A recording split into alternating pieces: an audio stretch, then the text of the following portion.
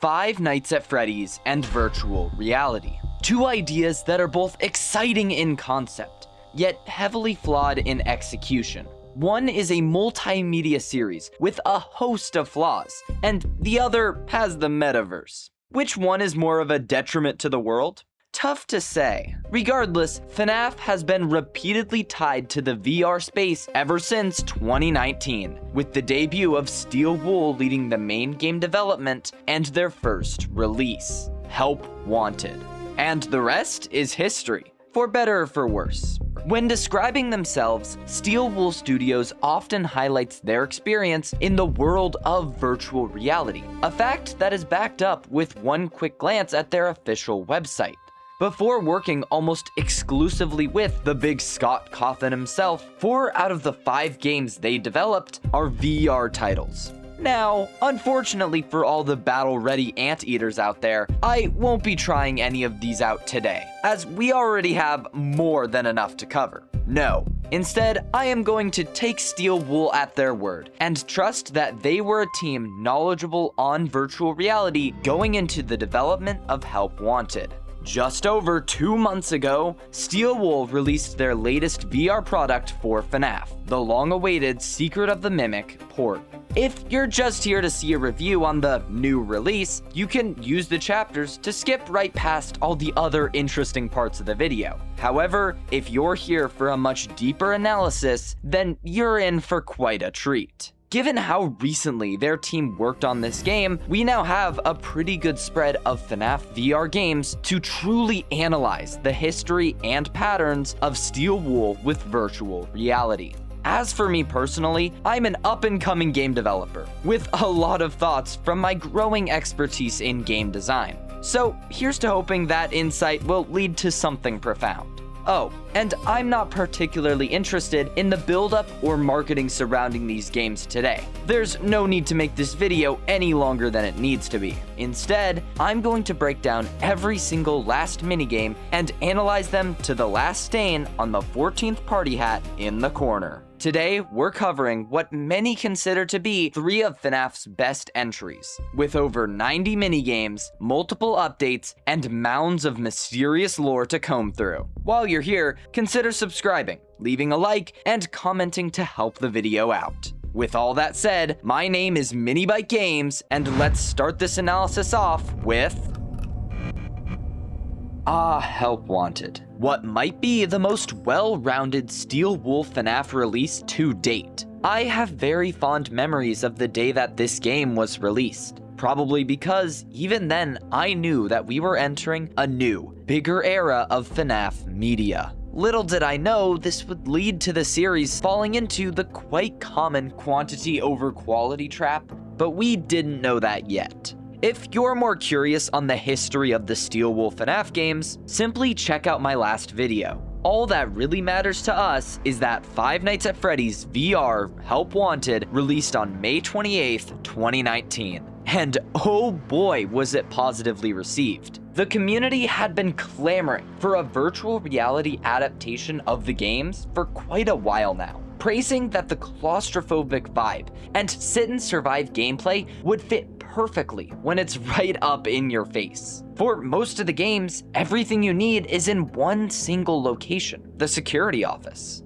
So, to finally have an official Fnaf VR game announcement and eventual release was insane at the time. When people played the game and found that it had 40 minigames, mixing direct adaptations with new encounters, the game immediately rose to the top on everyone's tier lists. Help Wanted has online ratings that put it in the 9 to 10 out of 10 range. So clearly Steel Wool did something right with this release. Before we go jumping straight into the minigame analysis, I need to talk about some of the general game qualities, because they're just as important to understanding why people love Help Wanted. Even when visuals and looks at the game were scarce, it was quite obvious that this game would be the first to deviate from the distinct Scott modeling of the Click Team era. Steel Wool didn't have the same skill set, and they wouldn't be using Scott as the 3D modeler for the animatronics in-game.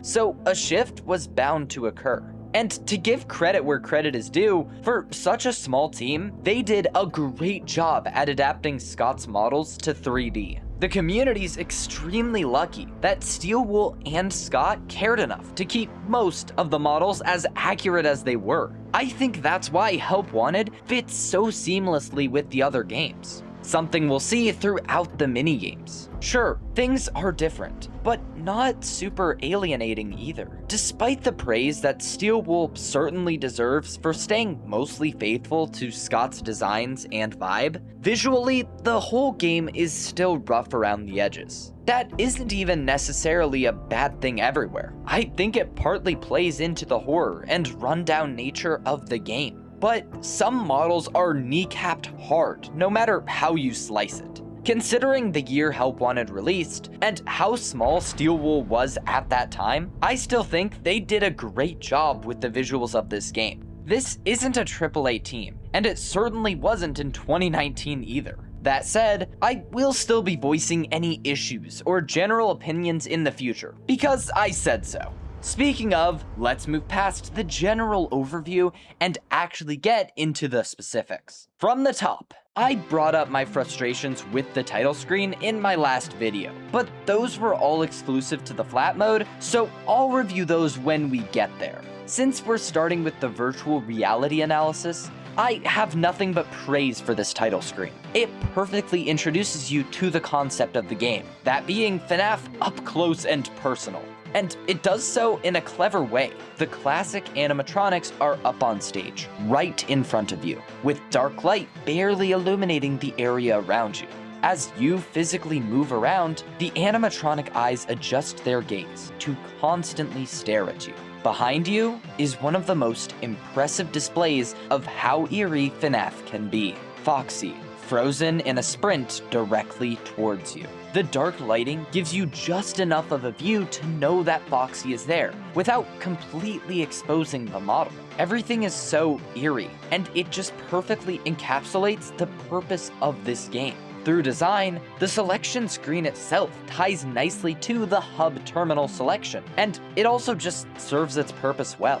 Clicking on Options displays the scarcity of settings in-game, which is definitely a big issue with Help Wanted to this day. Luckily, as Steelwool has evolved into the bigger studio we know today, this problem has been mostly remedied. Now, with only one way forward, let's press new game and dive into the Fazbear virtual experience. We start with the true opening to Help Wanted, an introduction that is in close race with Freddy Fazbear's Pizzeria Simulator for my favorite game opening. Fading into a white void, we find ourselves situated in a Freddy-themed cart, almost as if we're riding the cancelled 2016 attraction. Hand Unit welcomes you to the Freddy Fazbear virtual experience. As the cart begins to move forward, we enter a dark tunnel as images light up, and Hand Unit explains the situation. Immediately, we know that this is an in-universe virtual reality game, and that it was supposedly developed to clear up the lies from an indie developer. These lies appear to be the events we saw in the previous games. So the introduction is already priming us to believe that Fnaf has received a soft reboot. Accepting the waiver opens the door and releases us into the full experience of Help Wanted. Almost no other introduction in Fnaf has such a strong opening. So many ideas and story points that would be expanded upon later are introduced right here. It's amazing how much is done with this one ride. When the world fades back in, our hub for the rest of the game is revealed, which they absolutely nailed. While at the time, Steelwool had yet to realize the full potential that could come from a pizzeria hub, I think the atmosphere, darkness, and feeling of physically being at a Freddy Fazbear's Pizza hasn't been topped since. The minigame terminal is super intuitive to use, and is immediately presented to the player.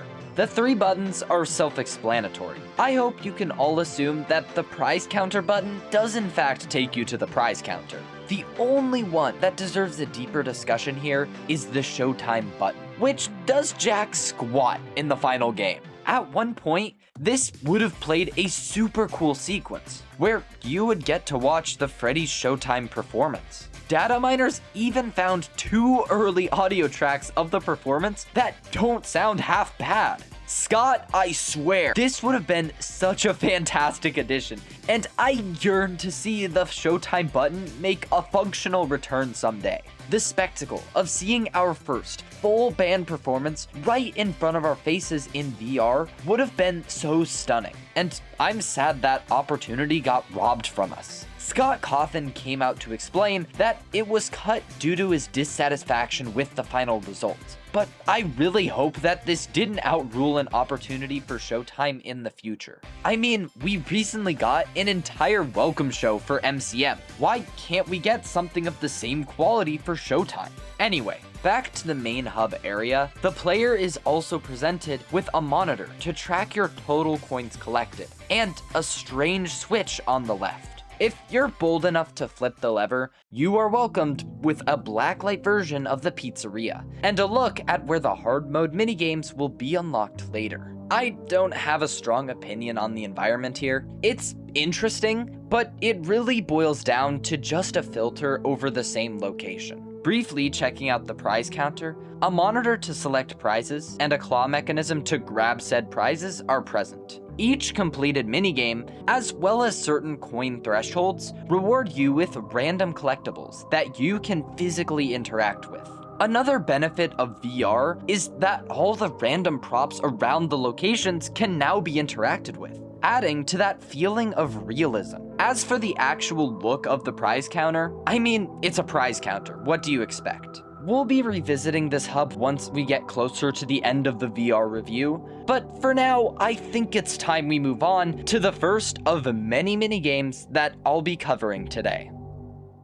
Five Nights at Freddy's, the game that kicked off this entire frustrating multimedia series. The original game was amazing and innovative for the time, and even to this day is probably one of the better Click Team entries. From the atmosphere, to the subtle, clever way it hinted at a missing children's plot, to even the game itself, Fnaf 1 managed to capture the attention of many fans and furries alike. While it has aged relatively well in the last 11 years, that's not to say it's perfect by any means. A grand total of 8 minutes and 55 seconds per night is absolutely demonic behavior from Scott. Yeah, you're forced to sit in this same cramped office for a total of 1 hour and 2 minutes if you never get slammed by Foxy. In my mind, I will always value games with more condensed difficulty instead of long nights. Especially in Fnaf 1, a Fnaf game tied with FFPS for the least number of threats, I can just feel the nights dragging on for no good reason.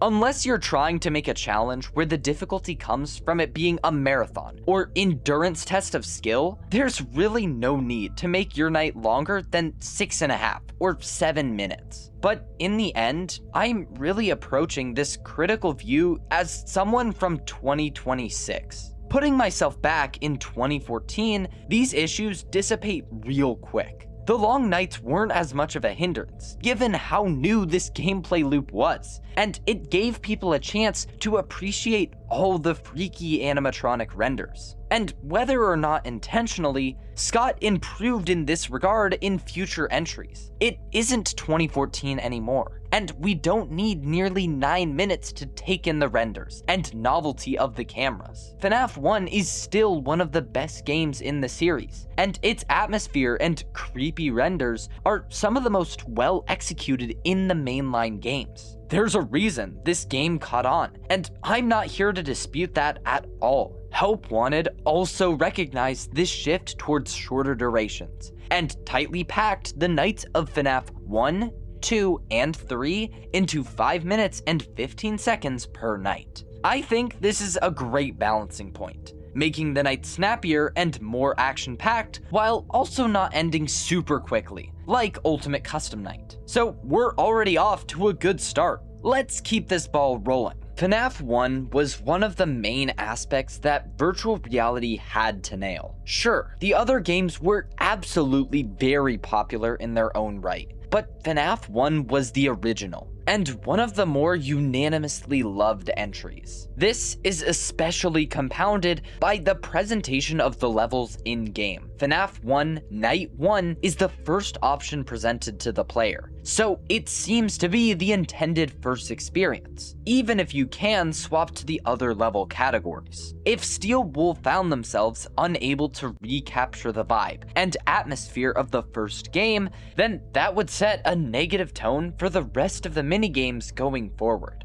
Luckily, this was not the case. FNAF 1 in VR is probably the best adaptation of a game that Steel Wool has done to date, which makes sense since it was also the one with the most time poured into it. According to comments from interviews with Scott Cawthon and Jason Topolsky, we know that when a FNAF VR game was first pitched, the team already had a FNAF 1 demo finished.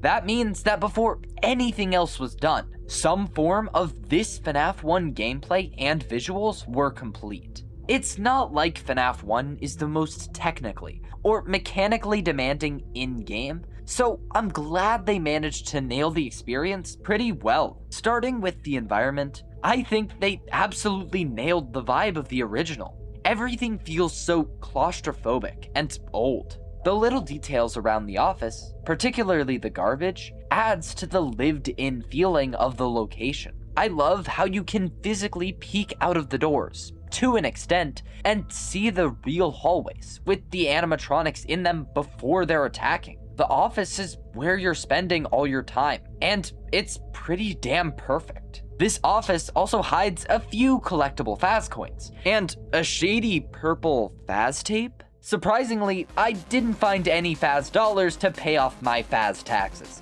but surely the tape will make up for it all in the end. All of that extra detail is fantastic, but it's really just small stuff in comparison to the camera renders. The camera environments themselves are pretty decent here, simply depicting most, if not all of the rooms from the original. There isn't anything really special to note on them. They don't do anything to stand out, or outshine the physical office, but at least they're solid recreations. Focusing on the camera view itself, I'm not sure how I feel about the pure black and white display. We're gonna see this come back in the FNAF 2 minigames, and it's kinda just a whatever decision to me. It's not in service of better renders, nor gameplay. This is just another one of those quirky Steel Wool decisions that puzzles the mind. There is another element that needs to be put into the equation when comparing how the animatronics look between the original and virtual reality. You see, FNAF 1's cameras were pre-rendered, or not representations of real-time 3D characters in a 3D space. There is no 3D pizzeria out of the camera view in FNAF 1, just like how there's no real office, and we're simply panning across a GIF. However, this approach clearly wasn't going to work when moving over to virtual reality, nor ideal in Steel Wool's game engine of choice, Unreal Engine. With this comes advantages and disadvantages. But for our purposes today, there's only one change that came out of this. The animatronics can move in real time. Yes, FNAF in real time really was that unnecessary.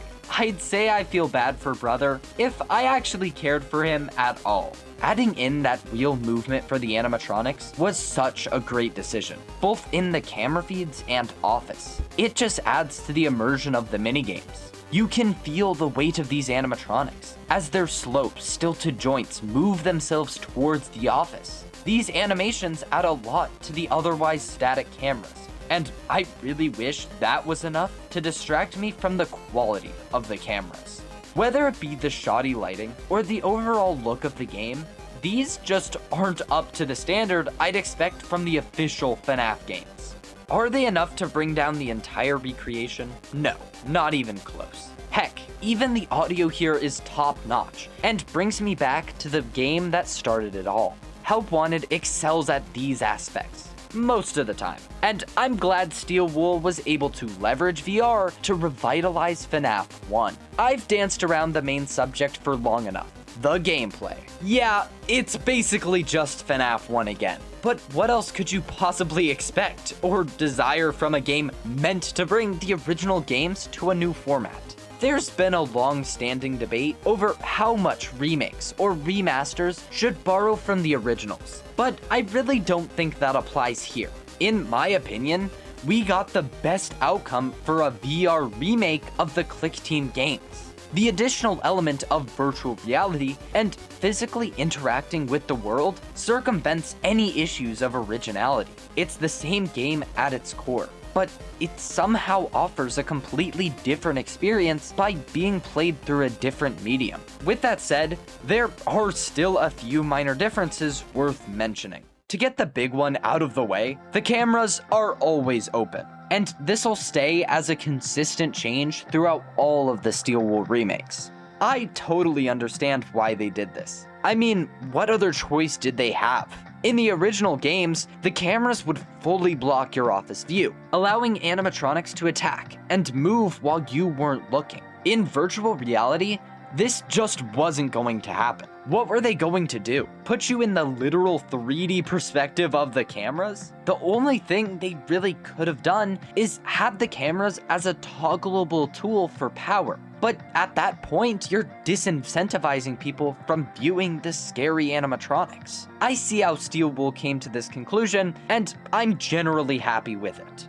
Virtual reality allows for more interaction with the world around you, including looking at the animatronics as they pass by your office and while they're in the hallways. This leads to two animatronic behaviors that are totally unique to Help Wanted: slow turns and surprise Foxy attacks. You see, whenever Bonnie or Chica progresses to their respective hallway corners, it makes logical sense that they'd first have to cross the sides of the office. And so, Steel Wool made another fantastic adjustment to the Fnaf 1 formula by making the animatronics move in real time towards their locations. However, these little sheep went above and beyond here. They didn't simply add a neat, creepy animation. No, they made them actually react to the player's actions.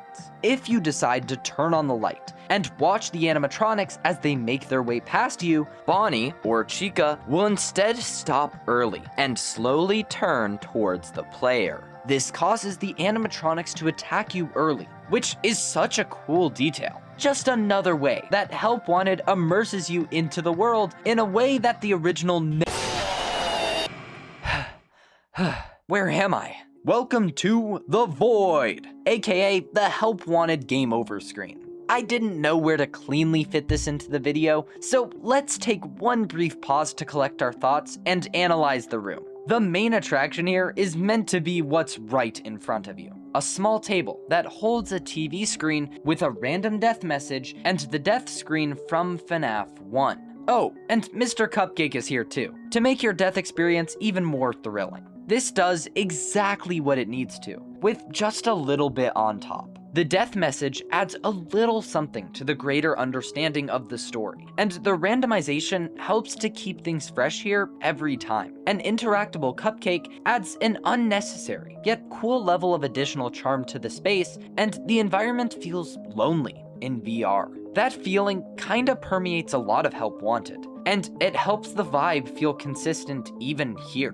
Dying in any of the hard mode levels spices things up a little bit more, adding purple glitches to the TV that also affect the cupcake. Are you okay? Hard mode also gives Mr. Cupcake a little bit of a temper that can work as a great cheap jump scare on your first encounter. I have no strong complaints for this area, and think it's an excellently done game over screen that feels suited to FNAF and VR. Alright, I'll stop wasting your time on this empty room and let's head back to the main attraction. And then there's the heart attack known as Foxy. As I mentioned a while ago, virtual reality allows you to stand up and walk around the office. Using all 14 of your brain cells, you might just be able to piece together that this means you could venture out into the hallways themselves. I was in fact one of the people that thought of this very idea, and this leads to less than desirable results. Yeah, Foxy doesn't like us trying to leave the office one bit,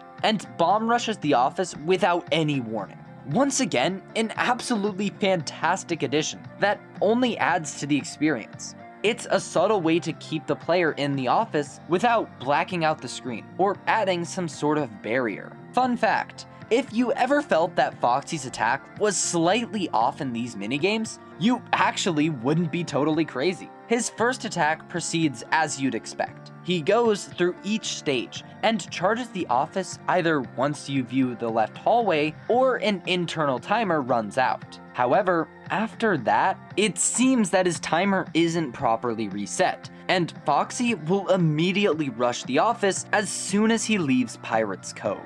A bug, but a very minor one that I didn't even consciously notice until I was reading about it after the fact. Besides that, this really is just Fnaf 1 again. That is, until we flip that black light switch and enter Night 5. You see, the first 3 game remakes each came with a slight twist to the visuals for their final night. I'll be judging how effective each of them are at adding to their respective challenges as we get to them, because hoo boy are they interesting. You know how I harped on Steel Wool's decision to make the camera monitors grayscale? Well, for FNAF 1's final night, Steel Wool thought, yeah, let's just slap that same filter over the entire night. And that's how you get FNAF 1 Night 5, a final challenge that somehow looks less interesting than the other nights. Now, don't get me wrong, I don't think this really drags down the night quality, but there is a lot of missed potential here.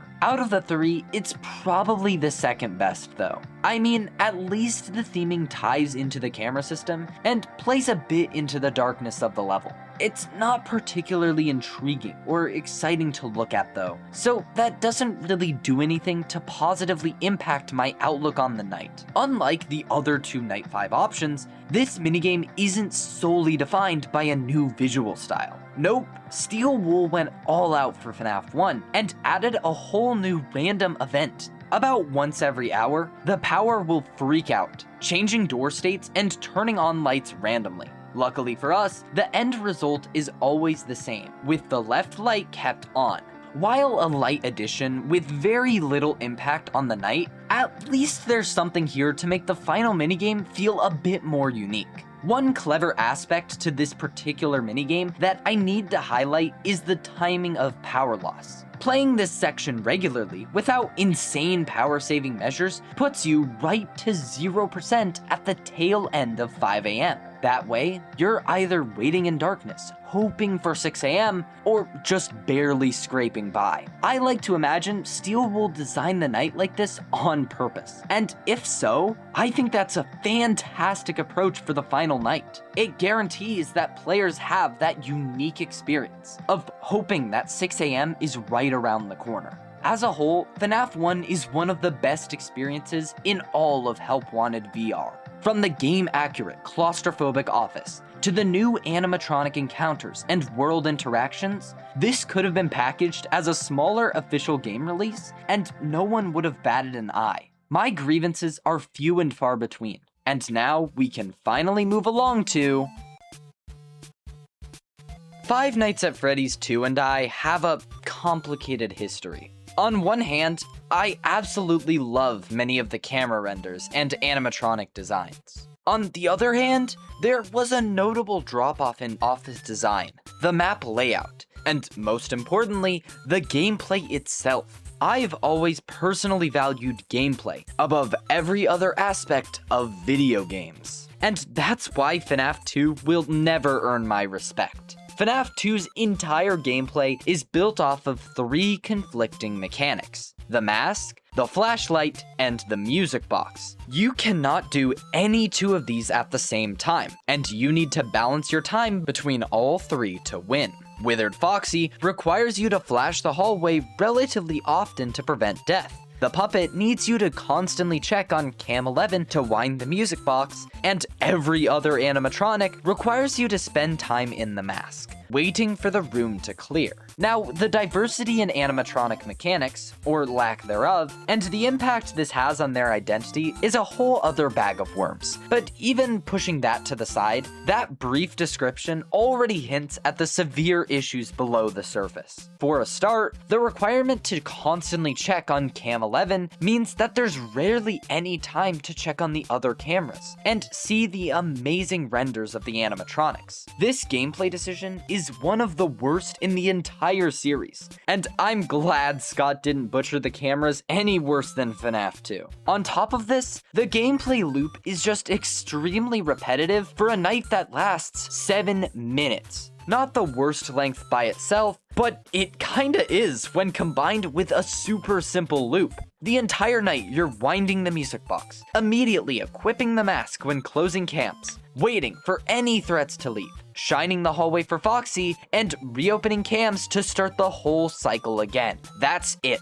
Absolutely no breaks from that simple loop at all. Nope, none at all to speak of. Toy Bonnie is one of the scariest and most frustrating beasts in this entire series. Why? Well, without getting into the nitty-gritty details, his inclusion in the game results in one of the most RNG-reliant max modes out of any of the original games. If you put in the time to truly understand any official max mode, you can achieve a decent level of win consistency. That is, with the notable exception of Fnaf 2. No matter what you do, Toy Bonnie's random chance to take forever doing his little slide animation can absolutely tank your music box progress, and just flat out kill you. This little is the sole reason that Fnaf 2's max mode is arguably more difficult than 50/20, and it's not even for a good reason. Fnaf 2 can die in a fire. Rewritten 87 is actually so goated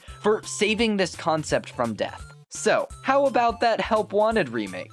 Once again, this is where the balance of accuracy and improvements to source material gets brought up. Should Steel Wool try to modify the gameplay of Fnaf 2 to fix these obvious problems, or leave them in to properly remake the authentic experience? Well, as you'd expect, it's a bit of both, and I can't blame them for it. A massive selling point of Help Wanted was finally getting to play Fnaf in virtual reality. To bait people with Fnaf 2 only to have a fundamentally different experience would probably be a misstep. As a result, if my opinion on certain aspects of the minigames seem mixed, you know why that is. I hate Fnaf 2, so let's see if virtual reality was the missing piece. Similar to Fnaf 1, it's only fair that we analyze the environment first and foremost. The office of Fnaf 1 was nigh perfect, and Help Wanted managed to adapt it to an amazing level of detail. Claustrophobic,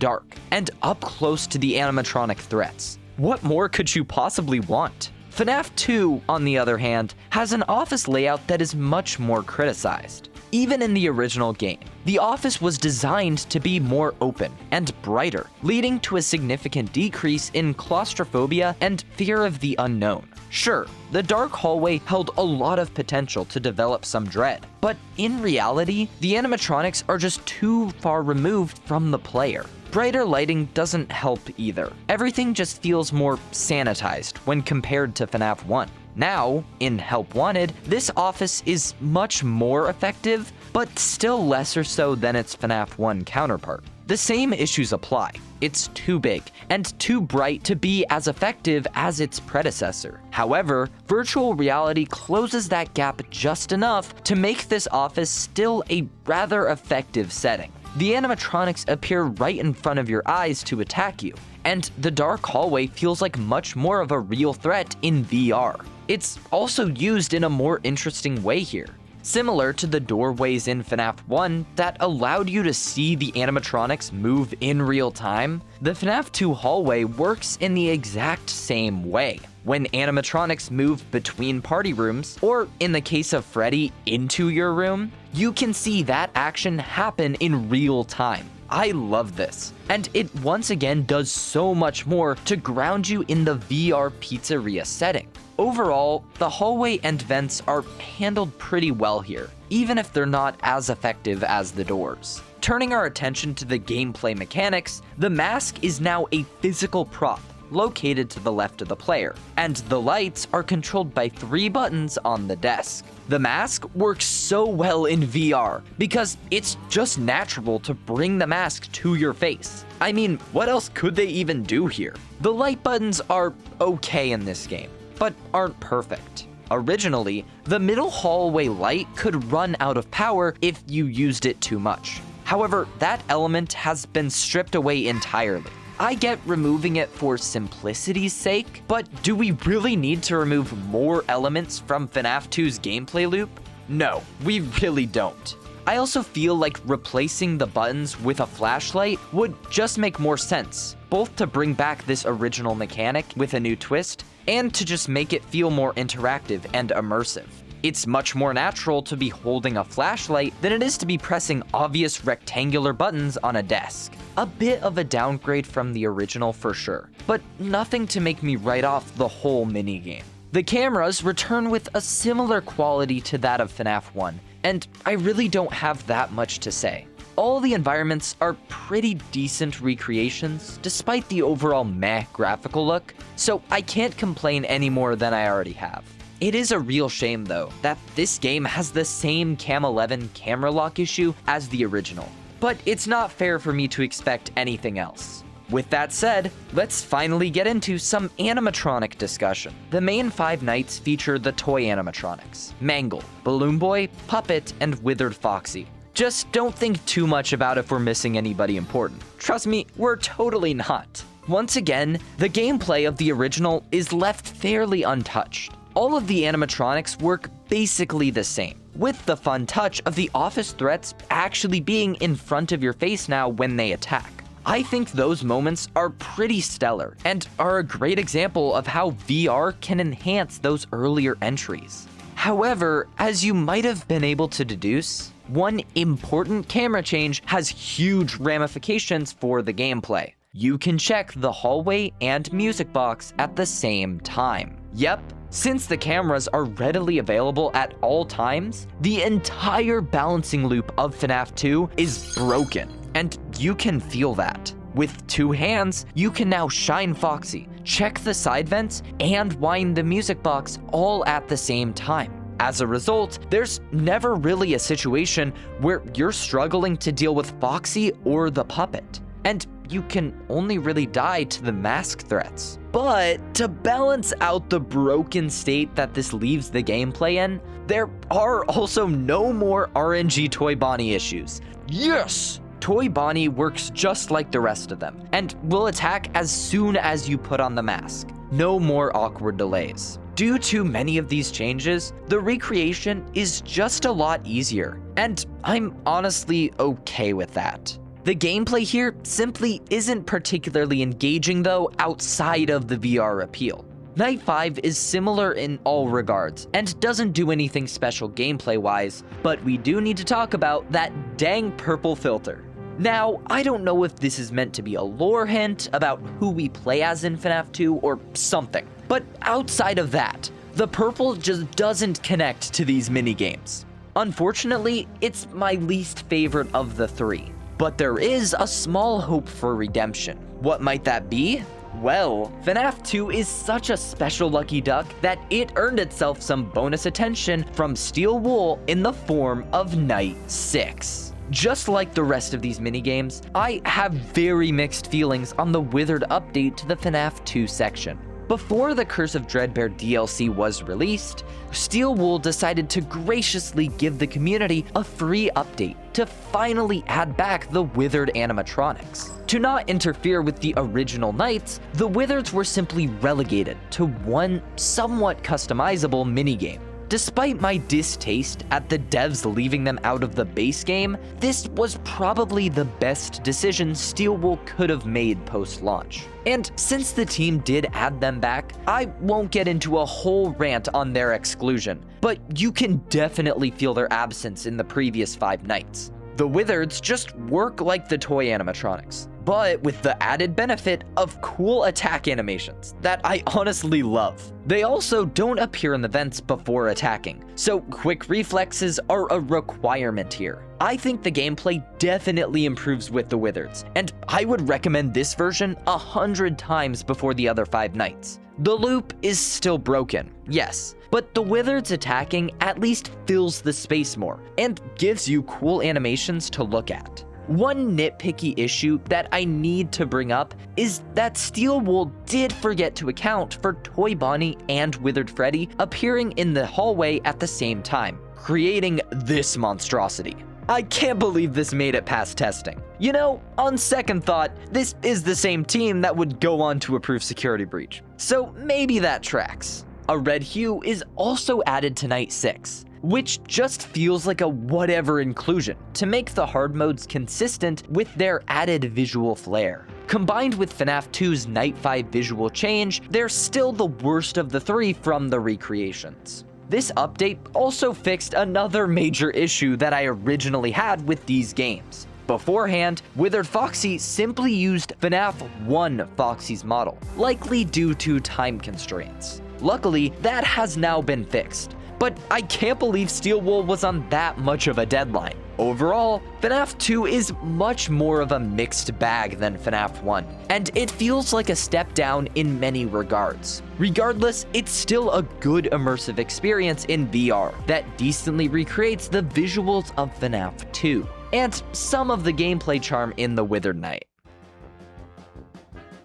Five Nights at Freddy's 3. Where do I even start? The original game of FNAF 3 is another one that is heavily criticized for its flawed gameplay. Interestingly, the issues here are significantly different between games, so it is worth quickly revisiting FNAF 3 to note those before diving into the headset once more. FNAF 3 is notorious for its use of one main threat: Springtrap. Springtrap himself is iconic and absolutely beloved by the community, but his presence in the game doesn't live up to that hype. Often, there is a noticeable lack of tension when all of your focus is put to one guy the whole time. There's no scrambling to deal with everyone in FNAF 2, but instead, more deliberate strategy at play here. However, if you've played the game, you'll also know that that is definitely not always the case. If you get jump scared by one of the several phantoms, panic is ensured as you slowly repair one or more systems while Springtrap makes his way towards you. And he isn't slow in the later nights. Oh, not at all. One small mistake with the phantoms, and suddenly Springtrap has moved from cam 9 to 2 in less than 5 seconds, which can be annoying with the insane difficulty jump in those later nights. Finally, the phantom jump scares themselves are often viewed as annoying rather than scary. They're just too common, and their only purpose is to force you into wasting time at the maintenance panel, away from Springtrap. Yes, they do pair well with Springtrap's mechanics, but in a way that leaves the player more frustrated than anything. To summarize briefly, boredom from handling one animatronic, wonky difficulty distribution, and phantom annoyances are all things that FNAF 3 struggled with. Help Wanted solves a grand total of 0 of these issues. To be honest though, I wasn't very surprised that Steel Wool took this approach after reviewing their FNAF 2 recreation. Both remakes suffer from a mixture of new and old mistakes, but with the added bonus of VR flashiness to offer up something new. FNAF 3 serves up nothing interesting to make up for its faults. But Minibite, how could that be? Now the game is in VR, and everything is more immersive, just like it was with FNAF 1 and 2. And yeah, you're technically right, but that's a de facto result of putting a game in VR. Steel Wool added no sauce to this FNAF 3 pizza. While yes, Springtrap does physically move from camera to camera, and that is a minor improvement worth recognizing, none of Springtrap's office movements have any animations to speak of. I'm not a massive hater of the Springtrap model here, like some are, but why did you have to do him dirty like that? And the phantoms are oh so much worse. But before we get there, allow me to briefly explain why this is easily the worst of the 3 environments. You see, despite the addition of color to the camera monitors, praise Steel Wool, it seems that the devs forgot to add most of the detail to the map. I don't know why. Maybe it's the extra clarity from the color, but these rooms just look so much more barren than the others. Missing props or posters and swapped items for efficiency's sake are commonplace on almost every camera. When I play these minigames in particular, it really feels like I'm playing in a hollow shell of what used to be Fazbear's Fright. This environment doesn't accurately recreate the vibes of Fnaf 3 nearly as well as the other minigames we've covered, and it sticks out like a sore thumb to me every time. These arcade cabinets that used to blend in with the aesthetic of the location now contrast completely as stock assets. The addition of the side vent in the office is the only thing Help Wanted does to improve on the location of Fnaf 3, and it just isn't enough for me. Akin to the camera system, our workstation also allows the maintenance panel to be accessible at any time. Beforehand, I had given the cameras a pass, since it made logical sense. But I cannot do the same for the maintenance panel. A humongous part of the original gameplay relied on the isolated time at the panel, required to fix systems. That way, you couldn't both fix systems and lure Springtrap away, making the phantom attacks genuinely threatening. Removing that vulnerable time damages the gameplay of Fnaf 3 even more than the camera changes affected Fnaf 2. With that dramatic statement, now feels like the perfect time to take a nice long look at that gameplay. Shocker, it's basically the same as Fnaf 3, but way worse. Springtrap's mechanics work the exact same, traveling through vents or rooms to make his way towards you. Simply use the audio lure in a nearby room, and there's a decent chance he'll move to that new location. Help Wanted managed to break this sole character's mechanics in such a way that I'll never forgive Steel Wool. Here's the kicker. Springtrap can completely ignore your vent block if your camera isn't actively watching the blocked vent. This bug alone makes me want to smite Steel Wool into a pile of Faz dust, because how does this happen? Under no circumstances should a bug this replicable and common be left in the game. But that's not even the end of it. Oh, not even close, because Springtrap can just decide to kill you if he walks his way over to Cam 7. However, the piece that really puts the gameplay in the ditch is the consequences of having that maintenance panel always open. You can just have a repair all task in queue, meaning Springtrap is constantly free to be lured around. Does that sound like a challenge? As for the difficulty distribution, it seems less jarring than the original, but that might just be from how easy this version is. Honestly, I have nothing more to really say about this lame gameplay. You lure him around, and it's really quite trivial to succeed, even on later nights. And now that I'm finally done absolutely annihilating Fnaf 3's gameplay, oh, who's that? Hello, Moldy Foxy. The Phantoms. Let's be honest, they were never the most popular cast even when Fnaf 3 released. Their designs boiled down to reskins from Fnaf 1 and 2, and the new texture wasn't winning over many hearts. Now, with those very high reviews, surely they couldn't have made the designs any worse in Help Wanted. So it turns out I might have lied. Look, I know some defenders of these redesigns will be in the comments because they're more like Phantoms than the Fnaf 3 iteration, or they're just better. And I'm sorry, but no. This channel is anti-Help Wanted Phantoms with no wiggle room, because all of them simply look ugly. There's only one that I can give a pass to here, and that's Phantom Mangle, because I'd argue their design is the closest to the original. Everyone else, though, can die in a fire. Balloon Boys is arguably the next best, simply because you rarely see the full model in-game. His face on the cameras is similarly effective to that of the original game too, so I cannot hate on this British boy that much. However, his design is really the first here that sets the precedent for how Steel Wool handled translating that black scorched texture by simply removing those parts of the bodies. I don't know if it's a personal thing or what, but the animatronics look much cheaper and less intimidating like this. And that fact applies to both of the other Phantoms, Freddy and Foxy. As you can see, the same issue with Balloon Boy is present. The model is ripped to shreds in a weak attempt to reimagine the Phantom aesthetic, but it just doesn't work out. He's also regrown his leg, which I get from an animation and time crunch perspective, but surely we could have put more time towards faithful adaptations rather than expanding the catalog out. One aspect that I actually enjoy here is the endoskeleton.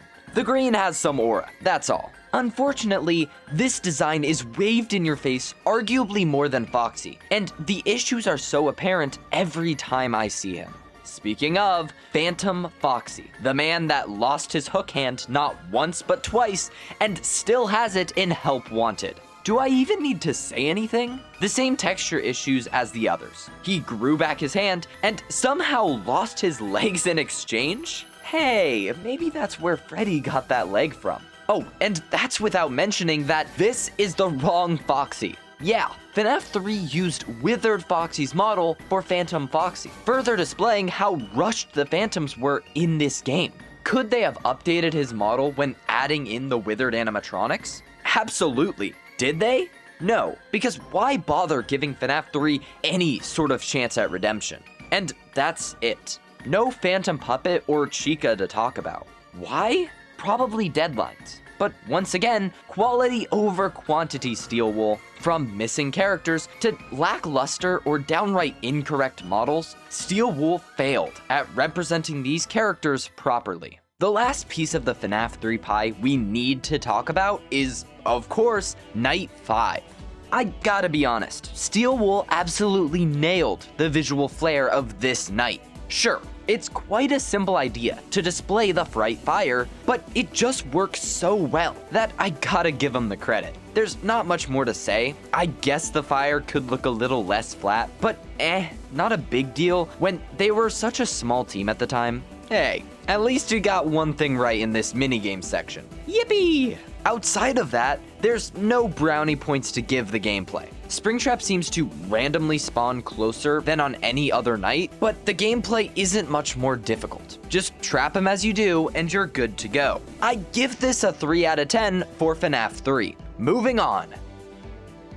Now that I've properly wasted your time talking about the first 3 sections in Help Wanted, I'm gonna try to be quite brief with the next 2. Especially when discussing dark rooms, because out of all the sections here, this one is easily the most cobbled together abomination. I mean, it has the name Dark Rooms. Really? Yeah, we just got a whole 2 minigame sections with dark rooms. Thanks, Steel Wool. Here, we start with Plushtrap's intermission minigame from Fnaf 4. It basically works the exact same, and you get quite the gracious timer. Listen for the pitter-patters of the little rabbit guy, and shine your light at the right time to easily clear the night. Right after this, we immediately run it back with a new coat of paint, aka Nightmare Balloon Boy. It's the exact same minigame, but with occasional Nightmare BB sound effects to throw off your audio tracking. It's a simple question of timing that takes a couple attempts to get the hang of. Both of the hallway minigames are so quick that they add very little to the game or experience. They feel the most like filler, and I would have been okay with their exclusion for some more attention in Fnaf 2 or 3. As with every minigame here, virtual reality does help to enhance the experiences when compared to their original counterparts, but there's really not much more to even look at outside of the animatronics. Plush Babies is the first new minigame that Steel Wool developed themselves.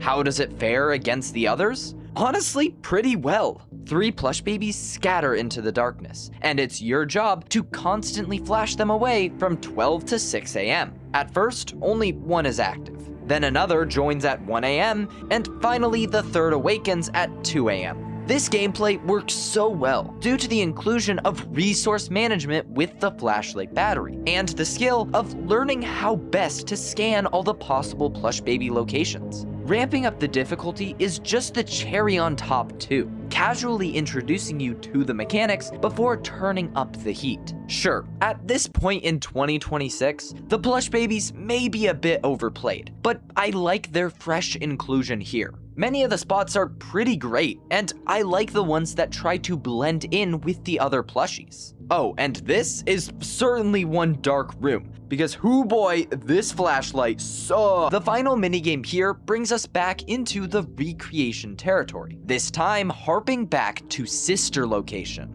Before I go in, I must warn you that this is the scariest sequence in any game that Steel Wool has developed. And if you disagree, unless you've played Funtime Foxy in VR, you are mistaken. I'm not sorry. Facing a completely dark Funtime auditorium, with the sole goal of crossing to the other side, the dark silhouette of Funtime Foxy can be seen entering the room. Already, the feeling that a giant 6-foot animatronic is somewhere in the darkness is insanely effective here in VR. You also are just so slow when walking, creating this sense of powerlessness that permeates throughout your entire stay in Funtime Auditorium. And the flash beacon, oh my, the flash beacon, just the cherry on top to make this a horrifying experience. The flash beacon presents the only time you get to check on how close Funtime Foxy is and steer away accordingly. The light quickly dissipates through the darkness to create a natural jump scare for the player, even if it's giving you crucial information. Funtime Foxy can appear so close to the player that you're merely steps away from falling into their loving arms. No stinger required to scare the player here.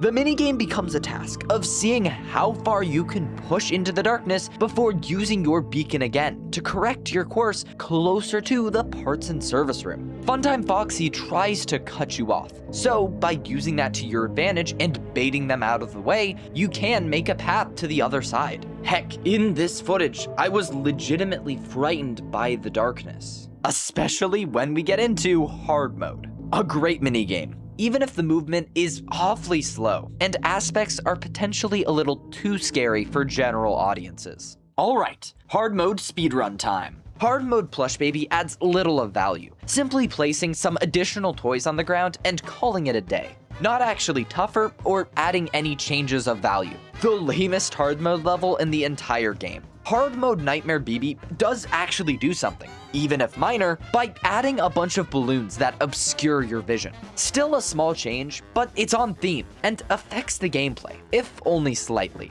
Hard mode plush babies brings quite the interesting change to analyze, but I'll still try to keep the analysis brief. Immediately, the changes are a little obvious. Oh no! All of the environmental plushies are replaced with the original baby plush model, and we are attacked by the scrap plush baby variants. To combat this change, your flashlight beam is noticeably bigger, making it much easier to check spawning locations.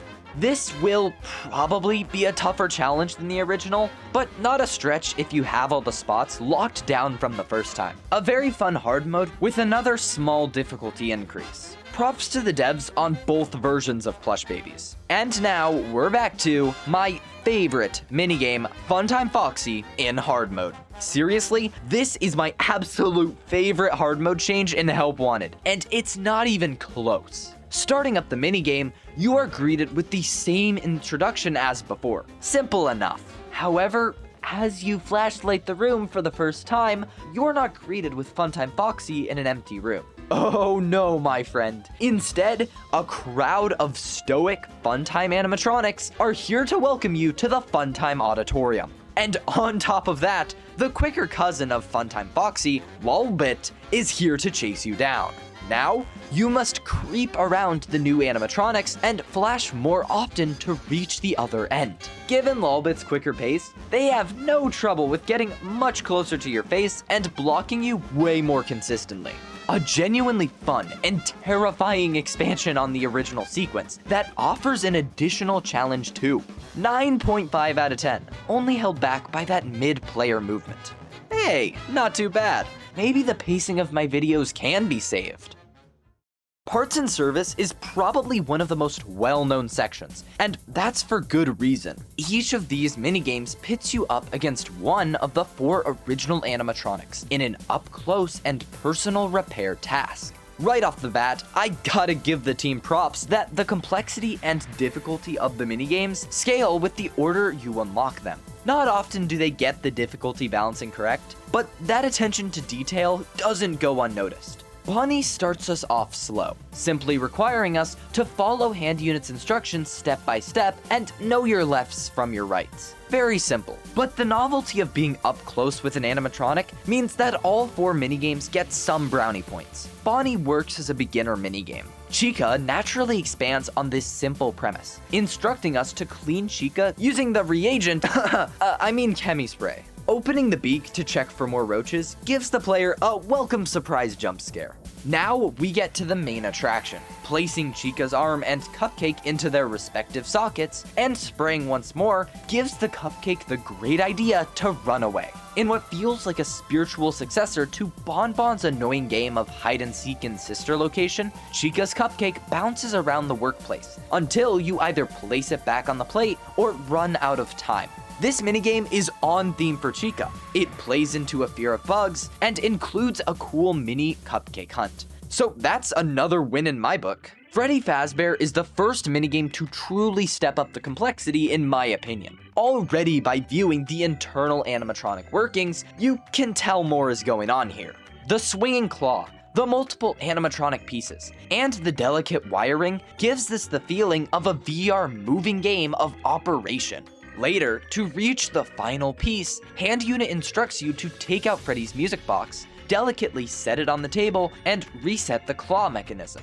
Pulling the shoe out and going to put the music box back puts you in the most intense moment out of any parts and service minigame. The game forces you to drop the box. Freddy's eyes glow a bright red, tense ambience plays, and you must carefully replace the music box. This is probably my favorite out of the 4 repairs, simply because of Freddy's impending crash out and the precise hand movement required. I cannot think of a more solid repair sequence under Steel Wool, but Foxy is a very close second.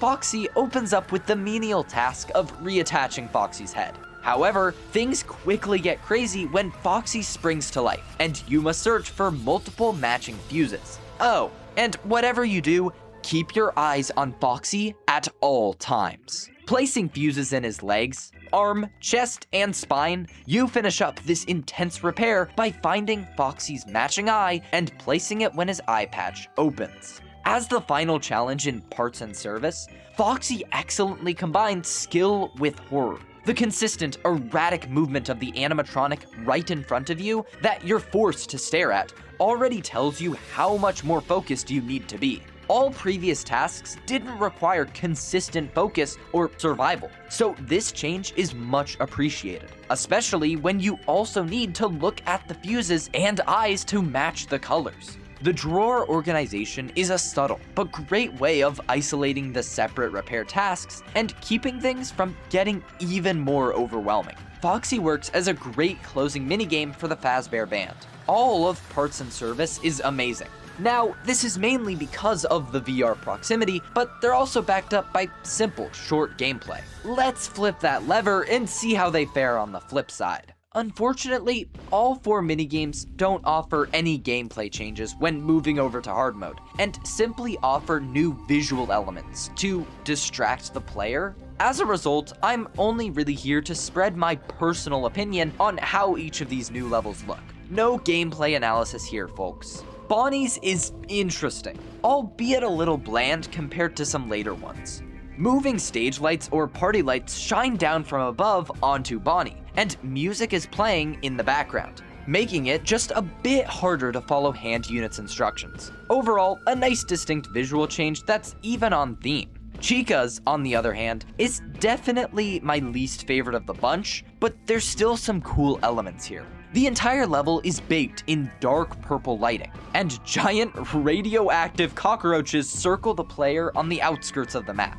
The theming just feels all over the place. Chica herself is also just like a darker variant, which feels like a random addition thrown in. It seems like Steel Wool wanted the visibility to be the challenge, but it doesn't add up to an interesting shift to me. Nightmare Cupcake is also here, which kinda makes sense, but adds to my overall confusion on the direction here. Still good, albeit my least favorite. And then we are right back to my boy Freddy Fazbear, which has quite the stark shift. If you remember Fnaf 1's black and white filter, the exact same effect is on display here. But that's not all. Floating Fnaf 4 toys, Freddles, and monitors can also be seen surrounding Freddy. It ties directly to both the Help Wanted trailer and Fnaf 4 in such a bold way that it looks like a new minigame. Still not my favorite one on display here, especially with how cluttered everything feels at the start, but a solid improvement from Chica's. Finally, we get to Foxy, or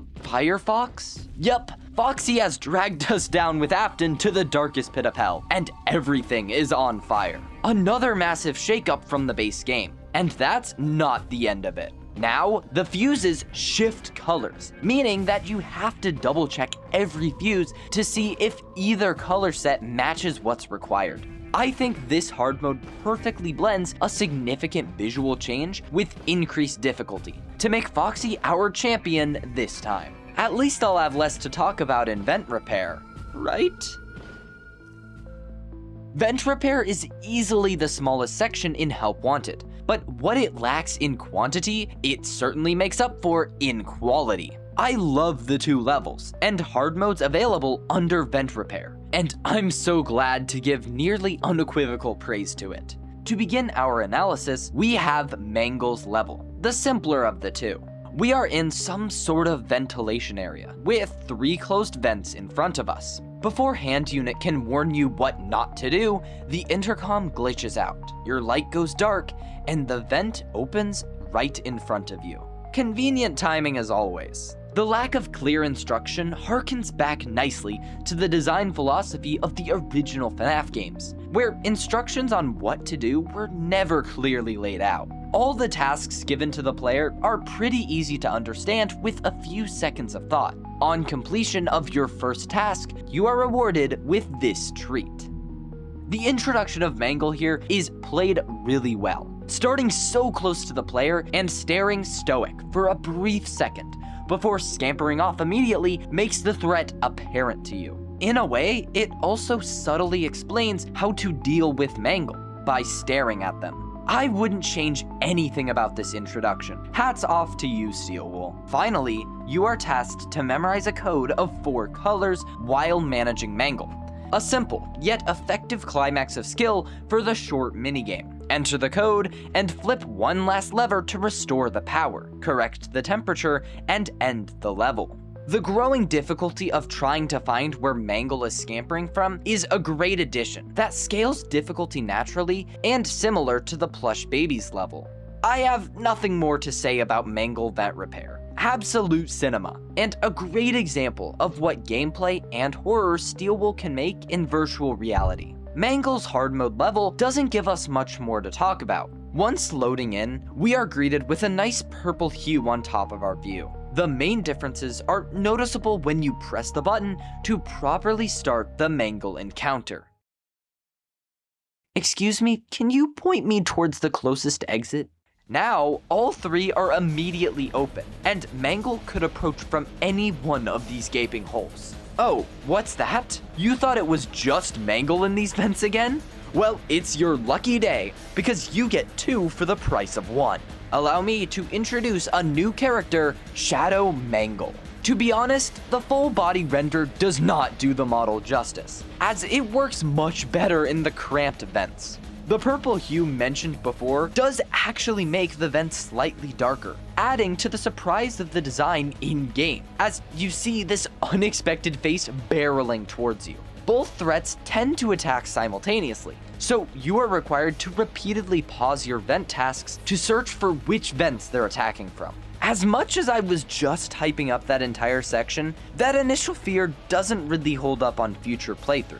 Once you realize how easily both mangles are dealt with simply by staring at them for a few seconds, all it takes is some patience, and you can speedrun this version faster than the original. Is that a bad thing? No, I like speedrunning, and the only reason you're able to do this section faster is because of skill. Mangle Hard Mode does more than enough to justify its existence along the other 39 minigames. Ennard's level is even better, and feels like a natural next step from the Mangle Vent Repair. I love how, even though the actual environments and tasks are different, both repairs are tied by goal and location. Both require us to set the temperature to a perfect 72 degrees. And we're also presented with the same room layout, an enclosed repair shaft with openings on 3 of the 4 walls. We start in some nondescript parts and service room, likely at a Freddy's. To really amp up the situation, we are situated in a cramped elevator that begins its descent down into the inky depths of Circus Baby's entertainment and rental.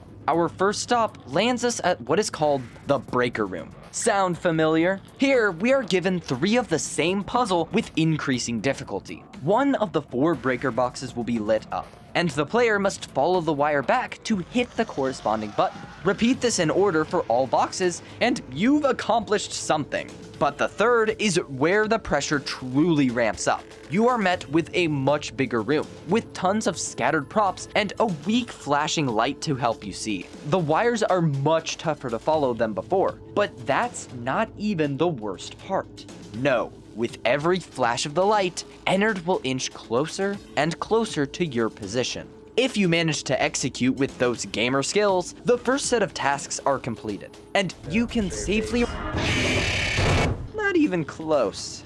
We continue to move even lower, getting a very limited look at sections of Circus Babies that we've never seen up until this point. The next puzzle involves using gears to unlock more gears to continue the elevator ride. There's not much here to talk about. It's really not that challenging, and feels like a bridge between the 2 main tasks of Ennard's level. Taking one last trip down to the boiler room, RIP the cut boiler mission from Security Breach, we are given a final set of 3 tasks to complete. Find a way to line up the pipes to green, and the 2 puzzles are yours.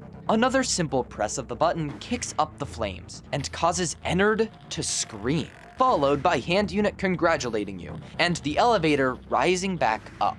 There's a reason I love this minigame so much, and it mostly boils down to the environments. Sister Location is one of the most striking locations in the series, and probably the one I want to see revisited the most out of any other. The sci-fi mix with the dark rooms and experiment chambers and who knows what else. Something about the blue tones and animatronic renders just scratches my Fnaf obsession the right way, especially when it comes to everything with the private room. The whole area is a serial killer's basement pushed to the extreme. There's so much untapped potential and unknown about the entire location, and this minigame proves that. Steel Wool really nailed it out of the park with capturing the same vibe of Sister Location. From the new view of the breaker room, to the long elevator rides past expanses of darkness. But of course, a pretty environment wouldn't matter a whole lot without some good gameplay to back it up. And as with Mangle Vent Repair, Steel Wool took full advantage of VR's capabilities when designing this minigame.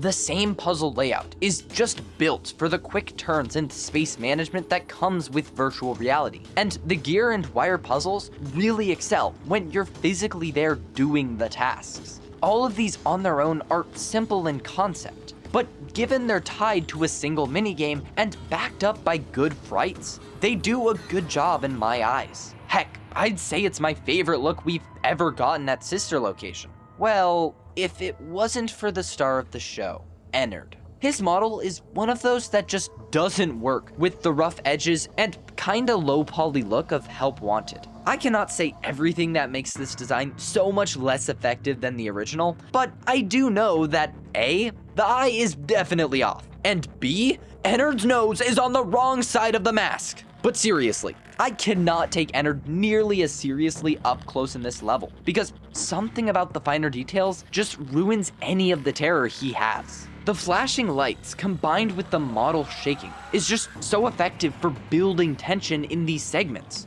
So it sucks to see the physical model fail when analyzed at a closer level. I am a huge fan of Ennard and his design. Heck, he's my second favorite character, only behind the storyteller. So I can't help but feel disappointed a bit whenever I see his help wanted model. Overall though, this minigame still rocks, and is more proof of what Steelwool can make outside of the simple remakes. And hard mode only makes this more obvious. Ennard Hard Mode does something that might be the single most unique change to any minigame in Help Wanted. The world is flipped. Oh, and the purple filter returns, but the flipped world is just much cooler. Nothing else is even flipped to accommodate for your new predicament. Every puzzle must now be completed from this new perspective. Tons of additional props from the rest of the game are also thrown around just everywhere. From animatronic pieces, to cute plushies, to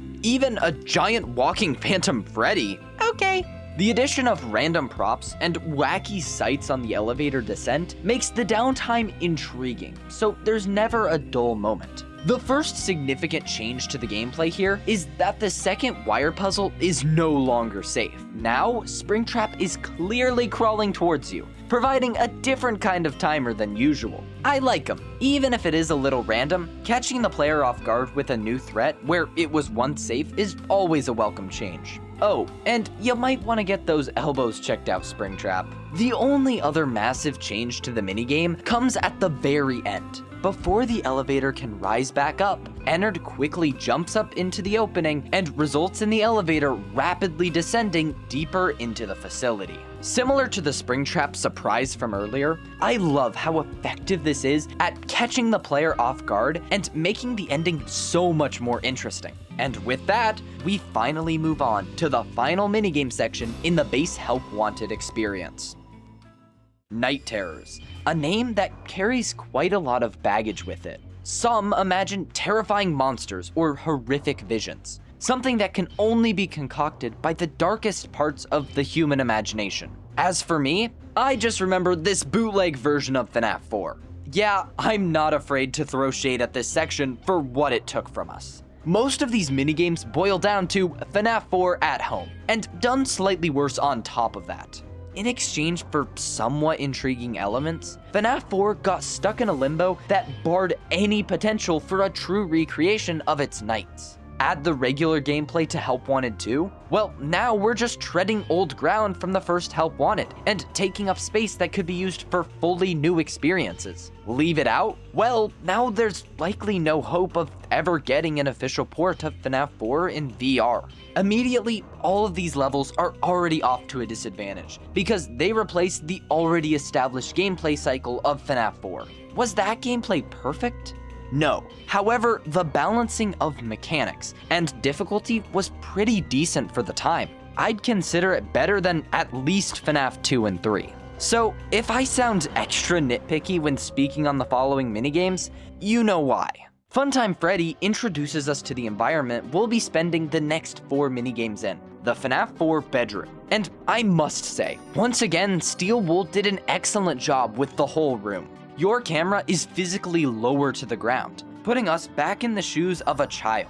This already puts us in a more vulnerable position, and makes the animatronics that much more imposing. Everything within the environment itself too is perfect. From the toys on the floor to the decorations ripped straight out of the original, you feel like you're in Fnaf 4. Having to physically look out the doorways and shine your light is such a small, yet great way that VR immerses you deeper into the situation. I have no complaints about the controls themselves either. The teleportation to the doors mimics the original walking well, and the flashlight and door function just as you'd expect. Moving away from that baseline praise, let's see what Funtime Freddy himself has to offer. Or, more accurately, let's interrogate his 2 partners in crime first, Bonbon and Bonnet. Both bunnies are really a non-issue unless you're not paying attention, and it doesn't even matter if you completely ignore both of them, because they're simply distractions. Bonnet merely requires the use of a flashlight, and Bonbon makes no sense. If you can handle an occasional jump scare, you might as well just focus on Funtime Freddy's super basic gameplay loop. And what is that loop? Take Nightmare Chica and Bonnie, combine them into one character, and you've just remade Funtime Freddy. To be fair, that is excluding his closet attack at 4 AM, but that is such a quick and easy encounter that it doesn't save the complexity here. At least you can't find Funtime Freddy without the flashlight, so you do have to consider the breathing mechanic that was integral in Fnaf 4. Future minigames do not carry over the same idea, so it's nice to have it somewhere. Similar to the basic nightmares, you can also stop Funtime Freddy's attack early if you see him by peering out at the end of a hallway. Simply shine your light and he'll slink back around the corner. If you check at a door and hear breathing, that means Freddy has progressed just a bit closer, and you need to hold that door closed until you hear Freddy laugh. Credit where credit's due, at least Freddy can attack from both sides. And like I said, the breathing is implemented as a key part of his gameplay structure. However, when the entire night practically revolves around this one mechanic, I can't help but feel like this is a dumbed down version of Fnaf 4. Luckily, this simple gameplay is not nearly as bad as I'm making it out to be due to one key fact. The night only lasts 3 minutes. That's right, to combat the basic nature of the minigame gameplay, Steelwool decided it was best to cut the night length in half, and I'm grateful. This will be a reoccurring pattern in all Night Terror levels, and I'll be sure to call it out as we move on. This night is kinda just a nothing burger in the minigame section. The environments, vibe, and specific standout elements are nice, but they don't make up for the gameplay faults of the level. I'd recommend playing Funtime Freddy's minigame for the horror experience, and not for the gameplay. Well, if there's one minigame here that can save us, surely it's our dead god himself, Nightmarione. Nightmarione's level is another mixed bag for me, but I'm happy to report that at least there was an attempt at something new here. Right off the bat, I should mention that this night length clocks in at 3.5 minutes, revealing that Steelwool might have had a bit more confidence with this gameplay loop. And I don't really know about that decision. Let's break it all down. We are set in the Fnaf 4 bedroom once more, except this time, a hole can be found in the ceiling, and the closet is already open. Soon, a familiar tune begins to play, and a pair of white eyes will begin to approach through one of the hallways. Hello, Nightmarione. Once Nightmarione finally makes his way to the bedroom, simply pull the door closed and he'll restart the whole process. That's the primary mechanic of the night. Check side to side, wait for the white eyes to appear, and close the door when they get too close. Is it that engaging? No, not at all. Does it justify the additional 30 seconds in the minigame? Absolutely not. But is it still good enough to reasonably justify the short time? Yes, even if they definitely could have pushed the player a bit more. Oh, silly me, I completely forgot about the second mechanic of the night, aka the tentacle soup. You see, the reason for that mysterious ceiling hole and open closet is because Nightmarione brought along his tentacle buddies to play peekaboo. Throughout the night, the tentacles will try to crawl out of multiple spots and make their way towards you. Slimy sounds can be heard during this movement, which I assure you is an interesting experience. Shining your flashlight causes the tentacles to slink away, so you can imagine what would happen if you didn't take such action.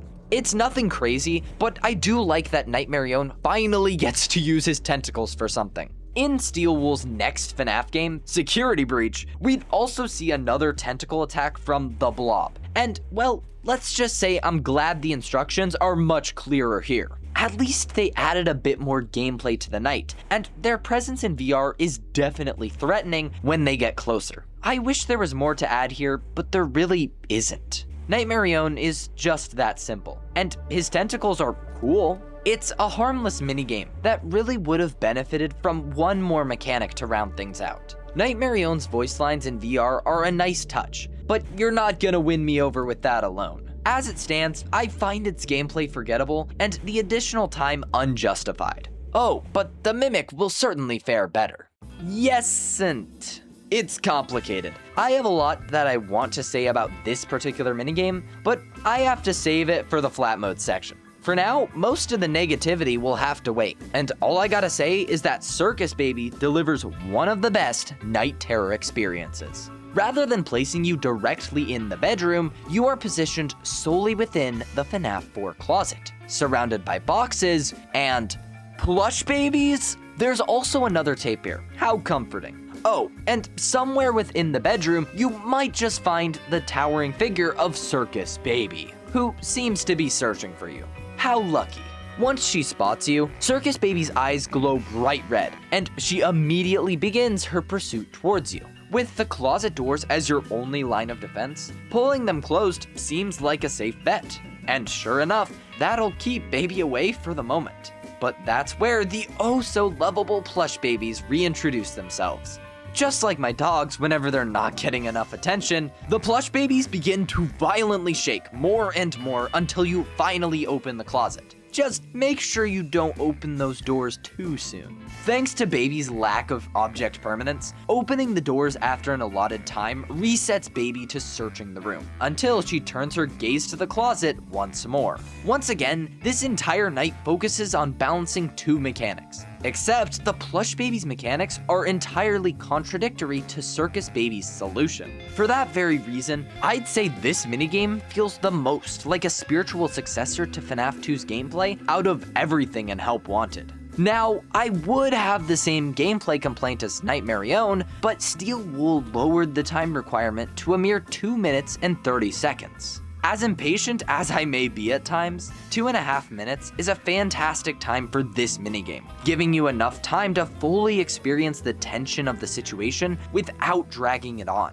And after you get a hang on the door timing to satisfy both mechanics, it doesn't feel overly difficult or unfair. Steel Wool was also gracious enough to give you a second chance if you do happen to slip up and open the doors too early. It gives the player a fun, non-killing jump scare that can cause quite the fear reaction in the moment. Pretty neat. Here we are, Nightmare Fredbear, the final challenge that Night Terrors throws our way. Returning back to our regular gameplay style in the main bedroom, I am happy to say that Nightmare Fredbear has the best minigame in Night Terror. Yeah, I'm just lying to you. Out of all the minigames here, Nightmare Fredbear's is the one that makes me the most disappointed in Steel Wool Studios. Why? Because it's one bug fix away from being totally fine, and a decent taste at FNAF 4 in virtual reality. But Minibite, surely this bug can't be as bad as the ones in FNAF 3? Oh, you'd be surprised. Multiple times per night, Nightmare Fredbear is given the opportunity to laugh and perform a unique attack. Fredbear will either move towards the bed, where you shine the flashlight on him, or the dreaded closet. Normally, it'd be as simple as the hallway doors, shutting the closet to reset Fredbear back. And it works exactly like that. In flat mode. What?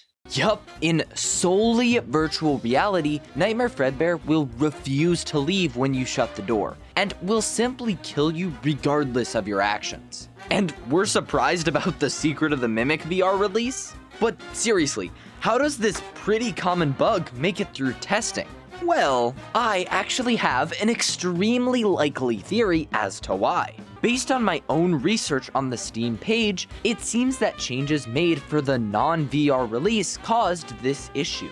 Patch 1.2, aka the first patch after flat mode released, apparently addressed this exact issue, right? Given that this issue is not present in flat mode, I can only imagine that bug reports mainly came from flat mode playthroughs, meaning VR was never even considered for fixing. Is that merely a guess? Of course, but it's one in good faith to Steel Wool. The other alternative would be them simply lying, or unpatching the issue in patch 1.21. So I'm going with option number 1.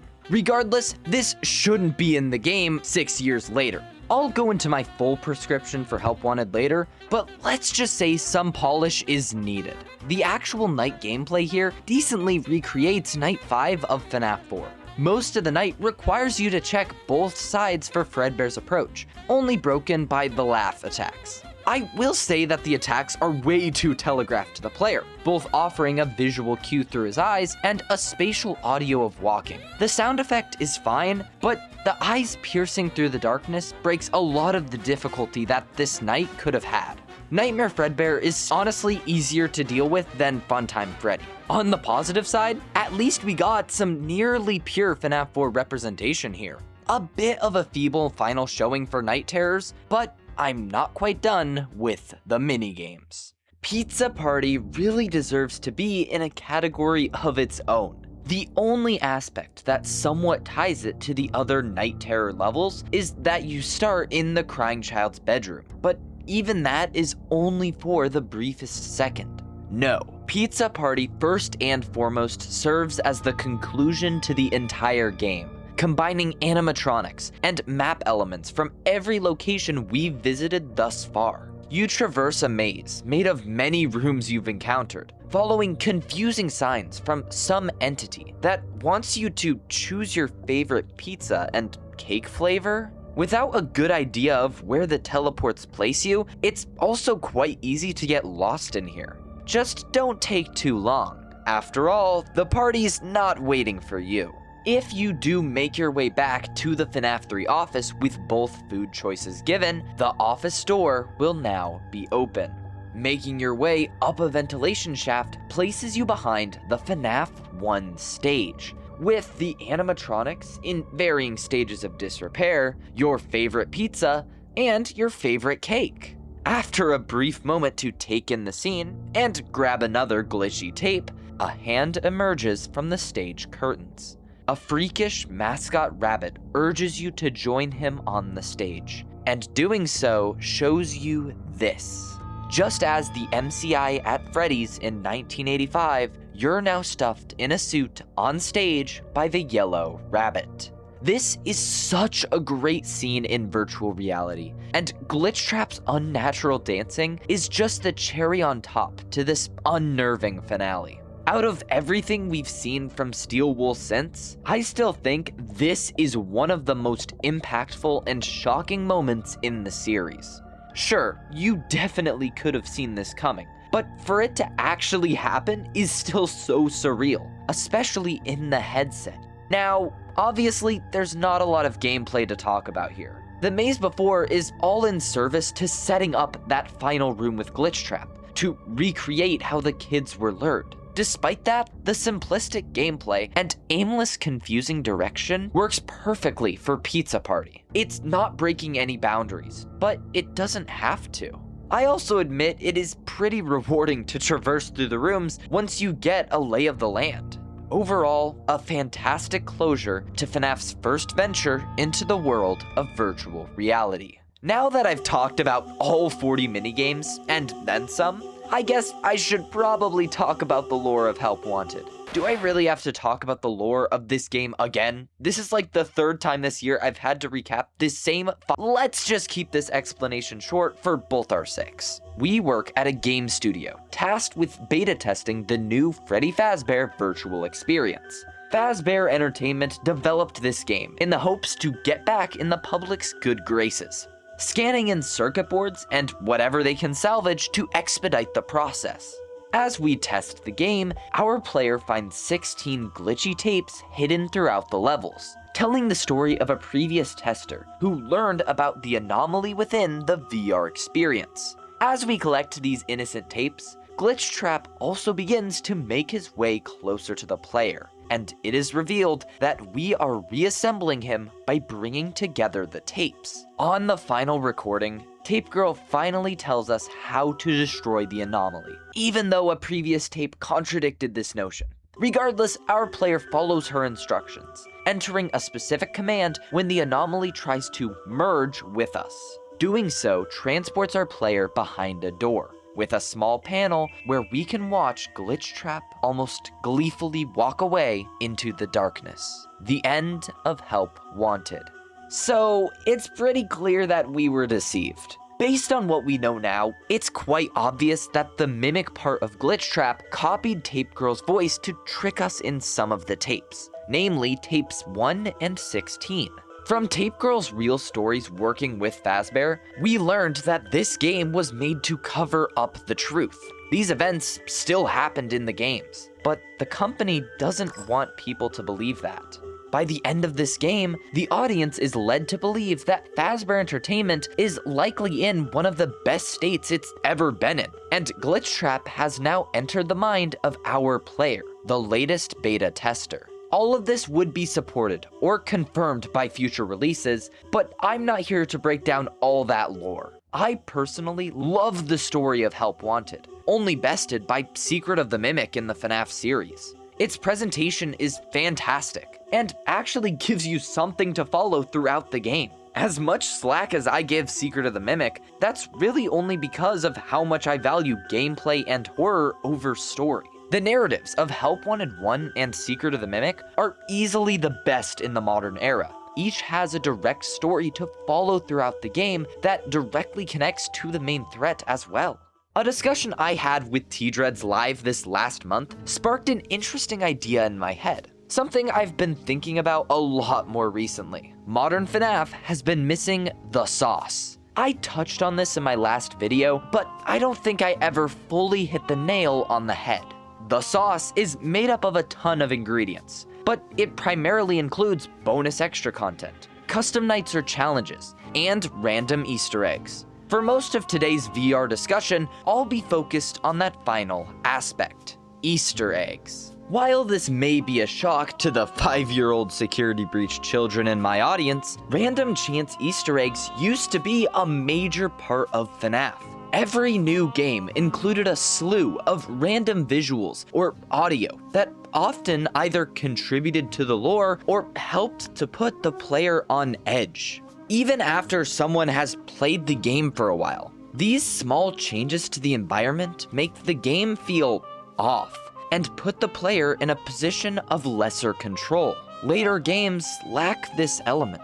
But I'll leave you hanging until Help Wanted 2 for us to have a larger discussion about this shift. Instead, all I gotta say is that the Easter eggs in Help Wanted 1 are a strong reason as to why this game feels similar to the original ones. Outside of the many obvious recreations and recapturing of that eerie vibe, the random Easter eggs are able to bring back that loss of control and alive or aware game. From small stuff, like the mini arenas in the Plush Trap hallway, or Endo 02 in the FNAF 2 office, to the bigger appearances, like Glitchtrap or Helpy in the hub. These Easter eggs are just so cool. They add to the feeling of polish found throughout about 70% of Help Wanted, and that other 30% we just don't talk about. I love the feeling of getting one of these Easter eggs when just playing the game one day. It makes playthroughs feel more special and rewarding whenever they do show up. The sauce, while not totally covered in Help Wanted, is definitely here where it counts. To wrap up my main thoughts on the VR experience of base Help Wanted 1, it's nearly peak Steel Wolf FNAF. FNAF 2, 3, and other minigames do certainly struggle and feel rushed in comparison to the stronger levels. But the overall package, the story ties everything together. There's tons of collectibles to mess around with, and the experience captures the vibe of the original games very well. The interactivity and VR presence just carries the experience a lot in general. There's a reason FNAF and VR was such a popular concept. The horror was at its best in Help Wanted, and it's a shame we haven't quite reached these peaks since, especially in flat games. Honestly, many elements of this game matched the original series vibe for me, and it's a real shame that I feel like we lost that later. I love this version of Help Wanted, and it'd only need a few tweaks here or there for my unequivocal recommendation of the game. Before we close the curtain on one of the best experiences in all of FNAF, there are a few loose ends that need to be tied up. Interestingly, practically out of nowhere, Steel Wool released a polished version of Help Wanted 1 on PlayStation 5, titled Help Wanted Full-Time Edition. This made the game look much smoother overall, as well as adding some small environmental improvements and bug fixing. While that may sound good on paper, and that more bugs can be found in this version of the game than the original, Now, that's not to say I don't appreciate the good work that Steel Wool likely put into this release, but the bug fixing in this remaster is so half-assed. To be completely transparent, I didn't buy the PS5, PSVR 2, and full-time edition myself to check out the game. However, according to reviews and videos online, this edition improved graphics and lighting and fixed a subtitles error in flat mode. You want to know what bugs were added? Bonnie and Freddy now use their normal materials in parts and service hard mode, and Chica is mysteriously lacking color in her jump scare. The hub, which got quite the overhaul to match the flat mode appearance, also somehow lost its ambience in the transition. Oh, and most of those pesky gameplay bugs in both VR and flat mode, still kicking it, because who really cares about the gameplay of the Fnaf games? Now, I'm not solely a giant cloud of negativity when it comes to this release. I admit that Steel Wool did fix the crazy nightmare Fredbear bug. Instead of killing you, Fredbear now properly leaves once the closet door is closed. As a whole, this was such a nothing burger of a release that I completely forgot to mention it in my last video, when discussing Steel Wool's repeated pattern of inconsistencies in releases. The biggest example of this is obviously the lack of an Xbox release for Curse of Dreadbear, despite the fact that Steel Wool themselves announced it. The very fact that this wasn't also offered on PC confirms my belief that not much thought was put into this remaster.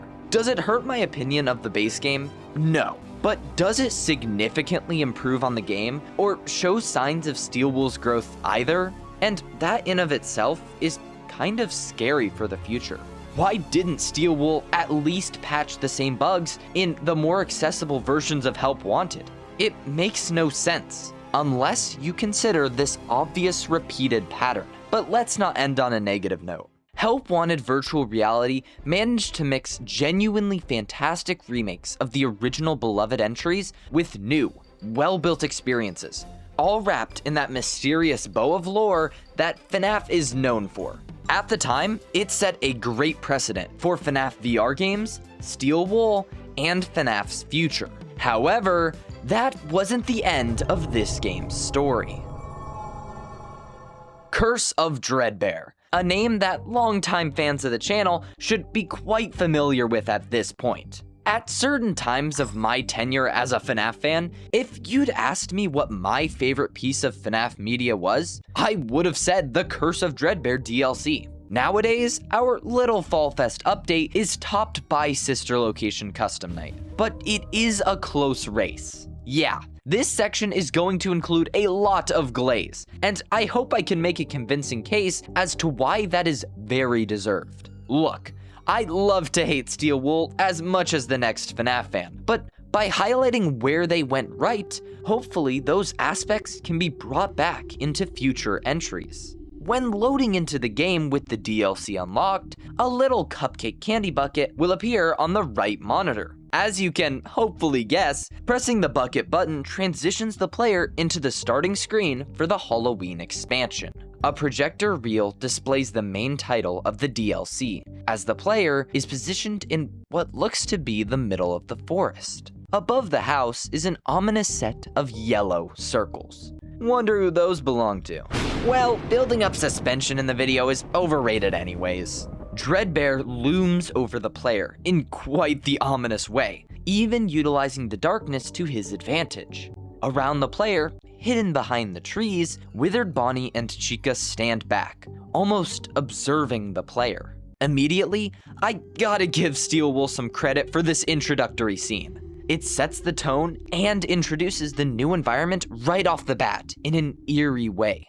We also get our first look at Dreadbear, who is almost always depicted in this giant, overpowering presentation. You barely spend any time in this forest, but the vibe is still absolutely nailed here, and serves its purpose fantastically. To move on to the real content, an obvious button on the tree trunk takes you right to the real Halloween hub. prior to diving into the gameplay of these Halloween hijinks, I need to talk about the insane improvements that Steel Wool made to the hub, win environment, and game over screen. As I went over in the previous chapter, I am a major fan of the pizzeria setting that Help Wanted's hub takes place in, right up to the stage, with the dark environment, and particularly suspicious bathroom doorway behind you. It just does so much so well to keep you on the edge of your seat. Glitchtrap.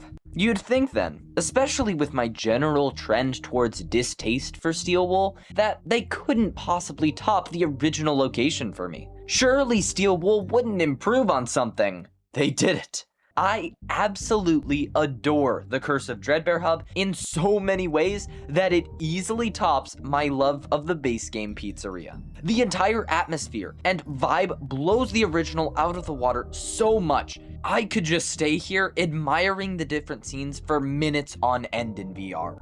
You are in the middle of a fall fest, as clearly depicted by the banner behind you. The player is surrounded by many objects that fit this theme, from barren trees and lone cornstalks to pumpkins and hay bales left about. A dark green sky casts down on the player and contrasts against the silhouette of trees and a lone house on the hills. The house may look a little familiar, but surely it's just a coincidence in the Halloween-themed DLC. Interestingly, an illuminated path cuts through the darkness, connecting a giant mysterious lake towards the hills. To the left of the player, the dark red lake ominously sits there. Once again, behind the player is a stand advertising Fallfest 83, as well as a suspicious car. Turning even more to the left from there points us at a rough barn, with a purple glow coming from inside. What is there not to love here? The moodier lighting, the eerie vibe of the entire pumpkin patch, the theming clearly hinting at Fnaf 4 without directly giving it away. Like, Steel Wool just didn't miss here. The location feels old or abandoned, and once again captures the feeling that you're not supposed to be here. Oh, and all that's without even mentioning the fantastic background track that plays here. Practically perfection to my FNAF brain. And when we get to the Easter eggs later, oh my gosh, it just elevates everything to be my favorite VR hub by far. My only teeny tiny complaint for the new Fallfest hub is merely a strange carryover from the base lobby, aka the hard mode switch. You see, the Curse of Dreadbear minigames are all solely confined to the non-purple side of the switch, so you're presented with 3 empty categories when flipping worlds. While sure, there is an Easter egg still tied to the switch, I'd rather it be moved elsewhere so that we aren't wasting space on this useless switch. A nitpick, but I don't care. Let's move on. I kinda forgot to mention the win screen for basic Help Wanted minigames, mainly because it's nothing to write home about. A prize on the table is presented in front of you in a dark curtained environment. Wind the handle to receive a random gift that you can pick up at the prize counter in the hub. Simple, effective, but no extra sauce. Curse of Dreadbear raises the bar in such a way that I don't know if Steel Wool could ever top this again. You remember the barn I mentioned in the hub? Well, Steel Wool did too, and placed you right in the middle of it to receive your Halloween-themed prize. I love how connected the win screen, and really the entire DLC, feels to the Fallfest location. From location silhouettes, or Easter eggs coming back in other minigames, to small details like this barn, it really feels like everything you're visiting is literally here, unlike the disconnected locations from the base game. The decorations here are amazing, depicting what appears to be an abandoned birthday. However, the main improvement here is the interactivity. Unlike the original win screen, which really only allowed for the player to interact with their gifts once revealed, Curse of Dreadbear casually offers the player a few darts. These darts are indeed throwable, and interact with the balloons to make the environment just that much nicer. Everything, from the spot-on vibe to the consistent theming and interactivity, makes this my favorite win screen. Fight me. Oh no, I suddenly died to my own stupidity. I sure do hope the game over screen is welcoming. You know, I could have sworn you were smaller in the forest. If you thought my love for the win screen was over the top, oh boy, you ain't seen nothing yet. I genuinely don't think Steel Wool could ever top the game over screen on display here. It's just that good. Starting from what's the same, the player is presented with the same button options and TV displaying a random message. Outside of that, everything is entirely swapped out.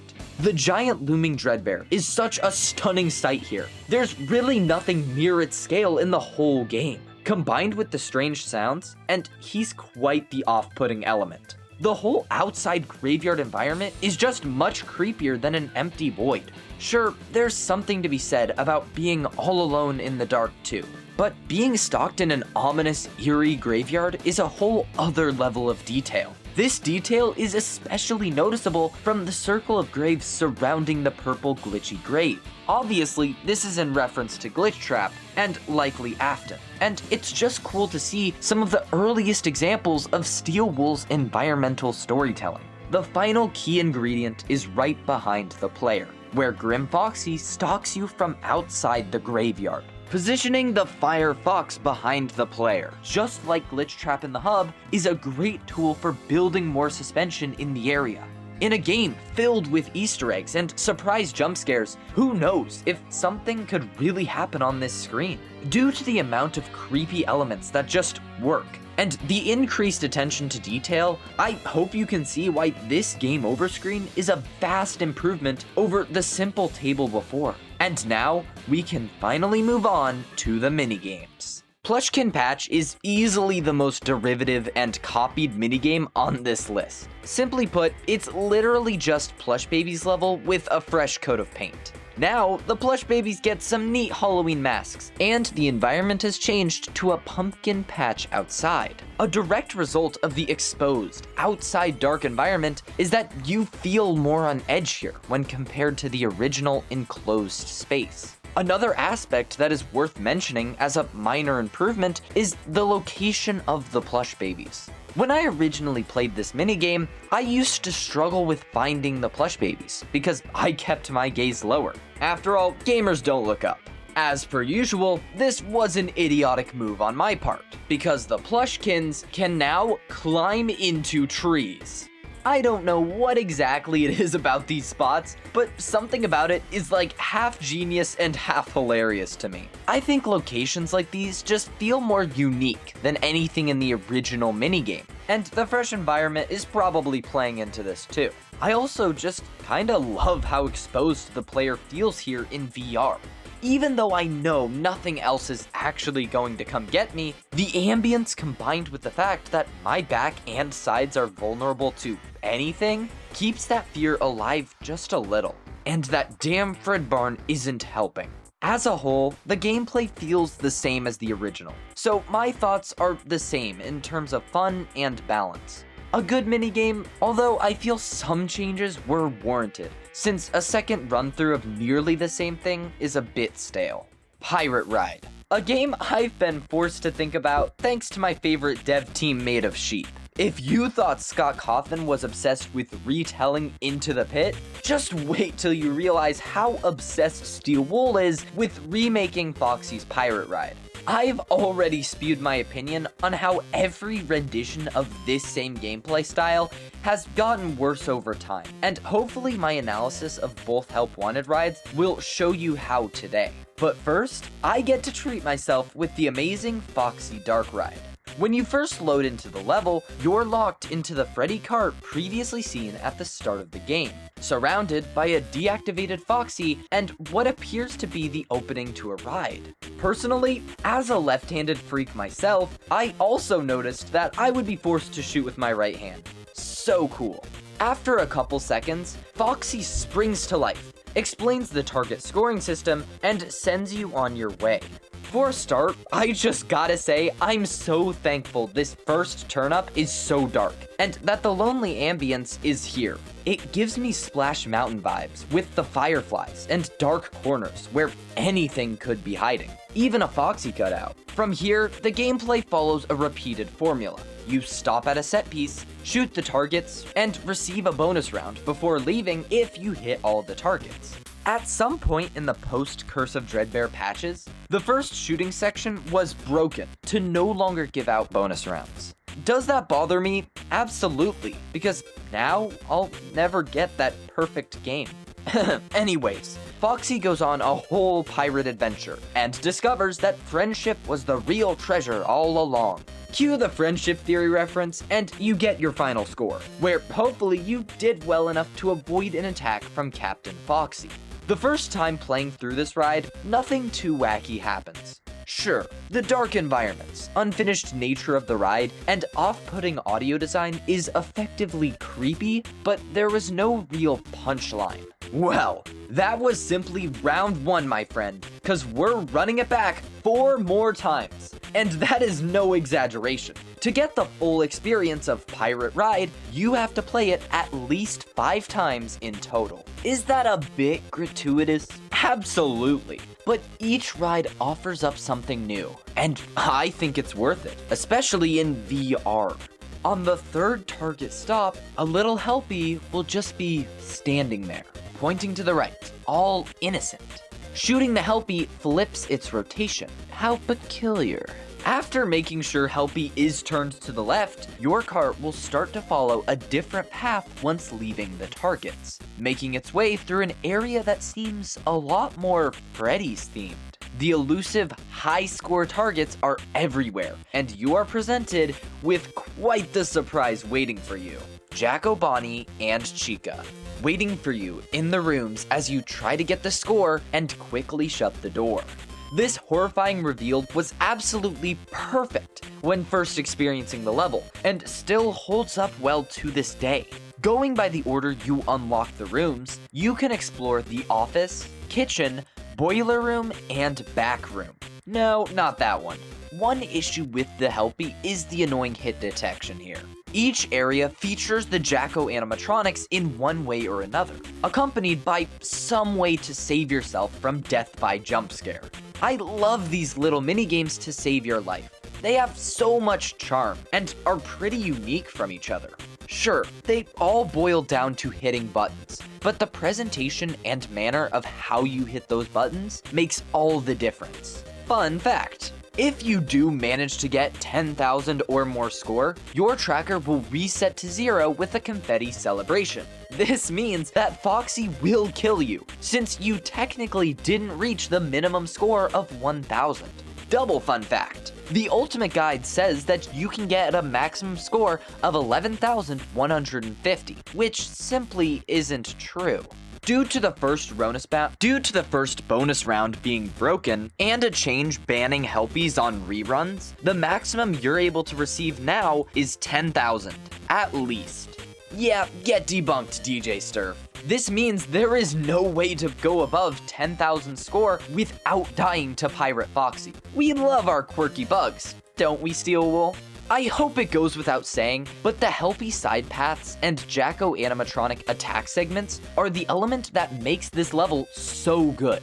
The atmosphere, and that feeling that you're not supposed to be here is captured perfectly. Heck, you can even see at certain segments how the behind-the-scene paths fit together. It feels like one real ride that you're traversing through, with real surprise threats that are up close and personal. I may be a bit irked by the lack of polish, or, well, functional walls in some areas, but the aura of Fall Fest permeates throughout this whole ride, and I love it.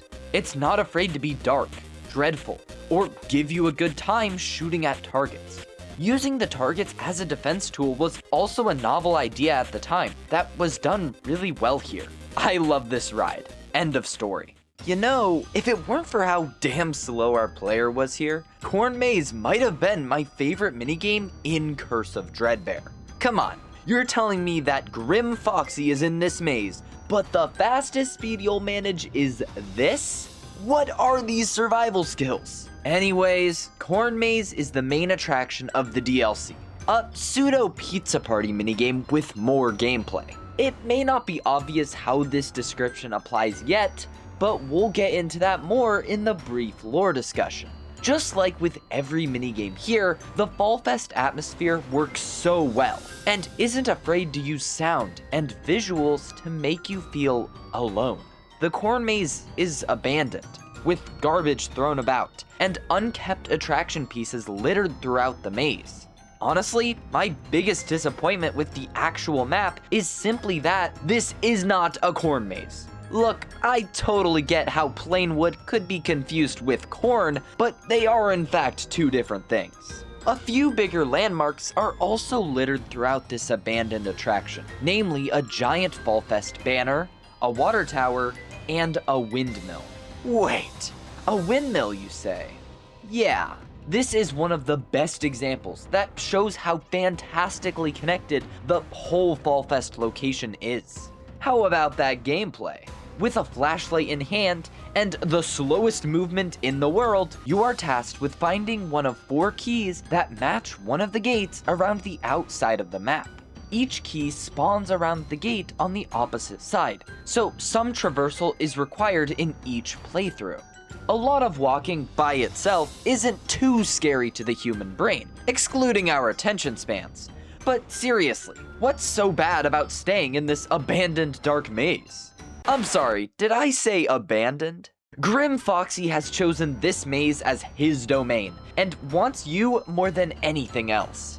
As you search for those multicolored keys, you'll hear the footprints of an animatronic fox slowly making their way towards you. Once Grim Foxy is looking directly at you, a stinger sound effect will play, and he'll immediately charge towards you.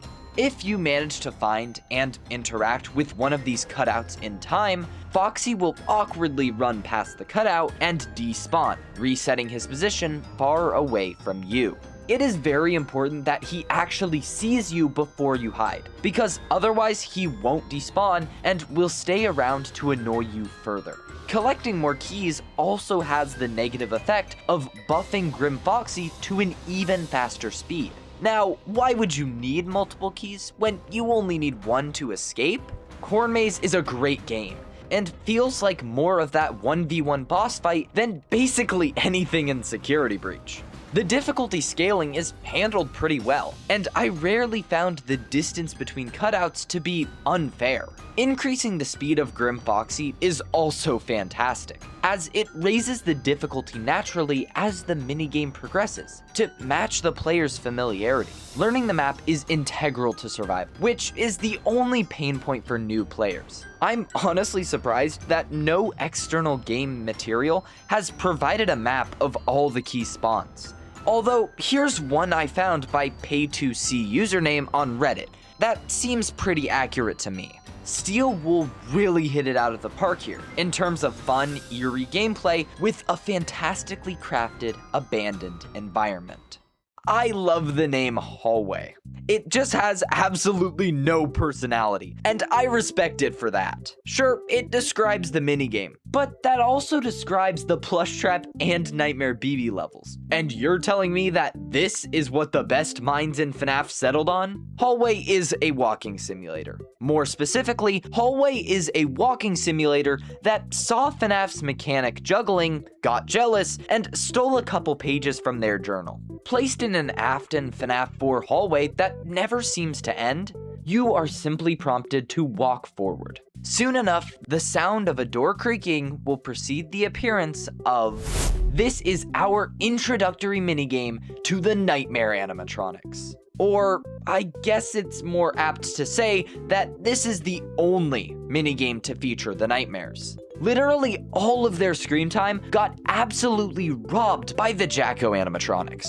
Now, we can't say for sure whether that was because they wanted to feature their new OC Firefox, or if there's some lore implications there. But either way, the Nightmares deserved better. So, did they at least get their justice in Hallway? To be honest, this is definitely one of the more mid minigames for me. As I already mentioned, Nightmare Bonnie and Chica will use the doors on both sides of the hallway to intercept your path. It's fully up to you to gauge whether you can quickly make your way to the other side before they fully open the door, or wait until they move away. Of course, that's only half of the main cast of characters, so what exactly does Foxy bring to the table? Occasionally during your trek through the hallway, a dark fox-like figure, or a pair of orange eyes, may stand out in the darkness. If you are caught moving during the light when Foxy is active, then you're dead. To handle this, simply wait for darkness to move. If you do manage to get close enough by moving when it's dark, Foxy will slink away into his little plush form. How cute! Even with those three, the minigame is still fairly simple. There's no sense of urgency or tension to stop you from simply being patient. What was that? Nightmare Freddy is the final piece of the puzzle, and often the last one to spawn in. About a third of the way through the long hallway, this ominous laugh will play, accompanied by the appearance of Nightmare Freddy in the darkness behind you. From that point on, Freddy will be slowly making his way closer to you, with your only tracker being the Freddle sound effect. If you are taking too long and he gets close enough, well, let's just say Nightmare Freddy has a hug waiting just for you. I gotta say, using the Freddle sound volume as an alert system for the player is a really cool choice. Sure, you could take the time to turn and reveal just how close he is, but at that point you're just wasting time. Therefore, you are incentivized to sit there in the fear of the unknown, unsure of how loud those Freddles will get until you're dead. Nightmare Freddy really rounds out the gameplay in this walking simulator, and makes the rest of the minigame from that point on much more tense. Waiting for the door nightmares to slowly move away becomes much more stressful when you hear the Freddles getting closer and closer. By the very end, the Freddle sound effect fades out, and a door appears at the end of the hallway, opening to reveal the Fnaf 4 bedroom. Despite the soft spots of the minigame that makes it a weaker entry than some of the others, I still think the atmosphere and tension was absolutely nailed. It works great in a horror minigame collection, and the end is very rewarding because Hallway is legitimately pretty hard for Steel Wool and Help Wanted standards. No 420 mode here, but I appreciate the tougher mechanic management. Build-A-Mangle is my personal vote for the most fun minigame out of both the base Help Wanted and Curse of Dreadbear. The best? Unlikely, but this is probably the minigame I find myself most excited to replay in this DLC. When loading in, you are greeted with 4 screens at the front of the room and 2 conveyors, one at each side. 3 buttons are displayed, 2 labeled shock and a skip button. Yeah, we don't need the whole hand unit speech again. Skip! After a brief countdown, the industrial junkyard springs to life, and you are shown changing images of different animatronic pieces. At the same time, both conveyors activate, and begin bringing pieces towards the incinerators behind you. Your goal is simple. Build the mangle specified by the 10 items flashing on the 4 screens, by grabbing the parts on each side. If you deposit the wrong part, the real mangle may just get a little jealous and check out what's happening in the vent above. 3 mistakes in one run, and Mangle stops being so lenient. The real challenge comes from getting the pieces as quickly as possible, considering you only have 60 seconds to get close to 100% accuracy. But that's not all. It seems that a couple little critters have also made their way onto the conveyor belt. You simply shock the child and move it out of the way. Fail to do so, and you'll be met with an annoying distraction for a few seconds. I'm not gonna lie, the Freddles are the most nothing threat out of all of the minigames. I genuinely just ignored them whenever I played, until I had to make this video and tried it again. When you do properly engage with the mechanic, more spawn throughout the minute-long duration. However, for some reason, getting jump scared once or twice seems to completely remove them from the equation, which feels so backwards to me. Surely if you fail to shock them enough, you should die, right? It doesn't take away from my enjoyment of the minigame at all, but it does leave me scratching my head. Regardless, Build-A-Mangle is quite the fun balancing mental task. There's never a moment where it feels unfair either. Mangle's progression through the vent as you fail is so well done to me, and the jittery animations sell the threat even more. The gameplay requires constantly being engaged and doing tasks, which, in case you couldn't tell by my love of playtime with Percy and Frick Bears, is something I value quite a lot.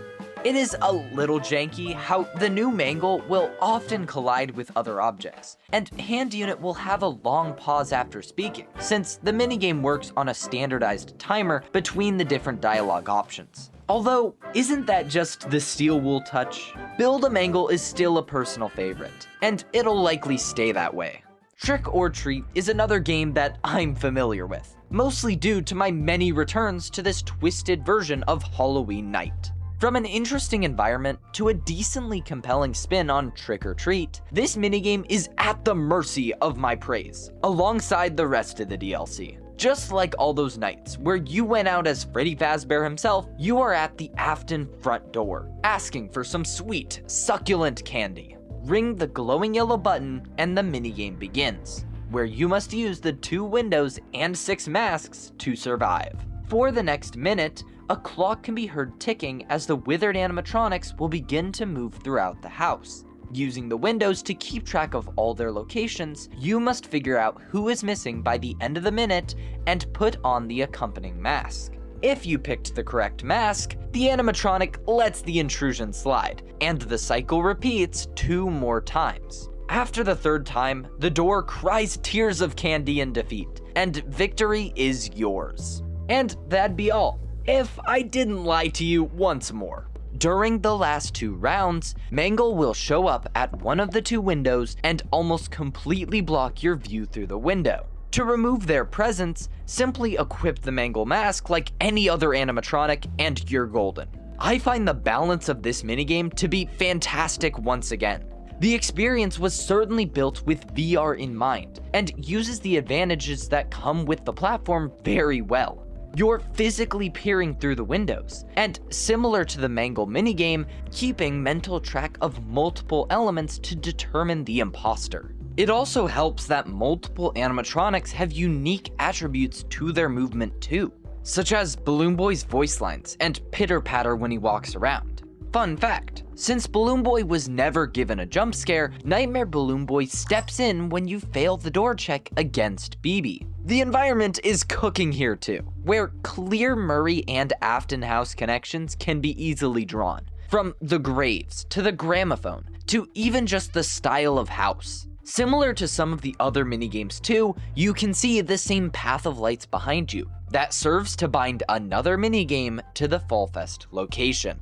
A solid addition that is the most direct Halloween reference in the DLC. You'll hear no complaints from me. Back in the days of Minibite the Theorist, I made an entire video centering around the character of Dreadbear and his main minigame. Aptly titled Dreadbear, this minigame clearly holds a lot of meaning and symbolism that can be applied in different ways to the wider lore of the series. As a minigame, however, it is probably the most one-dimensional gameplay out of everything here. It's the closest we get to a new parts and service level, but it does fall a bit flatter as a result. Dreadbear tasks us with completing 3 simple tasks on a blank brain to give to the undead animatronic. To put a little bit of pressure on the player, all 3 tasks must be done before you use up all the controlled shock charges. Run out, and Dreadbear won't be patiently waiting for you any longer. Like I said, the closest comparison is the parts and service levels, and this one would rank as a mediocre new rendition of that formula. As a whole, I'm just not a big fan of the single track gameplay where it's just a laundry list of tasks to do. There's not a lot of thought or mechanic balancing behind the gameplay to keep me from leaving a base level of engagement. I love Dreadbear, but for some reason he's just way less imposing here than the Fnaf 1 cast is. Perhaps because of the table in the way, or maybe because we're not directly operating on him? Besides that, there's really nothing to break down here. It'll take you at most a couple attempts to beat it, and that's it. Our last 3 minigames surprisingly return to the format of Fnaf 1, 2, and 3 from the original 40 levels. You might be wondering, did they finally add in Fnaf 4 properly now that they have access to the nightmares? Not a chance. Despite the failure to capitalize on this obvious layup, I can't be nearly as salty when Steel Wool delivered us the totally unique Fnaf-styled gameplay of Danger Keep Out. Right off the bat, we can see that this section only includes 3 nights. This already clues the player in to the fact that these nights will feature a quicker difficulty increase with less of a slow burn approach to changes in the gameplay. To see how they did this, let's jump right into Night 1. We're presented with a modified version of the Fnaf 1 office. A giant switch now sits to the left of the camera monitor. Wooden boards cover the office doorways, and a Halloween imposter has taken Mr. Cupcake. Nah, he's chill. The rest of the pizzeria has also been spiffied up for the Halloween season, which makes the cameras feel pretty unique. Simply put, I love the small, yet crucial changes made to the environment. It feels different enough from Fnaf 1 to stand out visually, while also reusing a lot of those same assets. Night 1 starts off pretty slow, as it should, but doesn't lack any momentum. Most of the official Night 1s in Fnaf are just too slow. One thing I personally dislike in any sit and survive game is a game with no speed or too much downtime. Sure, Night 1s certainly get quite a bit more grace, but I would really expect roughly 4 or 6 attacks at the bare minimum. It comes down to concentration of player actions in these games, and more action, generally, leads to more fun and engaging gameplay. I have played a lot of these games, so I am rather biased, but I think players can manage to handle a low difficulty threat a few times if they handled it one time. Now, this gets thrown out the window if your threat has genuinely insane aura or tension buildup throughout the environment, but it's gotta be top notch to convince me. I'm happy to say that Danger Keep Out Night 1 keeps a quick pace for introductory standards, and I never found myself extremely bored while playing. You see, just like in Fnaf 1, Bonnie and Chica are the only two to move for Night 1. Instead, however, you'll find the Jacko variants on stage, and they rapidly make their way towards your office. Interestingly, on the camera setup, a new light bulb button can be found. When the Jacko animatronics are moving, you can click this button to immediately drain 20% of your battery and reset the animatronics to the main dining room. Luckily for you, it is blatantly obvious when anyone is moving due to the glowing properties of a jack-o'-lantern. Flashing them when they're not moving and their light is out will have no effect and simply waste resources. The same system applies to the doors, where you must flash the light to make them go away before they hit the door a cumulative number of 4 times. And it seems like Fazbear couldn't afford any doors this time, but at least there's no passive power drain. When you inevitably run out of power, the entire office will shut off, but Freddy won't be there to greet you. Remember that new lever in the office? Well, with a simple flip, and quite a bit of vulnerable, awkward silence in the darkness, everything will spring back to life, and your power will be reset to full capacity. Despite the kinda insane pace of the Jacko animatronics, I don't think this is too difficult for Night 1, especially since it's featured on the last page of an optional DLC for a VR Fnaf game. All it does here is keep the player engaged, and give them more experience with the mechanics, which will be needed as we move along to Night 2. Night 2 is the awkward middle child of Danger Keep Out. It's not the introductory night, so it's not your first experience with all the new mechanics. It's not the final night, so you're not getting the maximum challenge that the game has to offer. Instead, you're in the middle, where the most bland mechanic lies. That's not to say it's a bad addition at all, but just a consequence of sitting beside the 2 giants next to it. This night adds the Firefox, and he works on the same fundamental principles as Foxy in Fnaf 1. He slowly creeps out of his curtain in Pirate's Cove. Once he's fully exposed and ready to charge, Grim Foxy will rush down the left hallway to kindly detach an eye and an arm. Since we are sorta missing a door here, those helpful little light flashes can be reused to reset his position. By either flashing him at the cove, or in a brief moment down the hallway when he's rushing towards you, Foxy will turn camera shy once more and hide behind his precious curtain. I didn't mention it a whole lot in Night 1, but the new power system is a really innovative way to handle it in the official series. Sure, it's really just a glorified set of 5 charges. However, it's presented in a way that is familiar to Fnaf fans. It also requires a different way of moderating power than other games in the series. You're not trying to maintain a good, low usage throughout the whole night, but instead determining when it's smart to use some power, and when to reset the power with the lowest risk of death. Personally, I can feel the change in mindset when playing Danger Keep Out, and I love it. Grim Foxy just adds more to the decision behind when to reset the power. And with that out of the way, let's give it up for the final challenge. Night 3. The last night in Danger Keep Out introduces one of the most eerie and interesting mechanics in all of the FNAF Sit and Survive games. In case you couldn't tell by the one band member we're still missing, Dreadbear is here to round out our fazbear crew. At the start of the night, everything might seem okay. This Frankenstein's monster ripoff moves rather slowly through the cameras, although it's not like he's easy to see either. However, soon enough, some heavy footsteps can be heard in the distance.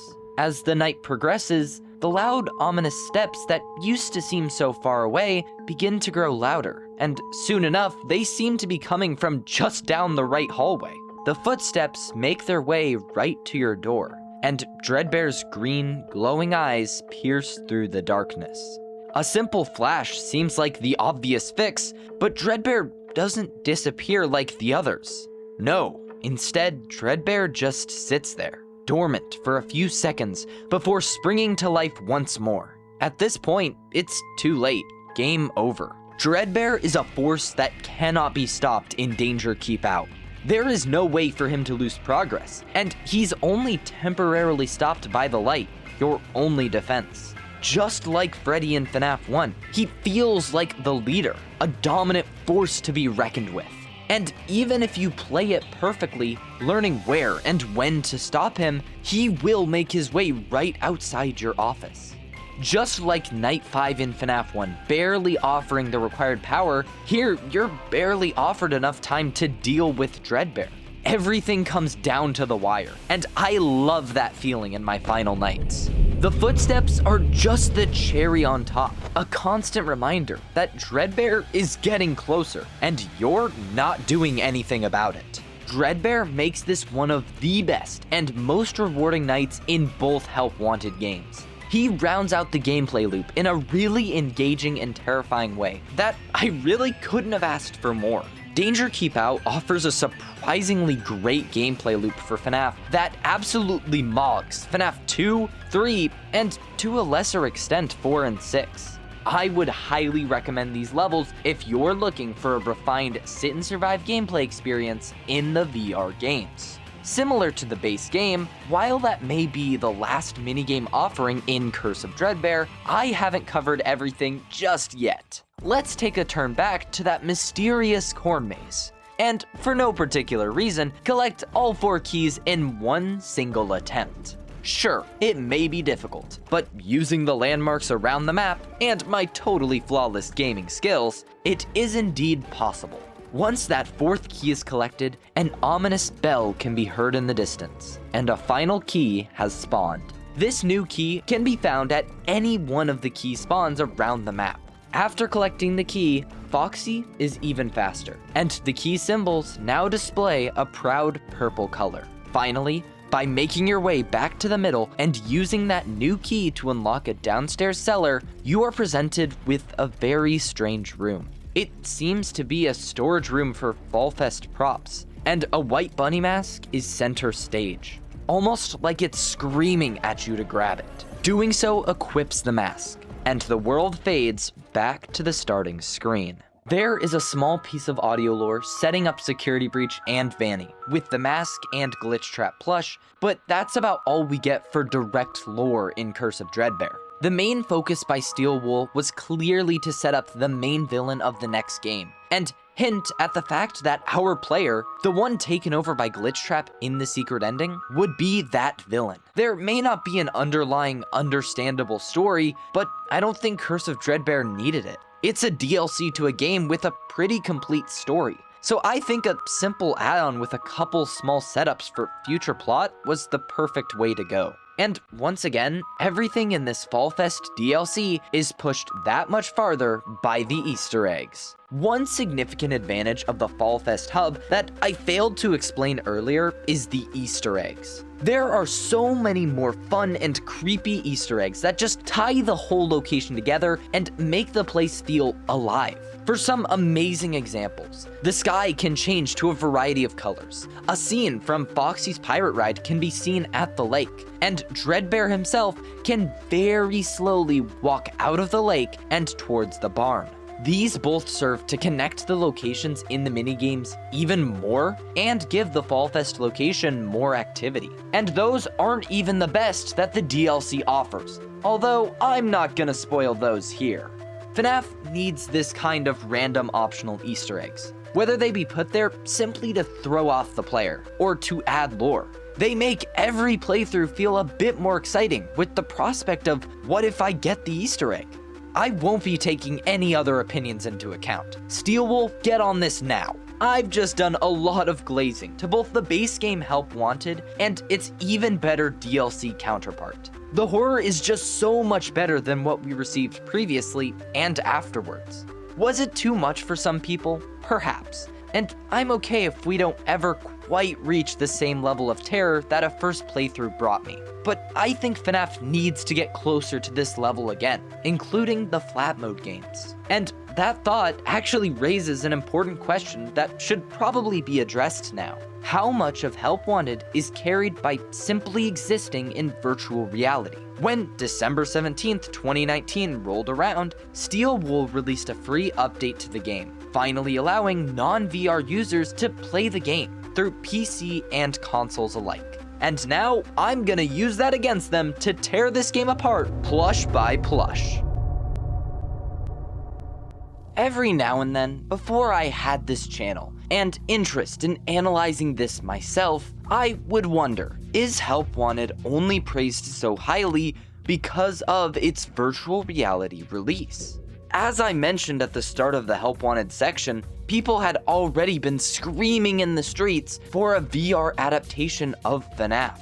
If the remakes were good enough watches for viewers, and similar enough for the players, then it was going to be glazed regardless. The premise of this game was already built on giving into major fan service, so the quality of the game didn't have a high bar to pass. I don't even think this is the biggest crutch the VR release gave to Help Wanted. After all, I just talked about how the majority of Help Wanted and Curse of Dreadbear is legitimately good content, including gameplay, visuals, and audio. No, I think VR uplifts Help Wanted because of how VR works. You feel as though you're literally in Freddy Fazbear's Pizza working the night shift.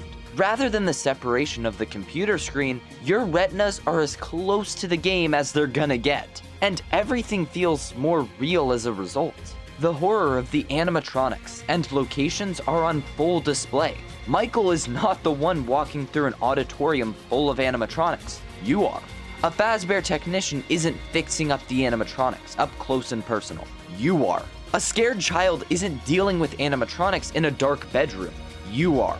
The tension is automatically heightened, as well as the weight of the animatronics and the controls of the game. In a flat mode representation of the game, all that free horror real estate is stripped away, leaving the literal gameplay and visuals to carry the experience. So, how does flat mode hold up? Before I get into violently tearing this port apart, I am legally required to read off this quick disclaimer. I am aware that this was released mostly for accessibility to the game. Not everyone can play VR, so it is very thoughtful for Steel Wool to add a completely free update that brings the game to an even wider audience. Therefore, everything I say in this section is not focused on the context surrounding the update. I am here to judge the quality of the port itself. After all, given this comes from a port of 40 plus minigames, it was practically a given that they would never live up to their VR counterparts. With that said, let's start our journey down the rabbit hole. Right off the bat, the graphics look worse. While the lower quality look almost worked to sell the experience in virtual reality, they are not done well in a flat setting. especially the lighting. To this day, Steel Wool is not known to be the best in the lighting and volumetrics department, so it's really no surprise to see the same issue here. Arguably, the flat lighting is at its worst in Help Wanted 1, but they did have the least experience and the smallest team at the time, so I'll cut it some slack. The lack of immediate immersion in the world just makes these issues 10 times more obvious, and I think it makes this version of Help Wanted one of the more visually unappealing games in the official series. Don't get me wrong, a decent number of the locations still hold up pretty well, but there is a noticeable quality shift that compounds with the lack of VR immersion. This wouldn't be quite as bad in some areas if we had a brightness slider to personally modify the game's lighting just a bit. Oh, would you look at that? There is. What? Help Wanted's title screen hates different window sizes, and I don't know why. Normally, you can select the different terminal buttons to play the game, modify your settings, view the credits, or quit the game. My old laptop worked just like this, and I never noticed any issues. However, when I switched laptops a few months back, this new bug cropped up, completely blocking me from accessing the quit button and messing with the positioning of the other three. While the visuals of the buttons stayed consistent, their hitboxes were totally messed up, and this meant I couldn't change my settings at all. Once I reset my save and set my brightness, that's it. No more modifications. Interestingly, the only noticeable change that I believe could have affected the placement of these invisible buttons is the new window resolution to match the new aspect ratio, that being 16 by 10. My game theory is that during development, they only tested the UI elements on 16 by 9 or 1920 by 1080 monitors, and didn't bother to see if the scaling worked properly on other devices. This really should have been patched out a while ago, and I'm very disappointed to see the accessibility port simply gatekeeping settings from people with a non-standard window size. Fun fact, the title screen of Help Wanted also includes another Steel Wool patented half-baked fix. You see, to celebrate the non-VR launch of the game, Steel Wool removed the VR tag from the end of the title. Makes sense. The game isn't solely for VR now, after all. However, it seems that they completely forgot to account for people looking slightly above the title. Yeah, I don't know why it was so difficult to just move it a little bit more out of the way, but here we are. It certainly borders more on nitpick territory, but I know that this would be such an easy fix that I myself could do it in like sub-minute easily. Given there's no spaghetti code, of course. Overall, let's just say the title screen was not a good first impression when starting up the game. Alright, we've made it. Back to the real game content that I'm here to judge. Obviously, since we're not in VR anymore, the bonus interactivity and immersion is just gone. Sure, Steel Wool made sure to give every action that you could do in VR a designated button to press, but that isn't the same as performing the action yourself. There would have been no way for them to truly recapture that element in flat mode anyway, but it is a downside of the port nonetheless. And while we're on the subject of the keyboard actions, the UI here is just kinda meh. I'm not expecting some masterclass, crazy UI for a port, especially from a small team like Steel Wool, but it's just another aspect that I feel obligated to mention. It looks slapped on out of necessity, and doesn't have any personality or theming to tie it to the game. You could put these control indicators over any game, and I think they'd fit in just as well there. What about the hub? Honestly, I don't have much to say about the location. Most of what I said in the VR section applies here, with the downsides of non-VR porting on display as well. Everything works as intended, mostly, and I'm generally content with the state the hub is currently left in. Outside of lighting changes, the same mostly applies for the win and death screen as well. They're simply copy and pasted over from VR. Well, almost everything works the same, except for the buttons. For whatever reason, the button's functionality won't trigger unless you press directly on the button. This is clearly inconsistent with the cursor and physical button reaction. nothing too major on its own, but another compounding issue onto the Help Wanted flat mode hate list. When reviewing FNAF 1, 2, and 3 in flat mode, I had one question in mind. Why would you choose to play these versions over the original? At their best, the gameplay of these sections matches the original, and at worst is just a downgrade. Virtual reality makes these experiences so much more unique, but flat mode completely strips that away, and leaves basically a steel wool spin on the original games in Unreal Engine. All of that for a price exceeding the original 3 games put together. Sure, you get the other mini games alongside these, and the VR experience all bundled together. But what if you're after the core sit and survive gameplay experience? Yeah, I'm not gonna sugarcoat it. Flat mode sucks for that. Don't get me wrong, I fully believe you could have a better time playing FNAF 1 in flat mode, just because of the shorter nights and more polished state. It's the other 2 that are the problem. They don't live up to the hype. No matter where you play, the gameplay is gonna be meh for the other 2. But at least the Click Team versions are full experiences. The FNAF 2 and 3 remakes completely lack the bonus material, such as the bulk of Easter eggs, additional threats, and mini-games that make these games at least kinda redeemable in my eyes. Help Wanted simply offering a worse experience, with unpolished aspects, and solely gameplay just doesn't make this a worthwhile improvement. The visual flares also don't hit as hard, given you're not physically in the space, and the same goes for the added props. You only feel the benefits of Help Wanted to these modes in VR. Strictly comparing flat mode to flat mode, the originals are much better experiences overall, possibly excluding FNAF 1. I cannot recommend the originals enough over them if you don't have a VR headset to get the full Help Wanted experience. Despite that harsh review, I am thankful that they didn't break anything new in these modes when switching over to flat mode. As rough as the experience is, FNAF 3 is still the only one to offer up a particularly buggy night. Final sentence, playable, but only advantageous if you're also trying the VR mode. Dark Rooms is generally a similar story. The same thing, but worse in flat mode. All the levels play the same, but without the VR handicap. Out of the 4, Plush Babies offers the closest to the original experience. It's still pretty fun. Funtime Foxy's dreaded movement can be felt even more in flat. However, some of the same horror is still felt. Overall, Dark Rooms is a very mixed bag in flat mode, but still playable. Parts and Service lost most of its appeal when transferring over to flat mode. There is no doubt in my mind. We've had other repair sections in FNAF history, but these ones simply don't work as well in flat mode. As with a lot of the game, the lighting and brightness doesn't do any favors to the location, and brings down the presentation of these encounters to below Sister Location and Pizzeria Simulator.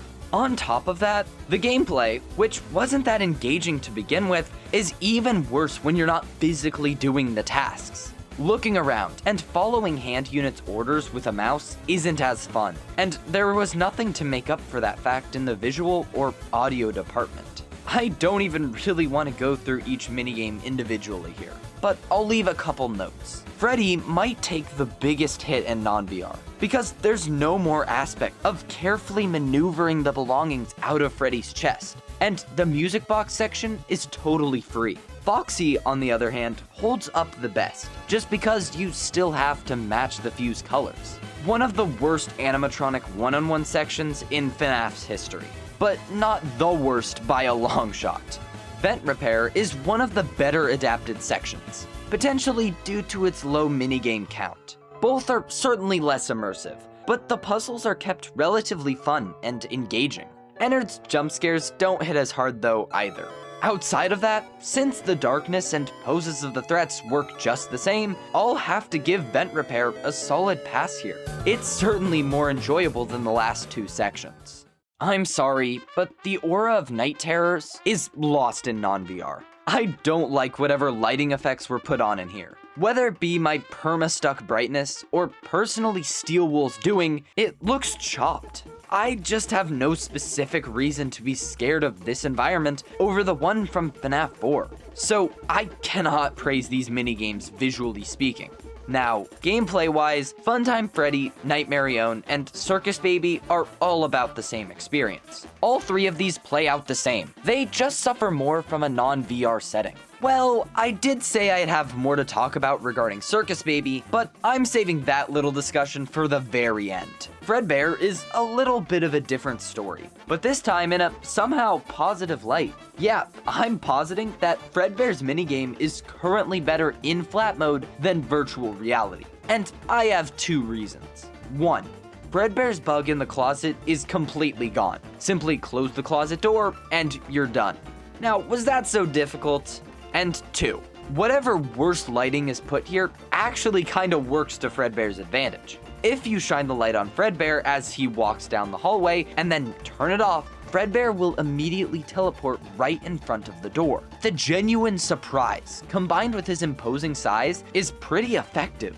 Unfortunately, this lighting issue also allows the player to just see Dreadbear despawn in real time, but that's pretty par for the course at this point with Steel Wool. Night Terrors definitely has some flaws like the other sections, although its gameplay was better adapted than most, with worse visuals. Pizza Party is also basically the same, giving a similar, albeit slightly less effective experience that nicely closes the minigames of Help Wanted 1. As you'd expect, the lore isn't really affected by the flat mode port. Glitchtrap's approach is still pretty amazingly done. Interestingly, something was actually added with the same update. For a brief time, Christmas decorations were brought to the hub alongside the update, which is just good fun. More fascinating, however, was a suspiciously snowy door unlocked in the Pizza Party backstage room. Teleporting through the door takes you to a wondrous sight, the construction of a large building. We all know this as the Pizzaplex, and I genuinely love this teaser. I wish more small updates like this were released, whether super lore relevant or not, to bide time for the game releases. Regardless, it's still really cool that Steel Wool added new content. You sheep get a gold star. To be honest, the Curse of Dreadbear DLC doesn't leave much to talk about in the flat mode, because I think most of its experiences still hold up pretty damn well. That is, except for 3 specific ones. But we'll get there later. The overall vibe and lighting feels a lot more consistent between ports, but I can't be sure if that's my bias speaking. Obviously, it's still worse than VR, due to, say it with me, the lack of interactivity and immediate immersion.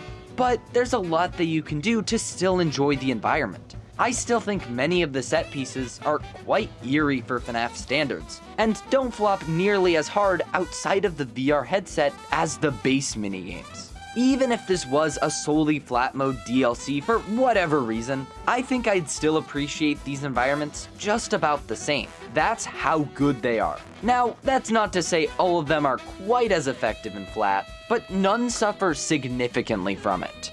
However, as a man of gameplay, how does that gameplay hold up? Plushkin Patch is still the same old experience as the original Plush Babies, so it's pretty good.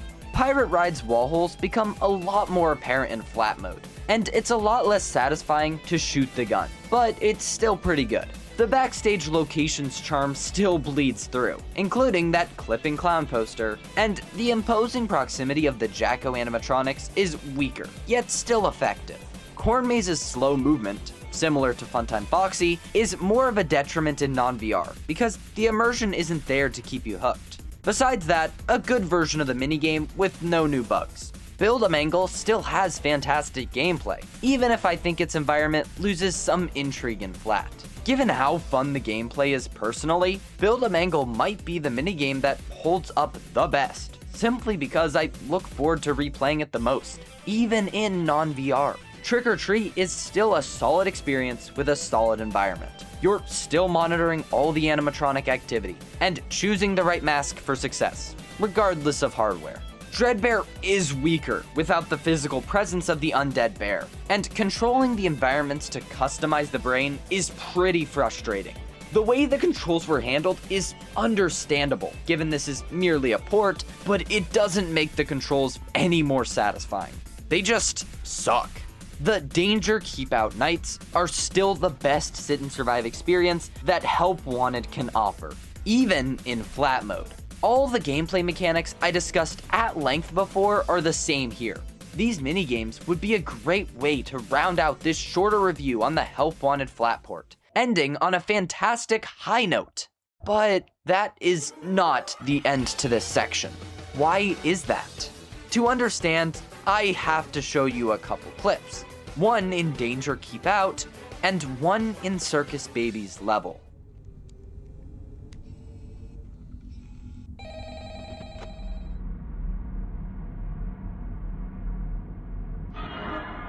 It feels like... Let's put our player back in the exact same situation, but cap the game's refresh rate to 60 frames per second.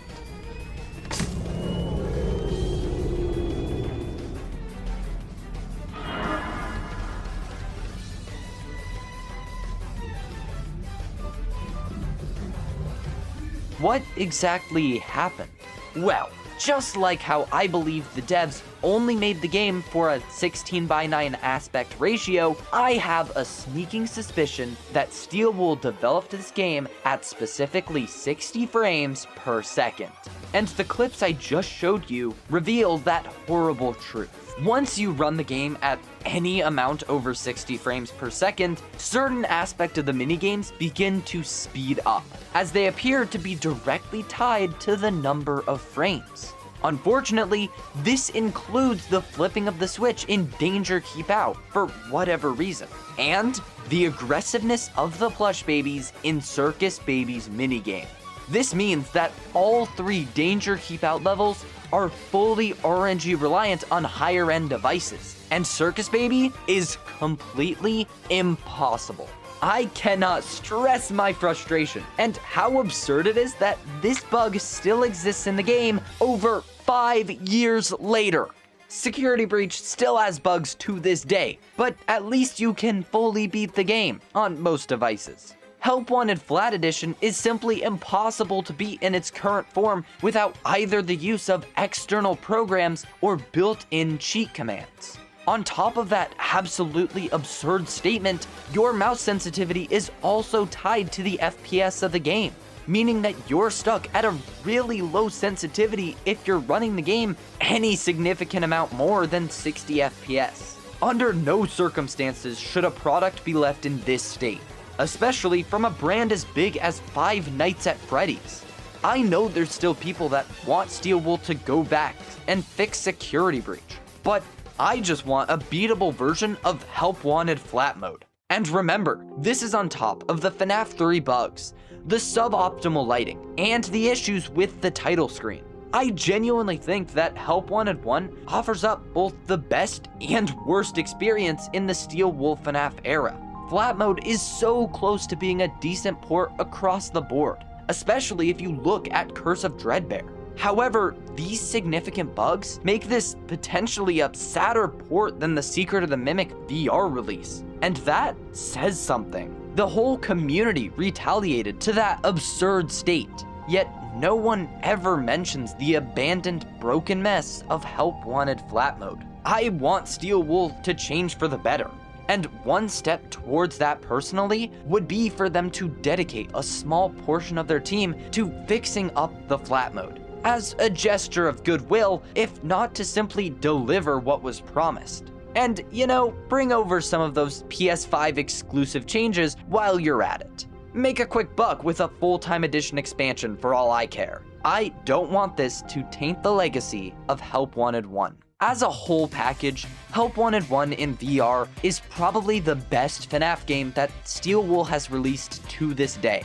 Playing into the nostalgia for the originals, adding in new experiences that feel right at home, and delivering great scares are all guarantees on any playthrough. The story is offered to the player in a way that doesn't make me want to gouge my eyes out, and the game puts the series in a positive light, setting a certain vibe and atmosphere that would surely be continued into future entries. Curse of Dreadbear raises the game even higher, with a stronger emphasis on the environmental design and eerie setting. The new gameplay on display ranges from serviceable to really fun, and the continued use of Easter eggs adds to the uneasiness and unpredictability in horror. This left Fnaf and virtual reality in a healthy relationship going into the future, and we can only hope Steel Wool continues to bolster Fnaf's reputation.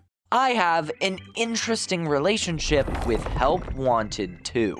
What I once used to tout as the best Steel Wool Fnaf game, I now see as the inferior version of its predecessor. What happened to cause this shift? And why is it so debated whether the sequel trumps the original? Well, today, I'm diving back in to directly analyze every minigame and answer those questions. Before I go straight into playing the game, there is one more relevant subject that I've been dying to delve into here: the marketing and sales. You see, when comparing the relative number of Steam sales between Help Wanted 1 and 2, it's clear to see the large falloff. YouTube video numbers also show this same pattern, and it seems to be the forgotten entry of Fnaf to the broader internet sphere. My question is, why? What about Help Wanted 2 made it less appealing to consumers? Well, as people have been screaming at the devs for quite some time, the marketing seemed like the easy answer. Everyone in the Fnaf community knows that Steel Wool's marketing has been more lackluster since Security Breach's insane hype and following failure. So it follows that Help Wanted 2 just didn't have the publicity of its predecessor, right? I didn't want to jump to conclusions, so let's take a look at the build-up to both releases and see how they stack up against each other. Each game had a teaser trailer, where little to no gameplay was shown, and the focus was on setting the tone. However, even before Help Wanted 1 received this teaser, ScottGames.com had already updated and started hype with little teasers. Nowadays, Scott Games went the way of MCM and was lost to time, so nothing of the sort was given to the sequel. Focusing back on the trailers, Help Wanted 1 was properly announced much closer to the release date, and did show a chunk of more gameplay. There was way less time to build hype for Help Wanted 1 outside of previous mentions in Scott posts, but that also meant less downtime between updates. To compensate, Help Wanted 2 would also push out a gameplay-focused trailer, whereas Help Wanted 1 didn't really receive any more promotion. YouTube views also seem to indicate that more people were aware of the sequel than the original. As you can see, the marketing really doesn't seem to be at fault here. Help Wanted 2 was never planned to be a huge release for Fnaf, so it makes logical sense for them to be lighter with the teases anyway.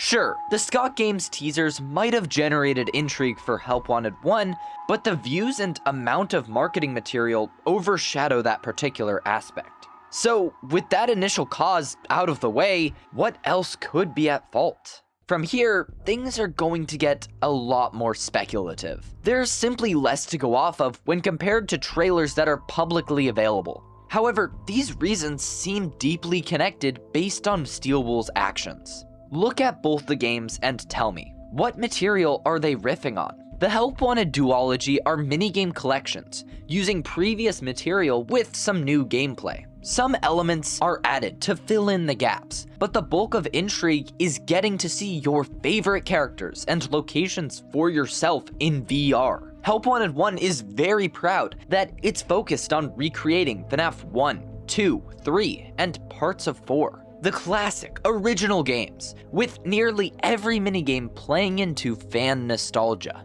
In contrast, Help Wanted 2 has sister location, security breach, and a few elements from Pizza Sim. You can tell they knew to aim for that same nostalgic angle that Help Wanted 1 hit with the marketing. Just look at the trailers for the game. The first one entirely consists of the sister location elevator and a Ballora jump scare, which is a much smaller focus in-game when compared to the Pizzaplex. The next trailer both began and ended with callbacks to Pizzeria Simulator, when that entry is even tougher to find in Help Wanted 2. Steel Wool only relented on this strategy when it came to showing gameplay, where it became much more clear what the actual focus of the game was. The marketing tried to convey that this would be a similarly nostalgia-filled experience. However, I don't think that idea was sold to enough people. And it became clear when the game came out that most of the experience was geared towards new-gen Fnaf.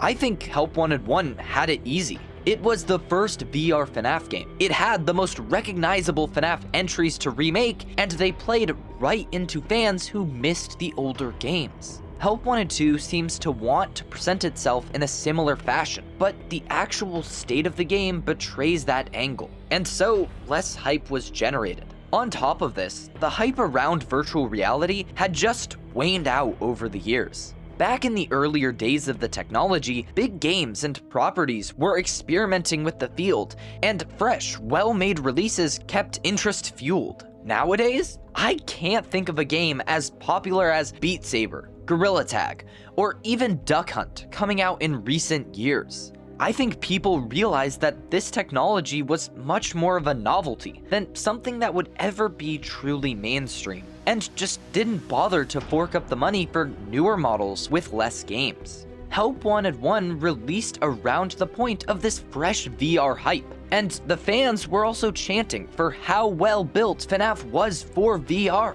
By 2023, fans had already experienced Fnaf in VR, so why would more casual fans buy it again? Even if you were invested in the lore, no one's stopping you from simply watching a playthrough, a common practice for a bulk of the fanbase. From my perspective, I believe all of these elements came together to give us the monetary failure of Help Wanted 2. A sad reality, but I felt it was important enough to the story to address it here first. And with that rant now aired out, I think I'm finally ready. Let's get this show on the road! Just like the hit game Garten of Banban, this VR game opens up with a title screen. Even before the options are revealed, a short little animation featuring the wide array of characters you'll encounter begins to play. Roxanne Wolf, Funtime Freddy, and Funtime Chica stand far away from the player. As the lights flicker, the animatronics disappear, and a familiar figure casts a shadow in front of us. One more cut of the lights reveals the same three animatronics staring down at you, the title for the game, and a few menu options to select from. If you saw the last Mega video, you already know how I feel about this environment. It sucks. Well, at least compared to both of Help Wanted 1's intro locations, this is a straight up downgrade. I think it goes without saying that the 4+ year gap between the two entries led to better graphics and models for the animatronics, but nearly everything else here is just worse. The only other aspect I can give some credit is the intro animation. As much of a nothing burger as it really is, it's a great idea to give some life to the characters and frighten the player just a little bit to start off this surely horrifying experience. In concept, I have no problem with it. It's just the surrounding elements that make the intro animation kinda lackluster. One look at this cast of characters and the environment should be enough to tell you why this is worse than the Help Wanted 1 and Curse of Dreadbear title screens. Where are we? The other two locations are immediately recognizable and set the tone. You are either a child at Freddy Fazbear's Pizza, or someone alone in the dark, rainy woods. Help Wanted 2 makes me feel like I'm in a video game, because this endless void with little decoration is not immersing me in any location. I've said this before, and I'll say it again. Why couldn't this be at the sister location trailer stage, or somewhere else in the Circus Baby facility? In combination with the environment, the cast of characters is equally as unhelpful in developing horror or tension. Out of Funtime Freddy, Funtime Chica, Roxy, and Circus Baby, which one doesn't belong? I hope it's quite obvious. Roxy's design and color scheme completely throws off what the others are going for. I get that they decided to go with a more diverse cast of characters this time around. But then why did you have to go with Funtime Chica? There are so many more interesting animatronics from Pizzeria Simulator here, and the choice to pick the one Funtime almost betrays the idea of diversity here. It means that Roxy is the only one to break the color scheme, and it makes the title screen feel disjointed. On top of all this little to no theming, the lighting is absolutely brighter than it should be, and the buttons are simply a downgrade. Rather than tying into the theming of the hub, like the first Help Wanted did very well, now we've regressed to the point of generic floating buttons. That's not to say any of this is a deal breaker, and we should hate Steel Wool for it, but you can see how nearly every element makes this title screen less effective than what we used to have.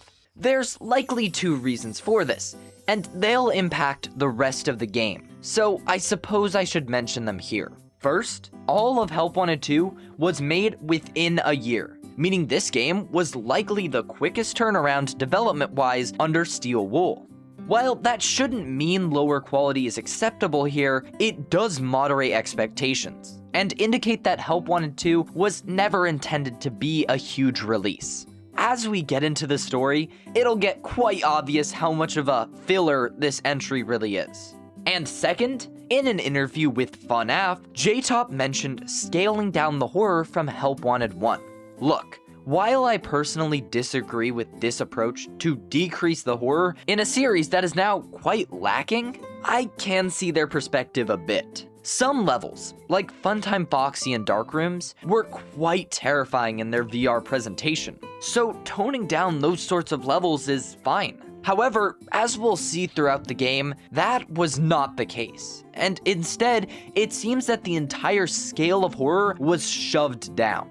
With those 2 facts in mind, let's turn our attention to the other intermediary scenes before we move on to the main game. I hate this game over screen. Why? Well, it follows the same problems as the title screen. It's too empty. Here's our surroundings: a party table, 2 button options, Funtime Cupcake, a game over banner, and a couple wires. That's it. Now, the first Help Wanted game over screen was similarly simple, so how could I possibly criticize this one?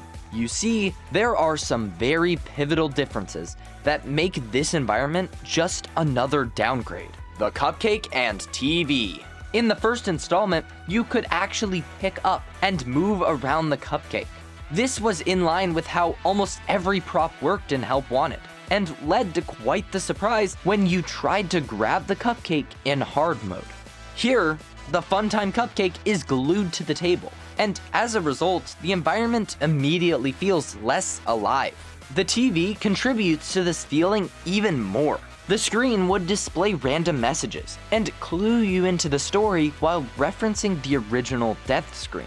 None of that charm is found in Help Wanted 2, and instead, you are presented with the simplest VR death screen in the series. So far, this doesn't ruin the game. It merely contributes to the rushed presentation of this entry. And finally, we have the win screen. Yeah, there's not much to say here. I'd say it has a similar amount of detail and care as the original. Almost. Originally, collectibles were usable in the actual win environment, but here, they're simply PNGs on a digital screen. While at first glance, this might seem like yet another straight-up downgrade, you have to consider that many collectibles are meant to fill out your pizzeria and gallery this time. That means many items are merely posters, pizza sim attractions, or literal animatronics. Clearly these wouldn't work in the original format, so I'm actually okay with how they're presented here. Overall, I feel the same about both win scenes. They serve their purpose and nothing more. Now we can turn back and properly hit new game. We are given a short presentation in the dark that's practically a 1-to-1 recreation of the hand unit intro in Pizza Sim. I don't have much to say besides that it's got some charm, and at least the environment makes a bit more sense here with the projector and scattered chairs. From here, we fade into what'll be the main setting for our entire playthrough. Welcome to Freddy Fazbear's Pizza Place, home to the best and worst Fnaf ending. Placed in the center of the room, a minigame terminal sits in front of you that's been redesigned with old folders and files. As clean as the original minigame design looked, I think I enjoyed the desktop direction here more. This selection UI also allows for you to now skip those instructional screens at the start of every night, so I really can't complain here. Outside of the computer, there's a whole bunch of intriguing locations around the pizzeria room. In a surprising turn of events, Help Wanted 2 gives you the ability to move around the room. I'm glad our player finally grew a pair of legs. This mechanic is a really fun expansion on the first 2 hubs in the series. Previously, the only way to move to different locations was to press buttons and wait for a long transition to move you around. Despite the technology for teleporting around existing in certain minigames, Steelwool never brought this idea into the hub itself, and that limited what you could do there. Here, that barrier has been shattered, and I'm very thankful for it. The question now, did Steelwool properly take advantage of that potential? Yes, kinda. I'm going to go over the biggest flaws of Help Wanted 2 later, so for now, pretend everything in the hub is perfect. The only important locations for now are Mystic Hippo, who we'll get to soon enough, the Faz Wrench puzzle, and the gallery.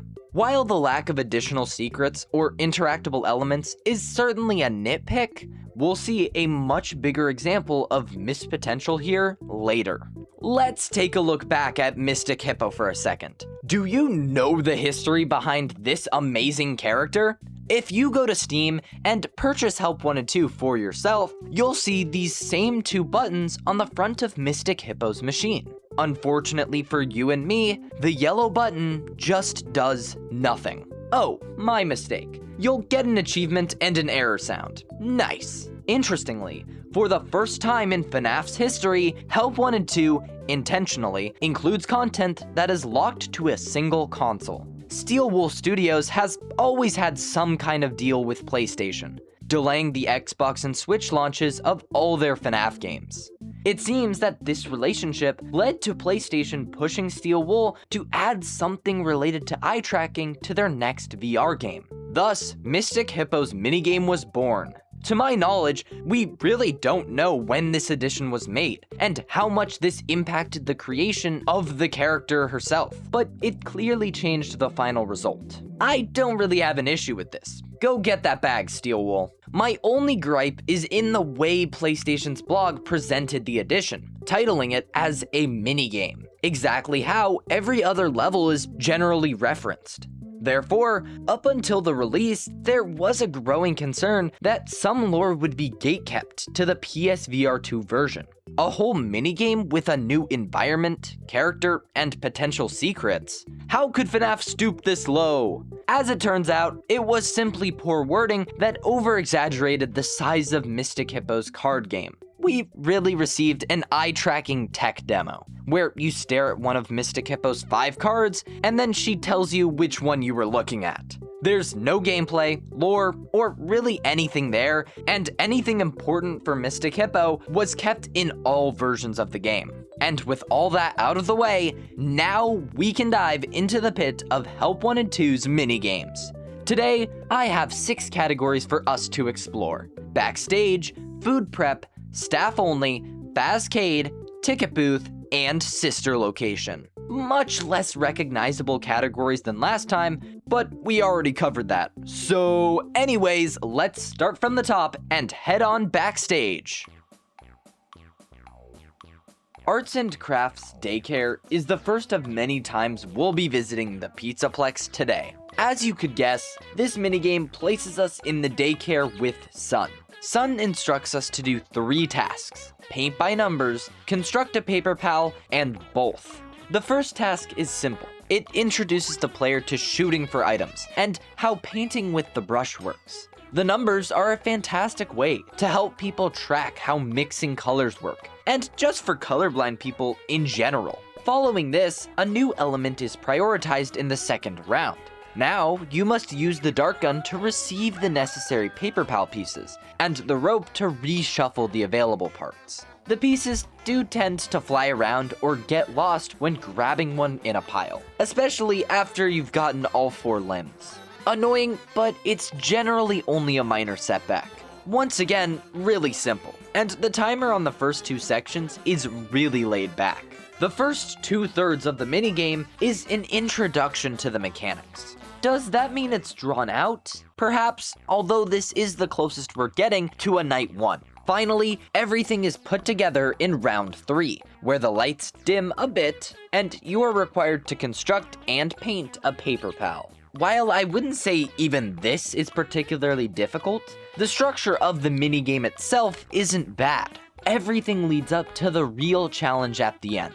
The timer gives a false sense of urgency, when they likely give too much time by even the 3rd segment. Something that was highlighted as a priority for the sequel was replayability, adding randomized elements so that minigames wouldn't be stagnant between attempts. This fault can be found in Help Wanted 1 with the non-sit and survive levels. This is displayed in the daycare through 2 main ways. Changing which body parts you need to grab, or which colors you need, does not do enough to shake up the gameplay foundation, and that's a good thing. It's enough to keep players on their toes, and focused on the minigame content rather than going through the motions on replays. Regardless, the biggest hindrance to Arts and Crafts Daycare is just how much time is taken up by a slow introduction when the finale doesn't live up to the hype. It's not the worst, but Sun in a slightly darker daycare isn't scary. Simply swap out Sun for Moon, slowly stalking his way closer to the player, and this is immediately a better conclusion. The difficulty is a bit harder to argue, since it is presented as the first minigame, so I'll let that slide. Long introduction and needs more horror. Salon Staff Makeover is here because we needed another introductory level for the second type found in Backstage. Well, at least in this one, it's much easier to mess up. In a dark backstage environment, you must use the monitor this time to copy the makeup and accessories onto the staff bot in front of you. The makeup is practically the same as painting, exchanging number addition for a simple array of color options to dip your brush into. Luckily, there are different patterns for each character column to help with color blindness again. Neat. I must say, all the makeup interactions are really nice. It'd be hard to mess up, but you'd be surprised with how horribly simple interactions can go. Attaching the accessories can be a bit more finicky, especially when they struggle to detach from the prop heads, but they function well enough too. I have no problems with this minigame. Well, besides the length. Similar to Arts and Crafts, I think Staff Makeover stretches itself a bit too much, requiring the player to fit 5 unique staff bots. It's not the worst example in the world, and there is a less forgiving timer here, but you can still feel the effects of this being a tutorial level. Since Fazbear Entertainment has you tasked with fixing up 5 whole staff bots, they let it slide if 2 of them are subpar. Instead, the staff bots will condescendingly stare at you with red eyes. It's so cute when they try to be scary. Intriguingly, you can use this tech against the game to skip the 3rd and 4th staff bots, turning this slow walk into more of an average jog.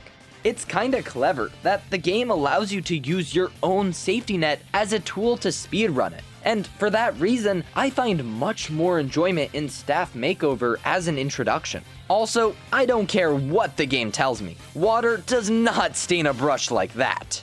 Oh, and here is where we get our first look at a familiar rabbit. And I must say, it is the lamest reintroduction of a main villain I have ever seen.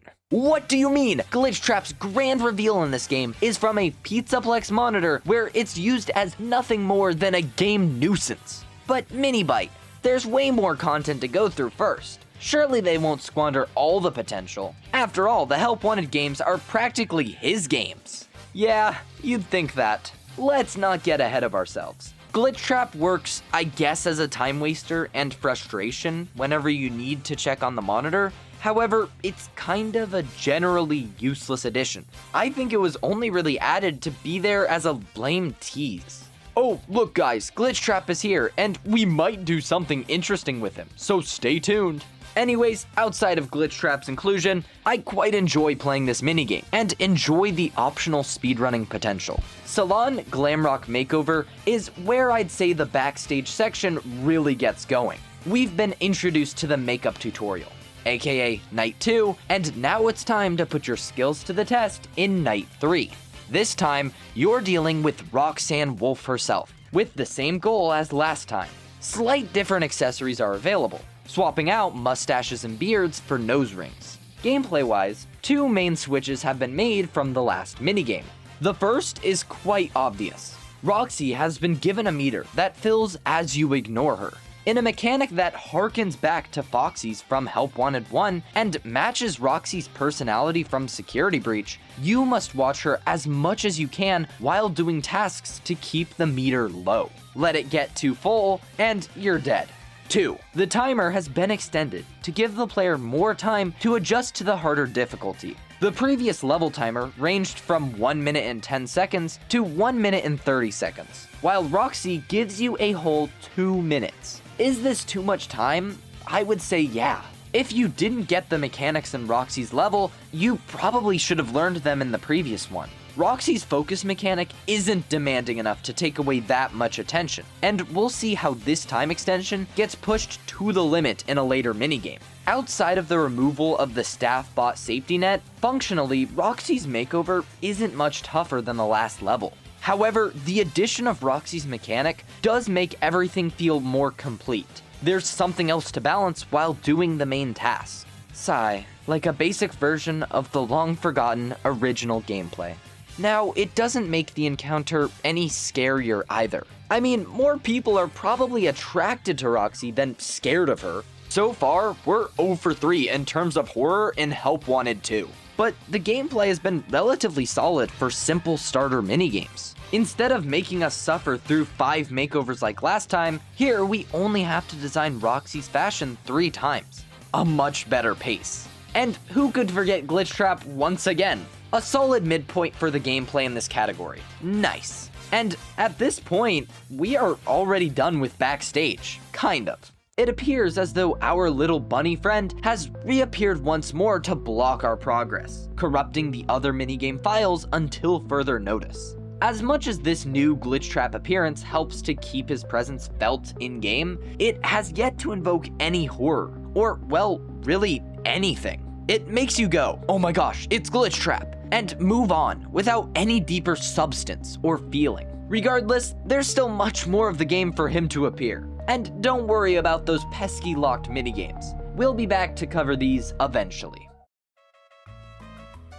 Moving on, food prep is home to some of the most well-designed gameplay segments in Steel Wool's Fnaf games, including L Chips. Heck, I've seen the most praise for L Chips, and I can see why. Once entering the level, you find yourself at the front counter of L Chips, with a clear view into the Pizzaplex. Too bad Steel Wool can't manage to load the atrium without killing your game's performance, but that's not why we're here today. After a not-so-brief introduction from the head chef bot, you are thrust into making food. By seeing what the staff bot waiters want on the giant monitor, you can use the tools around you to prepare food and drinks. To your left is the soda machine with 4 options. On your right is a food selector with 6 options, and an oven to cook the food from the dispenser. Entering the 3-digit code on the food container is enough to get the food ready to eat. Yeah, right, like that's gonna work.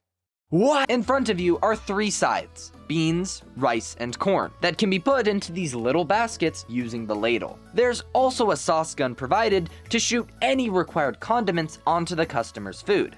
Now, that may sound like a lot, but the game eases you in quite easily. Even before the first few easy tasks with minimal items, there's a ton of time at the beginning where you can get accustomed with the environment before the timer starts.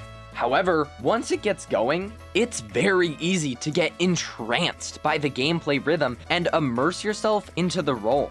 While this minigame is lacking the most horror out of all the ones we've looked at so far, this gameplay is just so fun that it might be the first one to fully eclipse that complaint. The fun, chill food job slowly becoming more chaotic as the shift turns from morning to noon to afternoon and evening is handled so well here.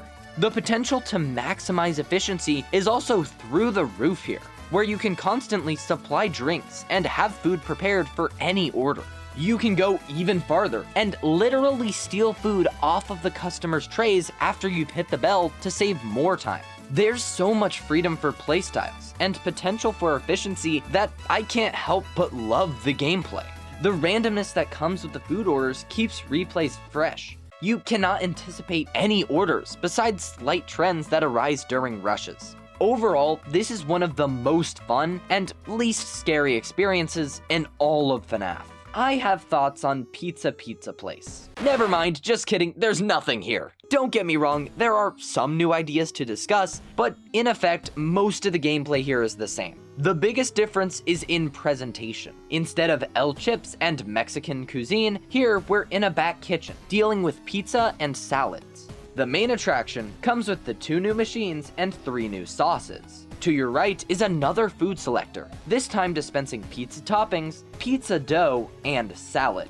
Next to that is a pizza oven and burrito maker. Yes, there are pizzeritos at the Pizzaplex. To make a pizza, one must get the dough, flatten the dough using the roller, use the ladle to select the right sauce, add the toppings, cook the pizza in the oven, and optionally turn the pizza into a pizzerito. There are 2 strategies for adding the toppings. You see, the dispenser can just dispense the toppings as normally, and you can place them on top yourself.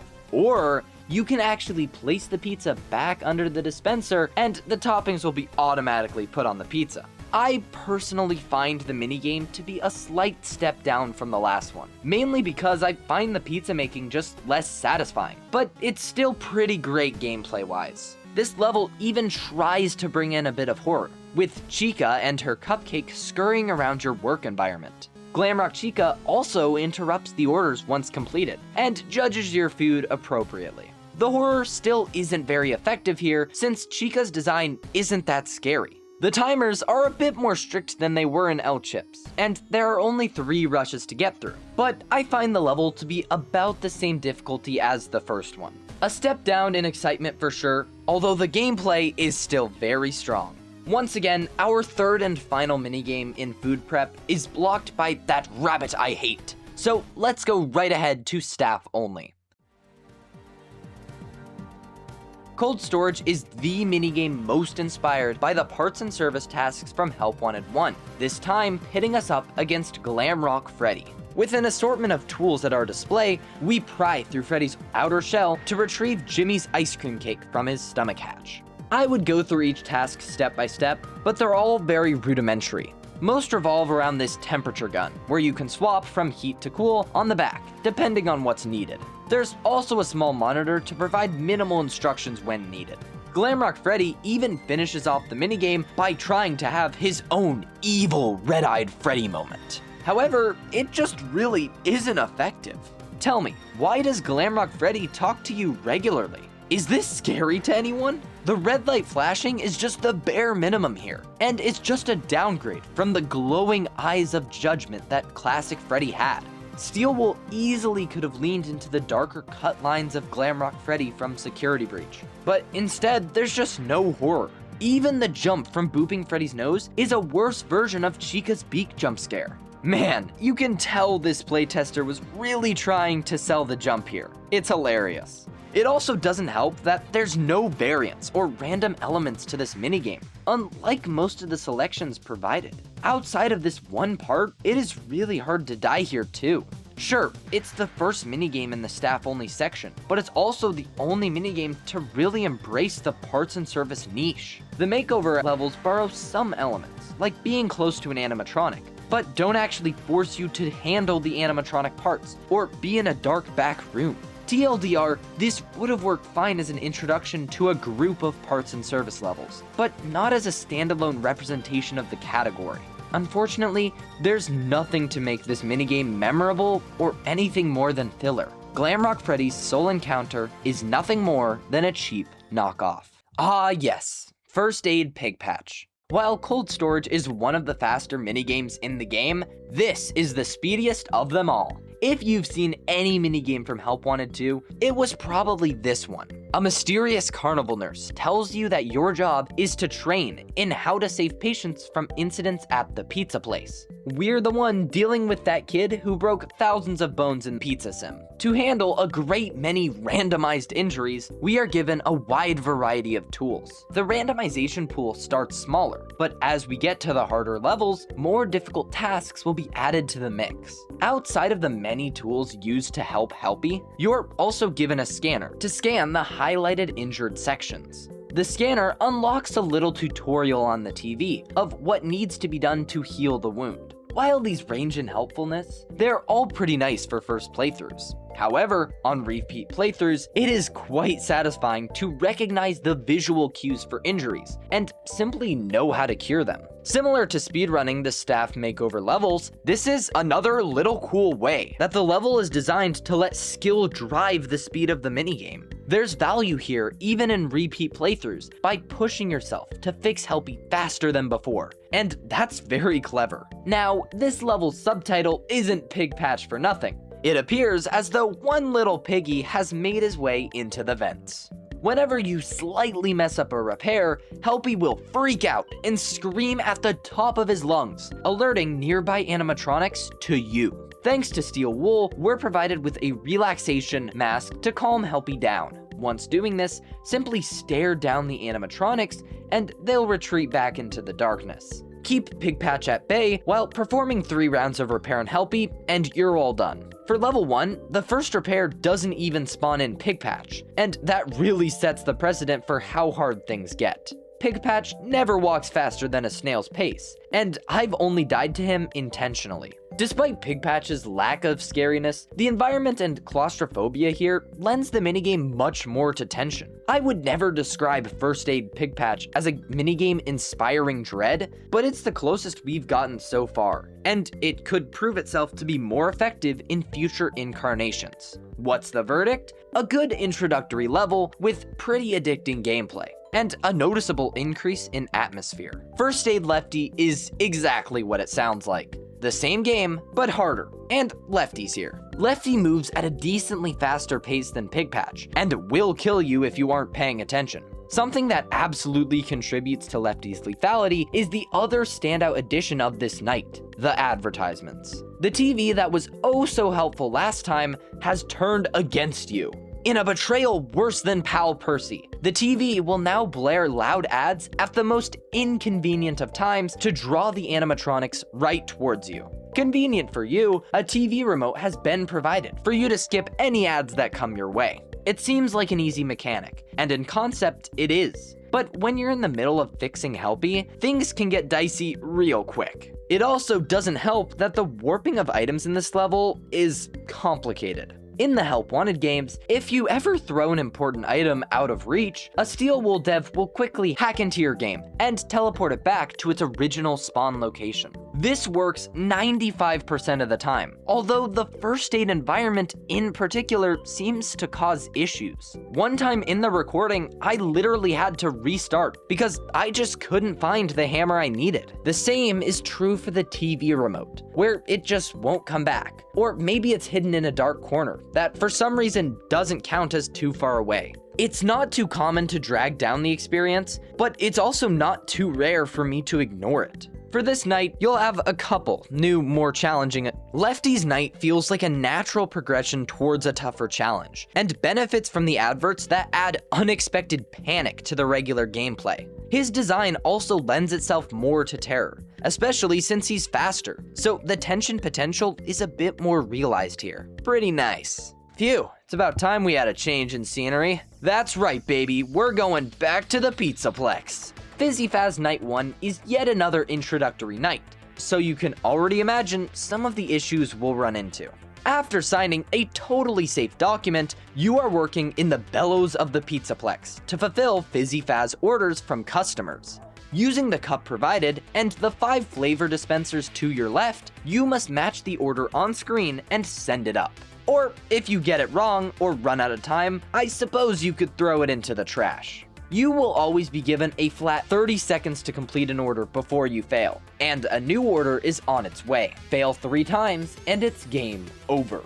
To your right is a security camera setup with 6 buttons, akin to those old Fnaf games. Using the cameras, you can watch the staff bots filling your flavor dispensers to ensure that you have enough for each order. For night 1, none of the 3 side buttons do anything. The cameras are there just for fun, orders only consist of 3 flavors, and there are only 3 flavor dispensers to keep track of. I'd argue things are kept a little too simple, because over half of the night is spent waiting for those damn staff bots to do their job. At least Fnaf 1 had the decency to captivate you on the cameras, and have some real spooky threats show up later. Night 2 actually fixes this issue, so I'm going to skip right on to explaining Night 2.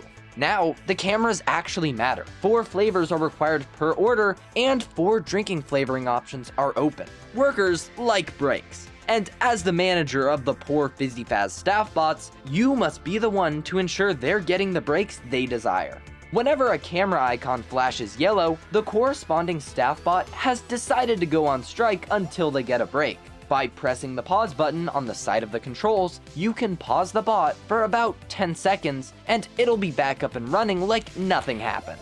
To stop you from simply spamming presses whenever multiple angry employees rise up, a limitation is put in place so that you can only put 1 staff bot on break at a time. If you're a poor manager and don't give a break in time, the Nightmare staff bot may just turn up at your front window, requiring you to use your shutdown button. This puts the whole room into lockdown for a few seconds, and depletes your use of the button by 1. It also makes the little staff bots happy once more, serving as a reset in case things go south quickly. I strongly believe it makes way more sense to combine Night 1 and 2 into 1. Night 1 is way too slow of an introduction to hook players into wanting to play the other 4 minigames. If you add in the angry staff bots to Night 1, you actually have to balance some simple mechanics and do something with the cameras. If the atmosphere and horror isn't there, who are we getting? It's the staff bots, of course it's not scary. Then something has to be there to fill in the gap.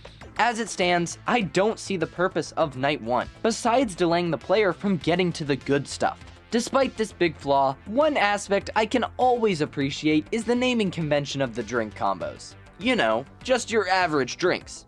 Orange, grape, and graveyard. Fizzy Faz's first 2 nights are a slow start that doesn't do much to engage nor scare the player early, but future nights could capitalize better on the potential here. Alright, the top row is finally done. Fazcade, here I come.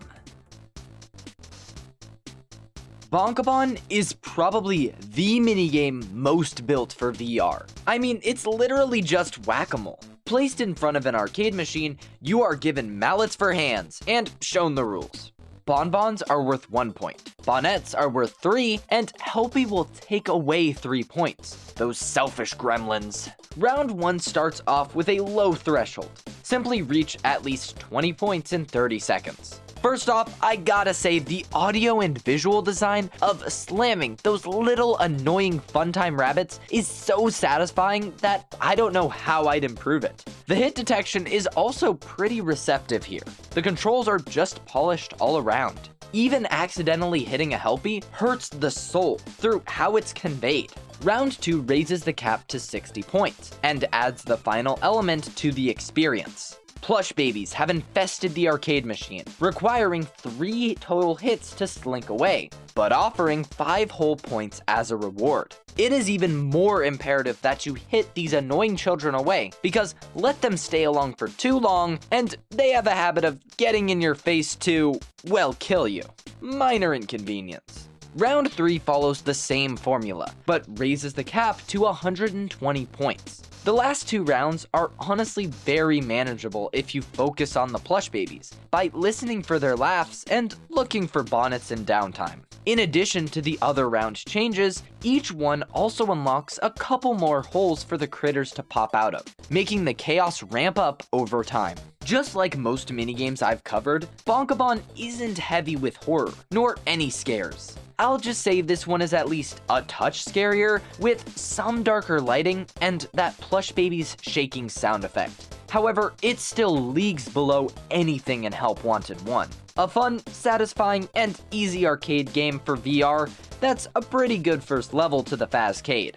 DJ Music Time Beginner is exactly what it sounds like. Another tutorial Night 1-esque level. To my delight, it seems DJ Music Man learned from the mistakes of the past and properly adjusted the length to shorten the normal night. While later iterations will require 5 rounds of music time, the first night only offers 3 rounds to get the ball rolling. Most of the other minigames had nothing interesting to make up for their bad pacing, but DJ Music Man's presence and interaction with the player is really well done. That's something the original Help Wanted didn't really take advantage of, so I'm glad Steelwool realized its potential here. Now, I wouldn't say the DJ's design lends itself particularly well to horror, but I could realistically see someone scared. Oh, right, I should probably talk about the gameplay. In front of you sits a board full of controls. Once DJ Music Man activates, he will display a set of visual elements on the monitor that correspond to the song he's playing. You must match the visuals and song using the controls provided. The DJ is also kind enough to offer you 3 rewind charges to confirm that you're on the right track. As I mentioned before, the aspect that really sells this minigame is the 50-foot animatronic right in front of you. The gameplay isn't very special or innovative, so the visuals are really what carries the experience here.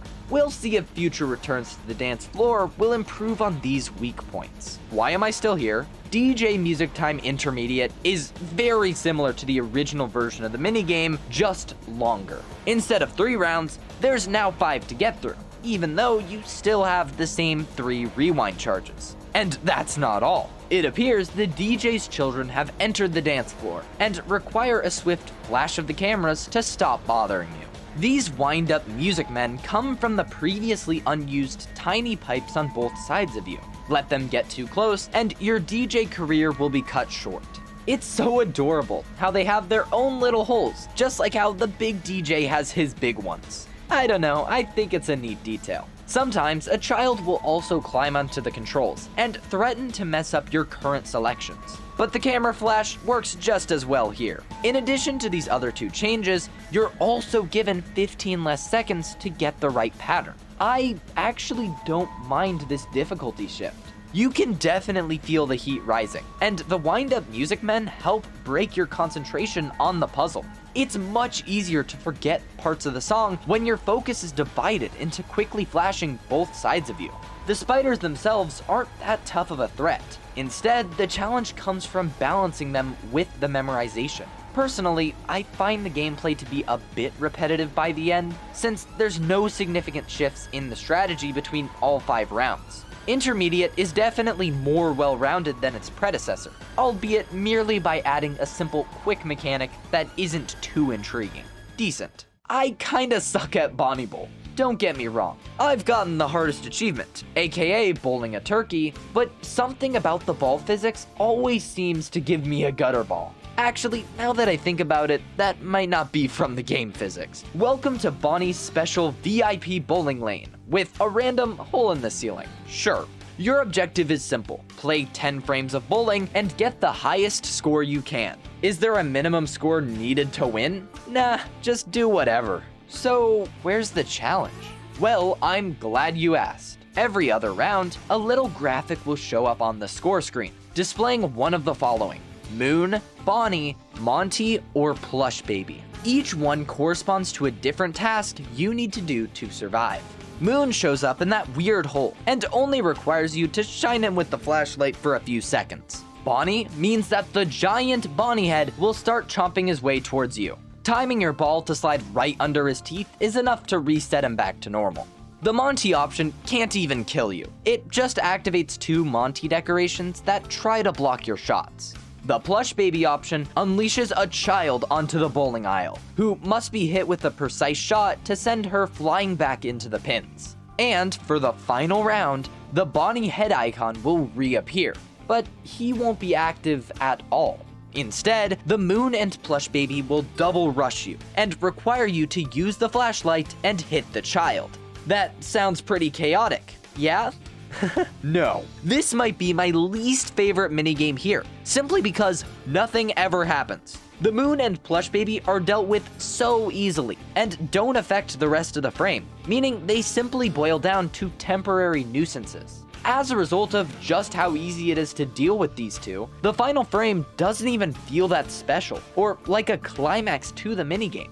The only one that deserves to be here is the Bonnie one. because there's some terror and shock in the giant head making its way towards you. Hitting the ball under the teeth isn't a cakewalk either, so it's a realistic challenge to keep the player engaged. It also doesn't help that there's a regular frame in between each of these events. You might as well just be bowling for 90% of the runtime in a VR horror game. Fun fact, an early version of the minigame found in the files showed Monty active. This implies that he would have been one of the random threats available, and I for one don't know why this was cut. Minor spoilers, but Monty has absolutely no content in Help Wanted 2, and is the only glamrock animatronic to be given this oh so special treatment. Monty's model is still unlockable in the gallery for crying out loud. Add him back. It is astonishing how little Bonnie Bowl tries to be scary, or utilize its full potential. Bonnie Bowl as a minigame can burn. The first Fazbear level is low-key peak. Call me crazy all you want. I know I've complained about drawn-out tutorial levels in Help Wanted 2. It is a pattern. But what if the simple basis of a game is fun? That's the question Fazbear poses, and I think I have to bend the knee a little here. Loading in, you're set in quite the scene shift from everything else. Welcome back to Fall Fest, my favorite Steel Wool location to date. As much as I haven't focused too much on the environments, I think it's important to look at how this interpretation compares to the original Curse of Dreadbear. Surrounding the player is a long booth featuring the Fazbear Carnival game. Carney, a new variant of Lefty, appears to be the one running the show and heckles you as you play. On your left is a cutout of Dreadbear, whose arm tracks your current standing in the minigame.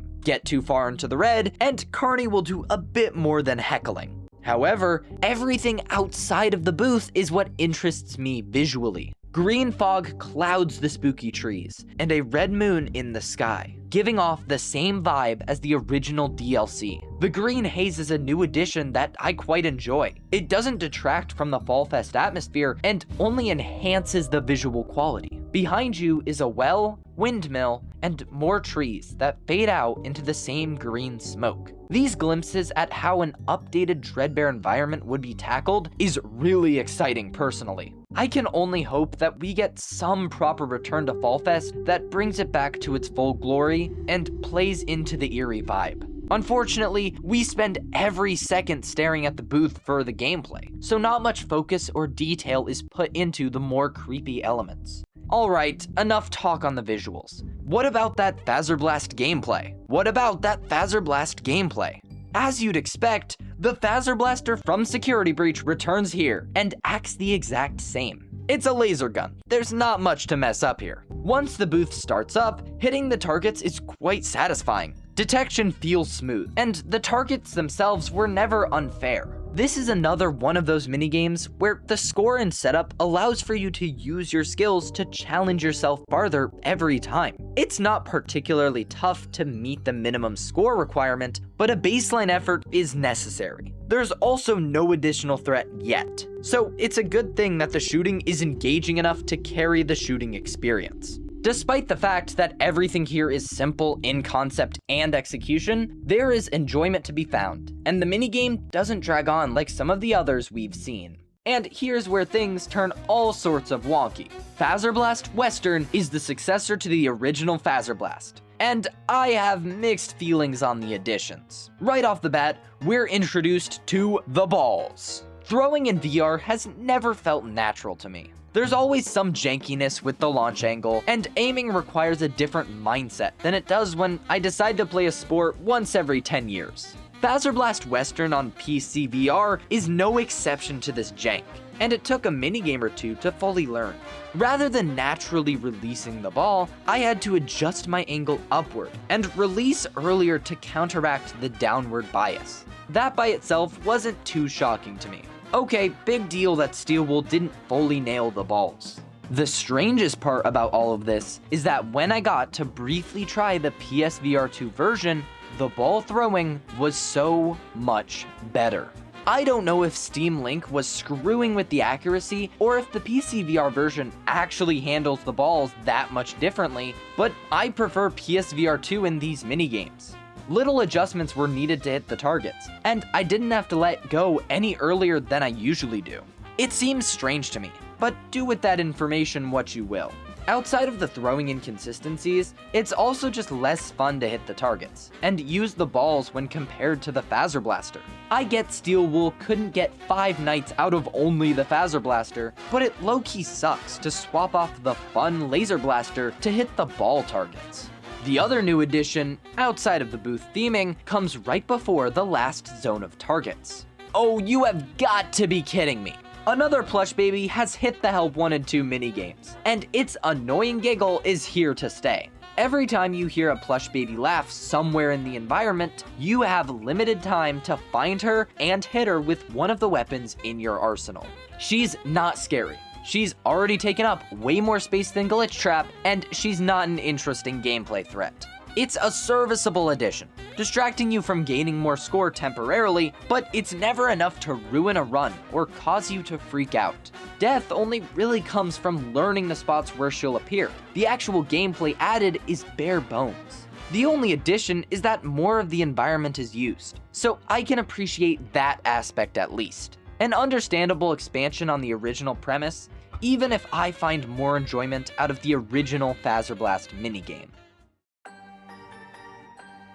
In many ways, I view Carousel as the spiritual successor to Ennard's vent repair level. Hear me out. These minigames both center around one animatronic threat that primarily kills you if you take too long. Both also put you in the position of a technician. And on top of these smaller connections, both are split into 3 puzzle segments, with the end of each segment resetting the threat until the next task is presented to you. They play out very similarly from a gameplay perspective. That is, besides 2 key differences, time and animatronic mechanics. Carousel isn't nearly as long as Ennard. Now, to be fair, if you cut out all the long elevator intermissions in Ennard, it would be much closer. However, even then, Carousel's puzzles are simpler and quicker. As you might have been able to guess, you're tasked with repairing the Fall Fest Carousel, which has been nicely split into 3 parts. First, you're presented with a set of fuses, some of which need replacing. To get any pieces necessary for repair, handy unlimited sources of fuses, switches, and circuit boards have been provided on your left. Step 2 involves a bit more work, where some switches also need to be replaced, but you also have to line each up with the corresponding mark. Finally, you are prompted to replace the carousel circuit board by assembling a new one with the correct colors and soldering the board to the ride. These 3 segments line up with the 3 main puzzles of Ennard, somewhat. Like I said, the Ennard puzzles are all longer than their corresponding carousel part, and they are more effective at horror because they actually display the threat. I personally enjoy the Ennard puzzles more because of their extended length and angling to actually highlight the animatronics. Speaking of, let's talk about the main threat of Carousel, Moon. Unlike Ennard, Moon actually requires counterplay from the player and has a unique mechanic. Just like in Security Breach, the evil attendant doesn't like the light, so shining the flashlight in his face is enough to scare him away. That's the easy part. The hard part is finding Moon. He's never in one static location. Instead, Moon uses the moving carousel rides to get closer and closer, until he's at the 3rd ring of rides, the closest to you. As you complete each third of the puzzle, the carousel rings activate one by one until everything is in motion. Lucky for you, if you're familiar with the puzzles at all, you can ignore Moon, just like Ennard. Yeah, I probably wouldn't like this minigame quite as much if it weren't for the last aspect of Carousel. Once you attach the circuit board and press the activation button, the music reaches its climax and a timer for 60 seconds begins. Therefore, even if you manage to speedrun through all the repair tasks, you are forced to deal with Moon while the carousel rides are actively moving. This is the aspect that pushes Carousel's gameplay above that of Ennard. You have to deal with Moon to survive, and not simply get away before an invisible timer goes off. In conjunction with this, this is one of the more effective horror minigames in Help Wanted 2. It's actually dark, the Moon's movement is unpredictable, and the carousel designs aren't super friendly. The only part that drags it down is the music. Look, as banger as it is, there's no auditory element to the atmosphere because the music overpowers it. Moon's voice lines are cool, and can be creepy if you didn't hear them 100 times in Security Breach, but I just cannot find myself too scared with the dramatic, energetic tone of the song. Still one of the best minigames we've looked at so far, balancing gameplay, spectacle, and horror quite well, with the main drawback being its short duration. On the other hand, the other ticket booth minigame took so long that Into Madness was revived and cancelled before I finished. If you've seen my 6-hour video, you probably know how I feel about Captain Foxy's log ride. The log ride is by far one of the longest minigames offered, and I don't think it does enough to justify its 10-minute runtime. In case you weren't aware, this is Steel Wool's attempt at reheating Foxy's dark ride from Curse of Dreadbear. However, where that used alternative paths, off-putting audio, and dark lighting to make for a great horror VR minigame, this one fails at recapturing the same magic. In this ride, you shoot targets through the Wild West and a dark cave, find some familiar helpies, and learn that friendship was the real treasure all along. That all sounds similar to the original ride, so what's so different? Those helpies sure do lead to alternative paths, but the environment has been changed quite a lot. Ruin has infected the level, and now the AR purple environment has replaced the eerie backrooms of Foxy's dark ride. I don't like this change. I'm not sure if this is a personal issue, but I just don't find the AR aesthetic nearly as off-putting or terrifying. It just taps much closer to sci-fi vibes than anything else. Don't get me wrong, Fnaf has leaned sci-fi for a long time. I mean, I love Sister Location visually, but this is just a straight up downgrade for horror. I can't find much to be scared of in the AR paths, even if Steel Wool tried to replace the Jacko animatronics. Making his debut appearance is Jacko Moon, whose name I really hope is self-explanatory. While it's cool that we got a somewhat new animatronic out of this, he isn't that scary. I think this problem comes from multiple sources: presentation, placement, and audio design. In the original Dark Ride, the Jacko animatronics would seemingly come out of nowhere, and generally would start pretty close to the player. Our position relative to them often highlighted their giant size too, where they would tower over the sitting player. In the log ride, however, Jacko Moon is always kept at a distance from the player, meaning the surprise and proximity advantages are lost. I'm not immediately scared when Moon appears 30 feet away, and it's quite obvious that I simply hit this button to remove him as a threat. In a split path similar to the backroom segment from the original ride, 2 doors face the player, one on each side.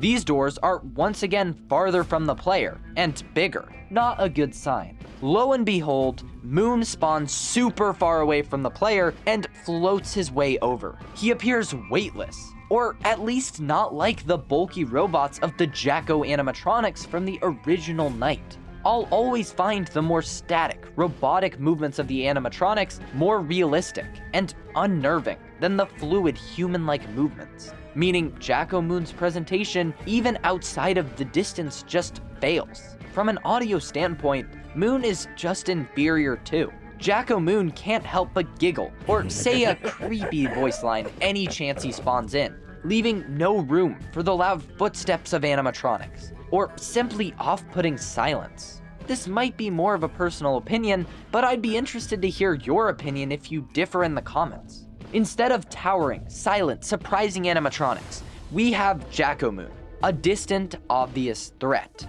It also doesn't help his case that every time you see him, he's dealt with the same way, shooting one static button, as opposed to the various methods in the Dark Ride. As for the actual shooting part of the minigame, it's alright, and feels about as good as the original. The brighter environments still take away from the atmosphere of even the regular ride segments, but that seems rather par for the course with most Pizzaplex minigames.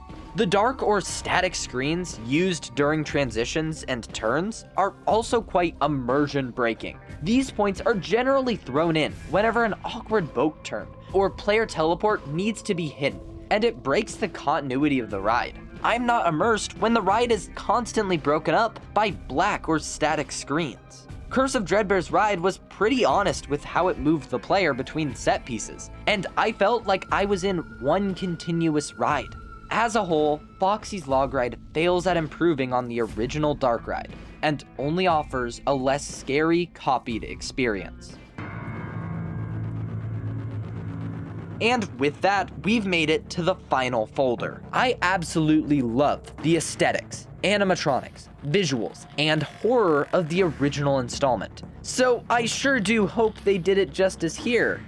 Ballora Gallery is complicated to discuss. A lot of comparisons can be drawn between this level and Funtime Foxy's from Help Wanted 1, and some good lessons were absolutely learned for Ballora. At the same time, there were quite a few significant issues when porting this to flat, so I can't wait to get to that section.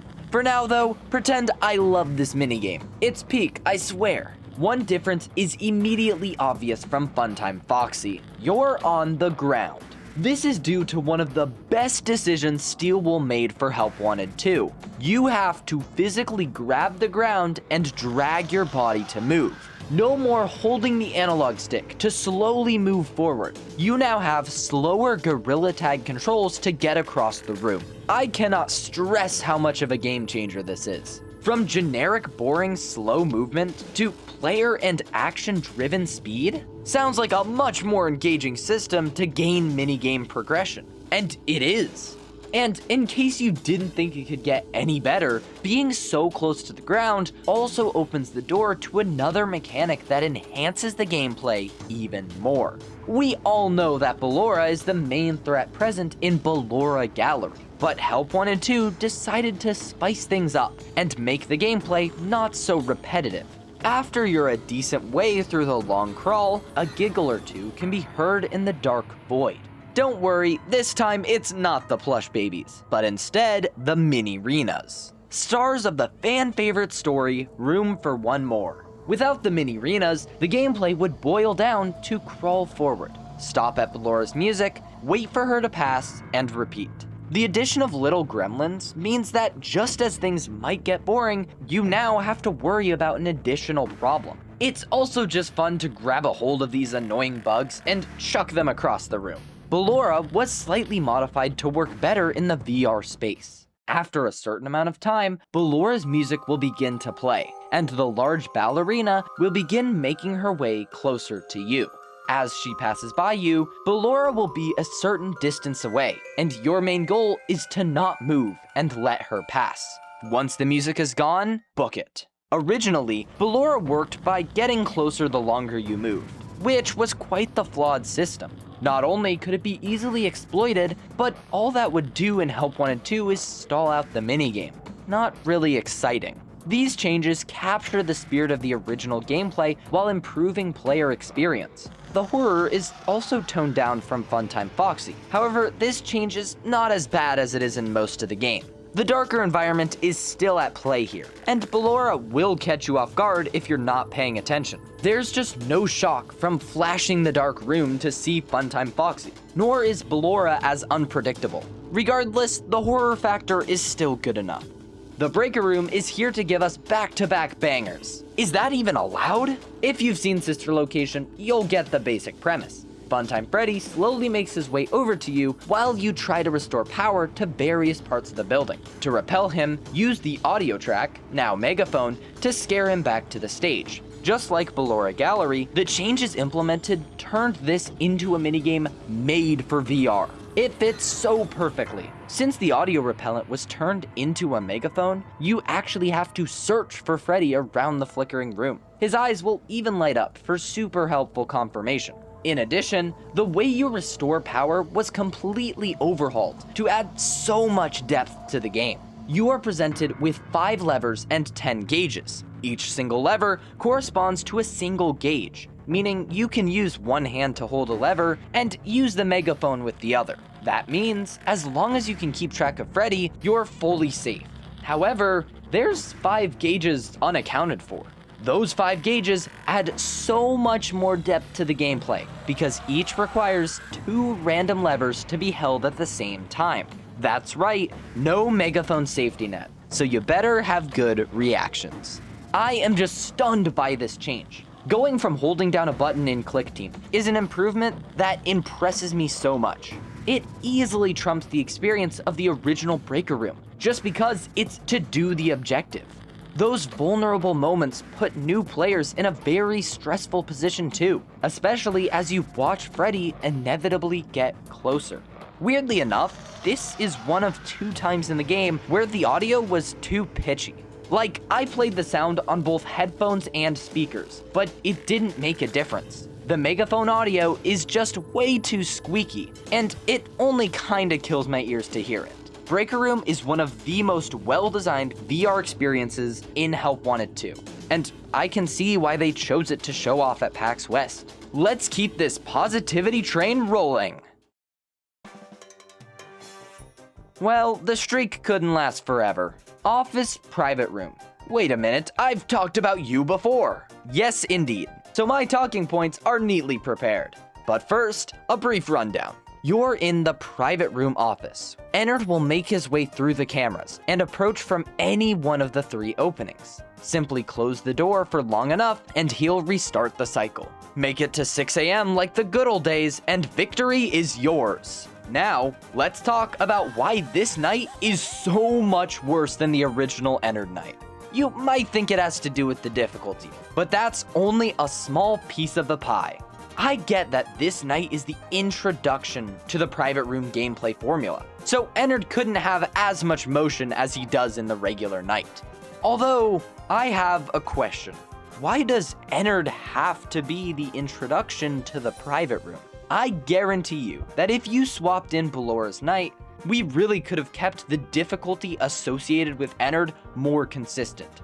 Moving on, Ennard, and most of the animatronics in general, look atrociously cheap on the cameras. I know, I shouldn't expect better from Steel Wool, but if you're gonna adapt my favorite game segment in Fnaf, I really need more. In conjunction with the cameras are these additional hallways you might have noticed. In Base Sister Location, both hallways feed directly into the office through the doorways. That meant you couldn't ignore the cameras to simply check from your office. Well, Steel Wool completely gave up any tension or real panic by adding visible hallway corners. Now, attacking animatronics have to announce themselves with a loud stinger and walk slowly down the hallway. Outside of maybe the first time you hear the sound effect, there's nothing close to the fear of Sister Location here.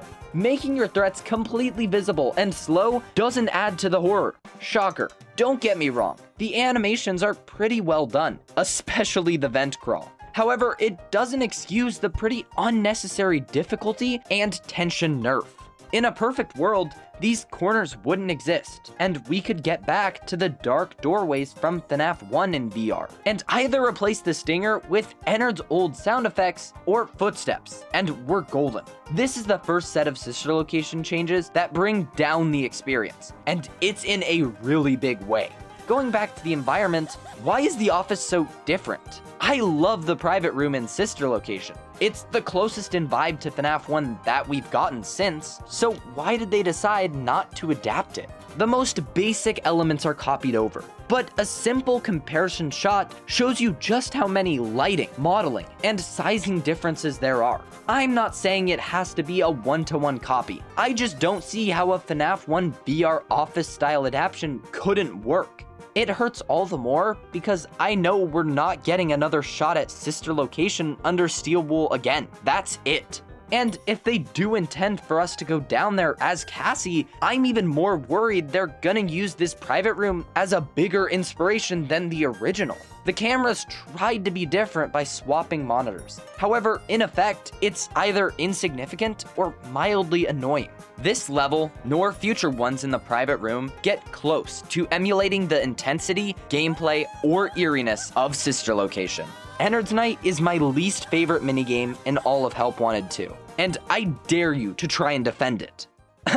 Well, things got a little heated back there. My apologies. I might just be a little passionate about that subject. Shoot, we're out of minigames to play. What now? After beating any 15 unique minigames, a second unlockable will be given upon completion. the Faz Wrench. And it just so happens that one of the teleport locations in the FFPS hub has exactly what we need: a Faz Wrench conduit puzzle. OMG, it's the puzzle Steel Wool used everywhere in Ruin! I can't wait to do it in VR! To be honest, the puzzle controls fine. It's definitely not as smooth as it was in Ruin, but the puzzle isn't that difficult anyways.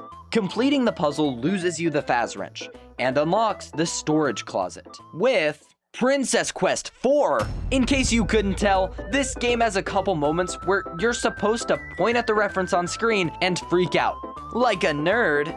Princess Quest was initially teased through the Help Wanted mobile port, and expanded upon in Security Breach, making it quite the recognizable element. Therefore, the presence of this machine seemed to imply that we would be playing Princess Quest 4 in this game. The only other noteworthy part is this piece of tech. If you were paying attention in Ruin, you might recognize this fun piece of technology as an AR inhibitor. As Cassie, this would lock you into whatever side of the AR network you happen to be on. If you paid even more attention to the disabling animation and saw the handle on the side of the inhibitor, you might have realized that you can pull down the cap to disable the effect. From there, nothing initially happens. However, if you lift your hand up to your face, oh my gosh!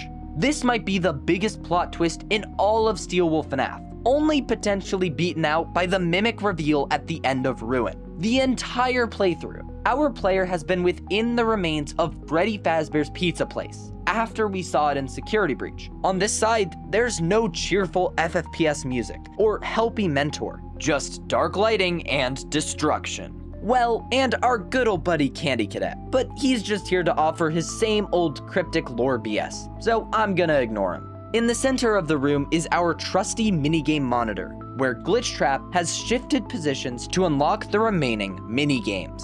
There's a lot of neat aspects to the environment that I think could play off the contrast with the Mask world. Does it really work in Help Wanted 2?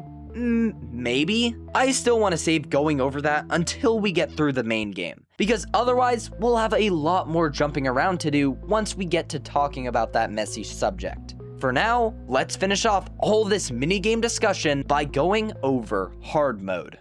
Salon Roxy Repair is the ultimate challenge from the makeover levels we covered so long ago. Now, things don't look so fine, and the place is just a little more damaged, including Roxy. Just like the first Roxy level, there's a meter you must keep from filling by staring at her as much as possible. However, on this final minigame, one Roxy talkie is added to the mix to complicate things even more. Sometimes, Shattered Roxy will freak out and require a bit more soothing.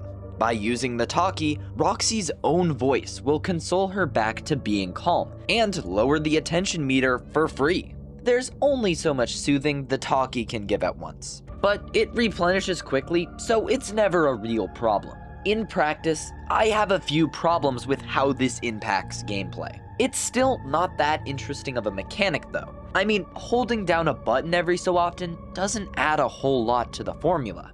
The freakout animations and visuals aren't particularly shocking or frightening either, so the new mechanic falls pretty flat to me. Compounded with the fact that you get roughly 3 minutes and 20 seconds per repair, and I don't know if I can consider this harder than the original. I still like the base makeover, and it's cool to see the accessories swap to facial features given Roxy completely lost her face. The ending might be the only other element that justifies this minigame. After Roxy gets frustrated, she tells us to just give her the mask. The very same mask that she wore in Ruin. A cool connection to end off on, but the main gameplay additions leave much to be desired from a final challenge. Goodbye, Roxy. Oh boy, another long minigame. Here we go. Arts and Crafts Loft is a level I can respect, although it unfortunately has a couple problems. Now placed in the daycare loft, you are tasked with doing the same 3 tasks. Paint by numbers, create a paper pal, and both combined. The only change to these puzzles are with the painting, where 2 more paint options have been added to your collection. Who is painting with battery acid? To really ramp up the horror, the daycare attendant is just a little ruined. After completing the first third of the minigame, suddenly the lights fail in the loft, and Moon has come out to play. Thankfully, you have been provided with a flashlight to ward him off, just like Carousel. Actually, even more comparisons can be drawn, as Moon also progresses through 3 visual stages before just killing you. Unfortunately, that'd be a bit too easy for hard mode, so the flashlight now has limited battery. To recharge it, a Freddy charger from Security Breach has been provided. This limited charge also presents an interesting balance for the player to maintain, where you need to use the flashlight to do the current task and see what you're doing, but you also can't let Moon make too much distance. Since Moon always comes right up to your desk at the last phase, it's easy to time your flashlight and always catch him at the final spot. The recharge also doesn't work instantaneously or fully recharge after a delay. It simply continuously charges it from 0 to 100. That means you can use it early in a pinch, or even keep it at a low charge so that you're able to use it in shorter intervals. There's a lot of player expression that comes from your flashlight strategy. It just sucks how boring Moon is as a result. He's really predictable and has been overused so much in this game.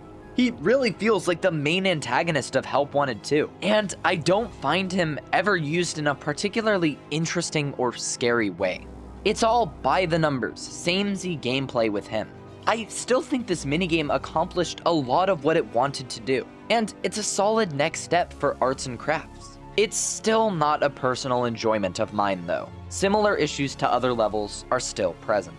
The Fazbear Theater is the final food prep minigame, and the ultimate culinary challenge. The setup is quite similar. Food spawners on the right, condiments in the front, and drink dispensers on the left. The primary edition comes in the form of the Blendee machine, where you can input a corresponding drink and candy bar to get a slushie. Or sorry, Blendee. This adds a bit more on-the-spot thinking, as it's much tougher to prepare Blendies in advance, and it takes time to make each Blendee. Unfortunately, this is also the food prep minigame with the least interesting food mechanics. Outside of the Blendee, which really boils down to moving 2 objects and pressing a button, there's no pizza rolling or oven codes to deal with. It's all pre-made, grabbing food and drinks with a couple sauces sometimes. Already, this makes Fazbear Theater the least satisfying experience of food prep. However, there are 2 changes that try to add a bit more conflict and horror to the night. Just like Glamrock Chica in Pizza Place, Shattered Chica is here to judge your food skills and workplace. Her design has some creepy aspects, but the terror still isn't pushed far here. An occasional mild jump is the most you'll get from her. The other addition is a lot more significant, because they bring a whole new mechanic. During the later orders of the rush, Glamrock endos will activate and start moving closer towards your location. Once they make their way to the front, you can either die in a couple seconds or flash them with the Faz camera. I hope it's not surprising when I say that I don't really care for the endos. There's no balancing the mechanic like the flashlight in the daycare loft, and you're never put in an awkward situation with the cooldown unless you deliberately mess up. It's like a 2-second distraction to flash the endo. Nothing innovative or game shifting. While the food prep levels always bring a certain level of fun to the gameplay, the endoskeletons do absolutely nothing but fill the hard mode quota without actually doing anything. First Aid Scrap Baby is the first mask-off minigame that I fully embrace and love. It's the same setup in the pizza place. Just 3 entrances, many medical supplies, and 1 annoying helpy patient. The room is more decrepit, and the animatronic here to bother us tonight is Scrap Baby. She is easily the quickest of the 3, and is super threatening if you're not on top of the helpy screams and TV ads. This mechanic is absolutely the best handled in terms of difficulty out of the whole game. Pigpatch starts off as a really easy tutorial, followed by a moderate learning threat with Lefty, and wrapped up with Scrap Baby to fully test your reaction time. Her model and jump scare are also glorious. I can't complain there. And to fully bring together the experience, the bow saw is the new tool required to fix Helpy. You'll have to perform at least one amputation in this final level, putting you in a very dangerous situation when Helpy won't shut up. There are lots of more risky operations added to the pool this time. I have no negative notes. A solid experience packed with good tension and a real threat. A+. Fizzy-Faz Nights 3, 4, and 5 all add one element to the mix. So I'm just gonna briefly discuss each one right here. Night 3 offers the player an additional buffer to prevent unwinnable situations by giving the cameras a double time button. This makes the staff bot you choose work twice as fast, at the cost of requiring an immediate break after a certain duration. It contributes to the player's decision-making process, without adding random threats. The double time button is good, even if you're probably breaking a few labor laws. Night 4 has the most significant changes in store, and is where the game mode starts to get more engaging. 3 additions are made to this night, which will shift your strategy. Starting small, you can no longer stack the flavors. If a flavor storage is full, and you receive another supply from that staff bot, the entire supply becomes contaminated, and you have to throw out all that flavor. This ruins any strategies where you wait until the last minute in order to stack up on flavors, because now that'll just lose your supply. Like most good Fnaf loops, a balance is necessary, and it's up to the player to find that balance. Next, staff bots that walk by your office now have a rare chance to throw an additional order at the player. If you don't do it in time, you immediately die, regardless of if you use the shutdown button or not. And finally, the big one. Chica is now active. Spawning in the garbage pile, Glamrock Chica will become active about halfway through Night 4, and move around the staff bot cameras. She will interrupt the flow of flavors, and if not dealt with, make her way to your office. To lure her back to the dump, just occasionally send unnecessary flavors into the trash. This both works in conjunction with the new overflow contamination mechanic, and is more unique than most threats in Help Wanted 2. I think Night 4 is probably the best experience in Fizzy-Faz. And that's without even mentioning that the 5th flavor is also unlocked on this night. Night 5 just serves to ramp up the difficulty to be the ultimate Fizzy-Faz challenge. All I have to say is that it certainly leans a bit more on RNG, but it's another decent final challenge. The main change is visual, where the staff bots seem a little off. Personally, it doesn't make them any scarier, although I suppose it's something. Too bad the blob was completely canned. I'm not angry at all. Fizzy-Faz delivers a great take on the sit and survive formula, even if its lack of horror is still a strong flaw. The first exclusive mask-off level, Endo Warehouse, is here to save the day. Immediately off the bat, I love the Endo daycare environment. It's dark, disorganized, and the implication of multiple endoskeletons keeps a level of uncertainty in the air. There's a reason the whole endo section in Security Breach was a highlight. Across from you is one such dangerous endoskeleton with a VR headset on, ready to be trained. Below is a giant screen, where the main gameplay will take place. You are presented with a set of action cards, where 2 cards are clearly linked through illustration and color. After you're ready, pressing the play button flips the cards, and you have to match the pairs. In total, you have to complete 5 rounds, going from 4 cards to 8, to maxing out at 12. 4 and 8 are practically free if your short-term memory is good to go, but 12 is where the memorization starts to get a bit out of hand. 12 is a pretty good spot to cap the card number, because the next multiple of 4, 16, would be quite absurd in combination with the main threat of this level. Oh, and you're also given 2 free card checks per round to flip the board for a couple seconds. If it were me, I probably would have capped it to 1, but it is an optional safety net, and it doesn't really take away from my experience. 3 slip-ups on the cards in a single round, and it's game over. That may sound like a lot of times to hit the wrong card, but trust me, in the heat of the moment, accidents will happen. Something this minigame does well is take advantage of the dark surroundings through the audio. To be fair, Steel Wool didn't have much to add, but the simple endo walking sound getting louder as they inevitably get closer is perfect. The Faz camera returns to bring back the flashing mechanic from the Fazbear theater. But here, there's a bit more you can do to prevent death. The endos actually work like they do in Security Breach, aka it's Weeping Angels, Coilhead, Mist-Delay, SCP-173. While they will swarm you from both sides, if your camera turns out to be on cooldown, simply looking at the endos will stop their movement until your flash comes back. I like that their original mechanic is brought back, and it gives a little bit more for the player to strategize around. Overall, Endo Warehouse is one of my favorite minigames visually, with a pretty decent gameplay base to contribute. Bonkabon bonus round is a nothing burger, mostly. The same 3 rounds are back, with the same point thresholds, puntable rabbits, and everything in between. Okay, fine, the staff turned down the lights a bit, but it isn't making the level any scarier. And I suppose Steel Wool added some fake eyes to distract you in the later rounds, but they really don't blend in well. The new shiny attraction comes in the form of the bonus round, in case you didn't get that before. No new point threshold, no more plush babies, and tons of helpies.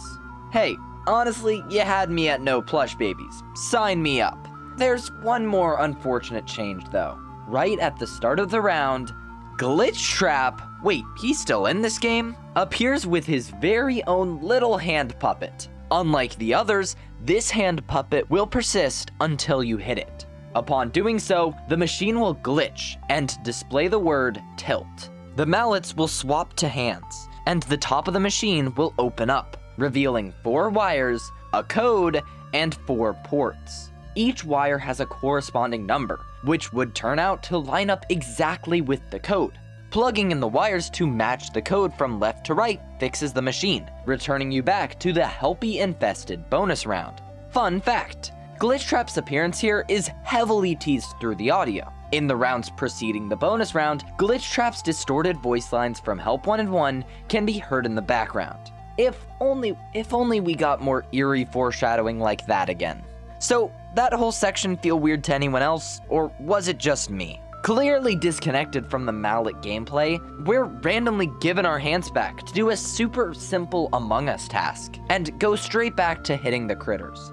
I'm not gonna say it's a bad or harmful segment, because at least it teases Glitchtrap in some way, but I feel like this sort of thing would have made more sense in like the DJ area, for instance. Or, you know, just somewhere where you already have hands.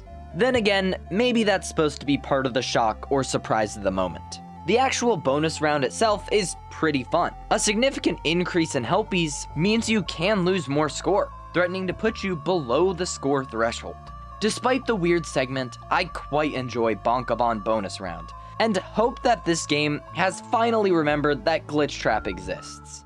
DJ Music Time Pro doesn't do a lot to shake up the formula from Intermediate, outside of the visuals. DJ Music Man always brings cool spectacle, and I can't imagine they ruined that. Oh, maybe Ruin was a bit on the nose. One of the most disappointing parts of Ruin personally was the erasure of DJ Music Man when a giant, crumbling spider seemed like the perfect horror setup for a section. Well, Help 1 and 2 is here to save the day, and give us a small taste of what that would have been like. Regardless, the DJ keeps playing as though nothing has changed. The rules are still the same. 5 rounds, mini Music Men all around, and only 25 seconds to match the beat. On top of the reduced time, an additional switch has been added to the controls just to make the memorization even more strenuous. And, well, that's all the changes. It works as a follow-up to Intermediate, but doesn't really do anything flashy or out-of-the-box gameplay-wise. Visually, I was definitely stunned the first time to see his ruined form, and I can still appreciate that today. Back to the comfort of Fall Fest at last. Blast Fnaf 1 completes our arsenal of weapons, and offers up a different kind of environment. A handy dart gun has been provided to accompany our Blaster and balls. It's times like these I wish I had a third hand. The dart gun handles quite well, and popping the balloons is arguably more satisfying than shooting the phaser blaster. As you'd expect by the title, the booth and targets are now Fnaf 1 themed, going from the stage to Pirate's Cove and finally the security office. It's still quite difficult to lose by points. However, that's not what'll be really killing you. The plush baby is back and starts spawning in from the moment you start up the booth. Her audio cue is quite obvious, so that you're not always searching for her. And I think Plush Baby works as a way to break up the shooting booth game. It derails your train of thought and keeps things from getting repetitive with the 3 weapons. Also, the sound effect on hitting the child, absolute cinema. You may not know this, but FNAF 1 is known for including animatronics. This recreation is no different, and Carney gives you the opportunity of a lifetime to play FNAF 1 in the Phaser Blast minigame. Once in the security office, the 2 doors are able to be closed with a simple shot of a phaser blaster. Cutout animatronics will occasionally come to the doors, and if you don't shut them in time, you'll be locked out of your precious points for several seconds. This is a really cool direction to take Phaser Blast in. Instead of adding more external threats to Phaser Blast, it makes more sense to integrate optional difficulty into the booth itself. Add nostalgia into that mix, and I'm a sucker for the pseudo sit and survive. As cool as it would have been to get more Curse of Dreadbear. Horror still isn't a focus of the minigame, but that's pretty par for the course at this point. Probably the best Phaser Blast so far, especially since you can mostly ignore the balls and focus on the other 2 weapons. If you thought that was a good time, Phaser Blast FNAF 2 manages to make the booth gameplay even more engaging. Everything is the same as last time, but now we're in FNAF 2, baby. And you know what's even more shocking? I like this version of FNAF 2's gameplay. Once you hit go, Carney gives us another gift in the form of the puppet hands, holding our score back. Hey, you get away from there! Afterwards, the strangest start to a Phaser Blast game ensues. Take Cake to the children's sprites appear as ball targets. Ew. And nothing is in the center window. No effect seems to come from this. And soon, the night proceeds to the FNAF 2 office. A music box is active at the top left corner, and must be wound every so often by shooting it with the Phaser Blaster. Thank goodness they changed the music box from a wind mechanic. This may be the first good iteration on the music box in official FNAF. Next, the cameras will show up for you to navigate until you find an animatronic. Depending on which threat is active, you must either check the vents on your sides to shoot the balloons, put on the mask for Toy Freddy, or shoot balls at Foxy in the hallway. A death from the puppet or Toy Freddy will result in the same consequence as FNAF 1. This creates a fantastically packed gameplay loop of checking the cameras, winding the music box, dealing with the animatronic cutouts, and getting rid of Plush Baby in between all those actions. Due to the good control of the guns, and the varied threats that draw your mind back to FNAF 2, it's much more fun than the simplified gameplay recreation from FNAF 1. Doing this for a little over 2 minutes ends the minigame, and our stay at the Fall Fest booth. So, as it turns out, Glitchtrap is still gatekeeping one more level. We'll circle back in due time, but I'm curious if you see any sort of pattern we're following here. Nah, you're right, it's impossible to figure out. Cinder Carousel is arguably easier than the original Carousel, and that's kind of a problem. As I explain the puzzles, it's not going to make sense. You're just gonna have to wait till the end. All 3 puzzles have the same idea as the original, just expanded. The fuses still need to be replaced, but now some of the connective wiring needs to be soldered too. Now there are 2 switch paths and colors to follow. Here's a hint, red is bad and doesn't do anything. And finally, you must construct 2 circuit boards for the final puzzle. Like I said, all that sounds harder, even if not by a wide margin. The environment also has a bit more flair, with the carousel beginning in an already burning state. The issue comes with the main star of the show, Moon, or more accurately, Jacko Moon. On the surface, Jacko Moon seems like a good difficulty improvement. He follows the same movements as normal Moon, but his eyes only light up when you're shining the flashlight on him. making him a bit tougher to spot. Cool. Now, are you ready to hear the critical blunder that Steelwool made in Cinder Carousel? They added a 4th stage to Jacko-Moon's movements. Instead of immediately attacking once he makes his way off the 3rd ring of carousel rides, he'll jump on the middle ring in front of you and stare. Nah, cause why jump scare the player when you can make the night infinitely easier? This change means that Jacko-Moon always has to come to a centralized spot before killing you. Why bother tracking Jacko-Moon now when he always comes up to you, primed for a flashlight attack? Regardless of the reasoning, Cinder Carousel has good puzzle developments, but utterly kneecaps its own difficulty with the random Jacko-Moon movement change. Cool burning environment, I suppose. Alright, let's wrap this all up with Sister Location. Breaker Room Hard Reset is basically the same thing as the original Breaker Room. Same levers, megaphone, 10 gauges to fill. And why is Funtime Freddy naked in the corner? Yendo is here to replace Funtime Freddy and, supposedly, make this a harder experience. Yendo's eyes don't light up when you use the megaphone on him. Oh no, how will I know if the repellent is working? Spoiler, if you're pointing it at him, it's working. Real shock. There's a bit of an environmental advantage too, where Yendo's darker colors blend in with the barely lit Breaker Room surroundings. From my experience, he also moves a little faster than Freddy, but it's not a big deal in game. Since the Breaker Room was such a great adaptation, and this is more of that, I can't be too hard on the repetitive nature. Hard Reset still delivers a great experience. Unfortunately, it's only downhill from here. Office Puppet Master has all the same environmental and camera issues from before, so don't expect any compliments from a visual, horror, or audio perspective. What about that gameplay? This and the next minigame mostly adapt mechanics from Sister Location's Custom Night. For Puppet Master, Mini Arenas 1 and 2, Biddy Bab, Electro Bab, and Ballora are here to give us a hard time. Many elements are copied over to lesser visual effect, but I'll only go over the interesting aspects. In Sister Location, Ballora isn't visible on cameras, and you have to listen for directional audio to know where she's coming from. Here, that doesn't work with how visible these hallway corners are, so instead, we get a slow pirouette to the door. This both ruins any horror shock and negates the camera tracking added back. But I have a shocking solution to fix that. Get rid of the stupid visible hallways that nullify any tension.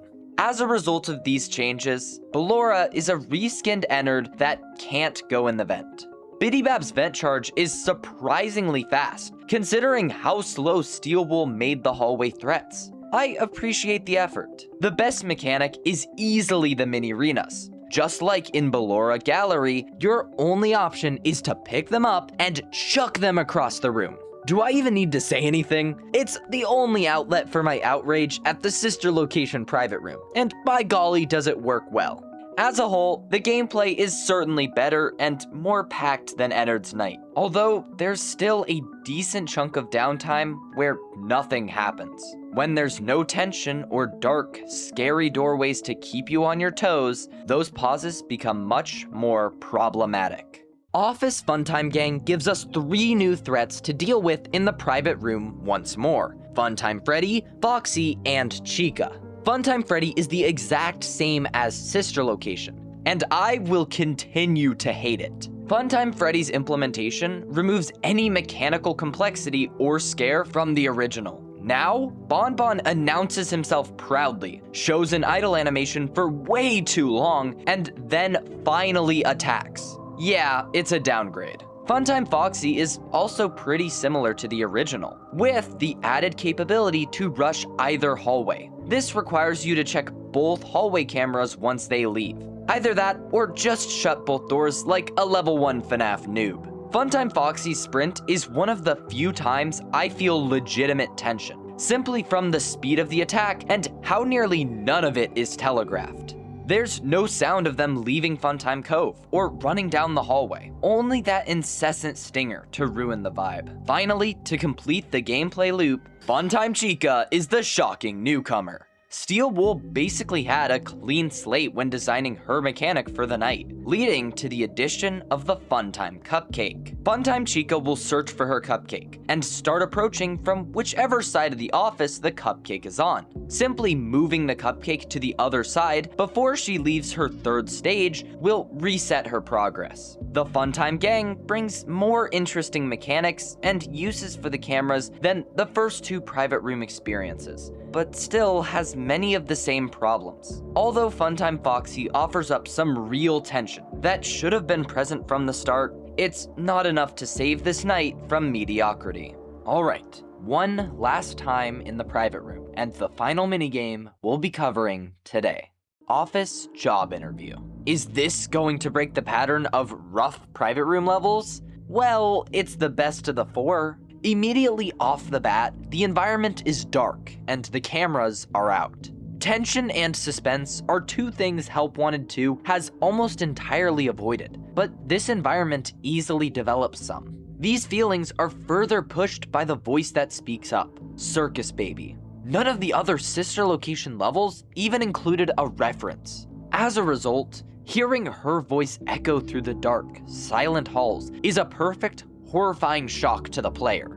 Unfortunately, the actual execution following this leaves much to be desired, because guess who didn't get enough screen time already? The Plush Babies are back once again with 3 randomly ordered minigames. Yay. The first one is a direct copy of Plush Babies from Help Wanted 1. Find them somewhere random in the room or hallways, and shine them with the flashlight until time runs out. There's not much to say about this one that I already haven't said. It's good, but not innovative in any way. Number 2 is Red Light, Green Light, where one by one, Plush Babies will swarm you from all sides. You must use your flashlight to freeze them all equally, so none reach the office before time runs out. I genuinely don't know what Steel Wool was cooking with this. The gameplay is the same as Flashlight Tag, but worse. Instead of searching the environment and using your brain, all you're doing here is cycling between 3 consistent spots. Finally, Hide and Seek abandons the flashlight for the cameras, where you must repeatedly find a plush baby and shock them. The same warning symbol alerts you when a new one spawns, which is always nice. Hide and Seek is definitely an improvement over Red Light, Green Light slop, because, well, it actually does something different. There's something to searching for the plush babies, especially since their small stature makes it not extremely easy. Now, I still consider all 3 sections to be pretty free, but I can see them working better from a first playthrough perspective. The darker environment helps to sell everything by keeping you on edge a bit. On edge. I mean, who knows if something will actually show up? Once you finish the 3 office tasks, Circus Baby decides to congratulate you in person. She offers you an innocent ice cream cone that probably should alert your fight or flight response. After you eat the ice cream, Circus Baby is surprisingly kind tonight and lets you live to earn your prize. Of all the notes we could have ended on for Sister Location, this isn't the worst. Another custom night closer to the original max mode, while a better note difficulty-wise, wouldn't have been as climactic nor memorable. It also would have left a giant Circus Baby-sized hole in the minigame section. Do I wish we'd received some sort of scooping room moment? Absolutely. On the other hand, Circus Baby's reveal and the tension that comes with her surprise arrival is still a good moment to end on. Not perfect, but a solid conclusion. And with that, all the mini-games are done. So, where are the endings? You see, I was hiding a secret from you. Every few mini-games, a prize box straight out of Security Breach will appear on the main stage. Opening the box reveals Transformer Freddy, or Fazforce Freddy, my bad. After a short 80s themed commercial, it is heavily implied that we need to collect 6 total figures for something to happen. As you play through the game, you unlock the rest: Foxy, Bonnie, Chica, Golden Freddy, and Puppet. On that final Puppet figure unlock, after all the minigames have been beaten, something else happens. All the figurines vanish, and a giant prize box appears on the stage. Oh, perfect! I always wanted a Fazbotatron. Oh, you've got to be kidding me. Glitchtrap makes another brief cameo before our player is swarmed by Nightmare-owned staff bots. This transitions us into the perspective of a staff bot. More accurately, the mask bot at the very moment that Cassie receives the Vanny mask. Roll the credits, the mask bot ending is yours. Obviously, we knew something was going to happen once all the Fazforce figures were brought together, but for everything to end with a quick cutscene feels cheap. Help Wanted 1 had a whole minigame of build-up dedicated to the first ending. Here, there's nothing, and we really have no understanding of how the Fazforce figures connect to the ending. Sure, Fnaf is built off of mysteries, but the disconnect and abruptness only contributes to the feeling of dissatisfaction that I get from this minigame. To make it clear, I have no issues with what this cutscene is trying to convey. I mean, I'd actually have to fully comprehend it for that. My problem is with the presentation. Although, that isn't the only ending. Mystic Hippo finally decides to have any sort of relevance. She'll try to draw your attention to a new message in the hub. A vandalist has invaded the Pizzaplex and placed disgusting graffiti on the walls, ceiling, and floor. All of these try to lay out a big hint to do something. Each one unlocks a memory doll given by Glitchtrap himself. The Chica, Bonnie, and Foxy doll all have hints and secret tasks ranging from decent to genius. I like this half. Things take a turn for the worse when the puppet's hint is an image of Ballora. Well, thanks, but we already knew what level this was connected to. And spoilers, the secret task has nothing to do with Ballora. The first step is self-explanatory. Searching your office will find you a keypad, akin to the one in the original private room. If you know that game, the code 1983 is the right answer, and the same is true here. I don't like this puzzle. Don't get me wrong, it's not the worst. We'll get there soon. But how in this game are you meant to get the code? As a Fnaf fan, I can enjoy the surface level reference to sister location, but how is any random player supposed to get this code without guessing? If there's no alternative way to get the code naturally, then that's just bad puzzle design. Help Wanted 2 never sets itself up like an ARG. Like I said, this isn't the worst puzzle, because at least there is some logic to get from A to B. Now, take a look at this graffiti hint and tell me what I'm supposed to gather from this. I'll even tell you the level. We're focusing on Fizzy Faz Night 3, when you have 5 flavor spots to fill and no salt flavoring. Any guesses? No? Well, obviously you're supposed to fill the can with one of each flavor plus the random Sodaroni can. Hit the lockdown button and send the drink. What? How is any of that information conveyed to the player? The Sodaroni can is the only part I can realistically see a player understanding. The RIP isn't helping at all because that implies it has something to do with death. And I don't know what to make of this graphic. It looks like there is no electricity, but there's no way to cut the power. I presume this is meant to hint at the lockdown button somehow? Leave it to Golden Freddy to have the most confusing puzzle. The Freddy doll is easily the most involved and complex on the list, given it involves a total of 5 minigames. After beating Fazerblast Fnaf 2, your hint will show a rocket ship.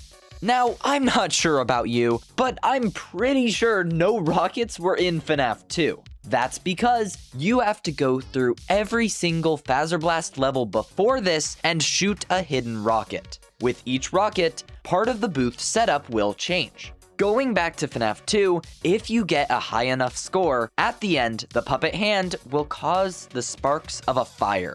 The Fallfest fire returns again. Finally, that secret level in the Fazcade is unlocked. Fazerblast Fnaf 3. This time, the place is burned down, and you have a flashlight to look around the destruction.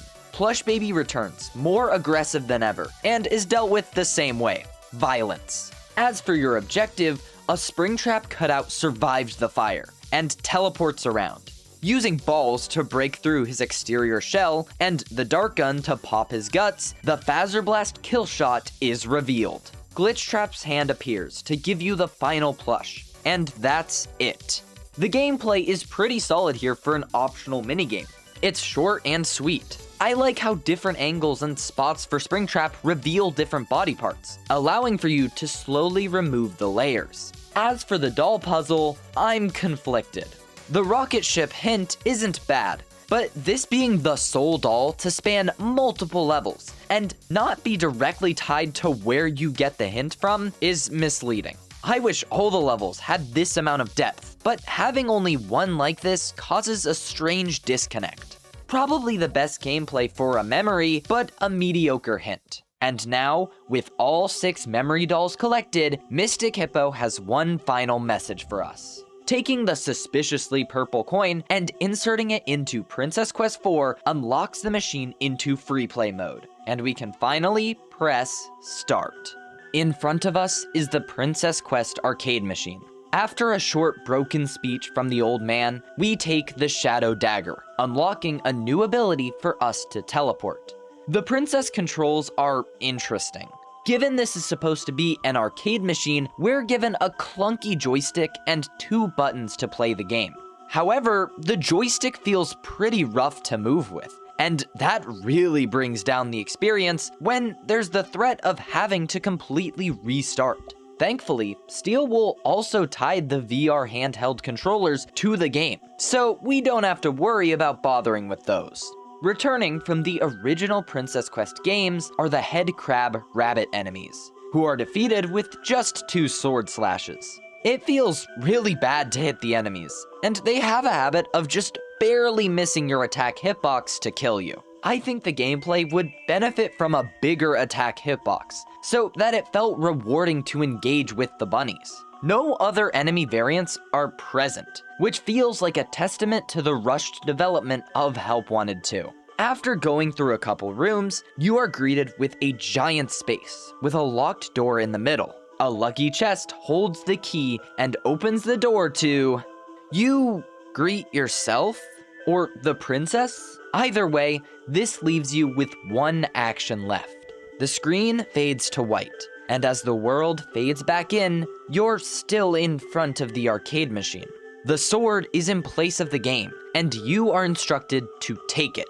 Following the instructions grants you the princess's weapon, and it is revealed that you are inside of Princess Quest 4. The teleporting mechanic was a subtle way to bridge the gap between the worlds, and I love it. Immediately coming across those same evil bunnies, you actually have to swing the sword and attack the enemies yourself. Unlike the clunky hits as the 2D princess, it is so satisfying to use the sword and get immediate feedback from the bunnies. It's a good thing too, because the first 2 rooms require you to clear their respective rooms to move on.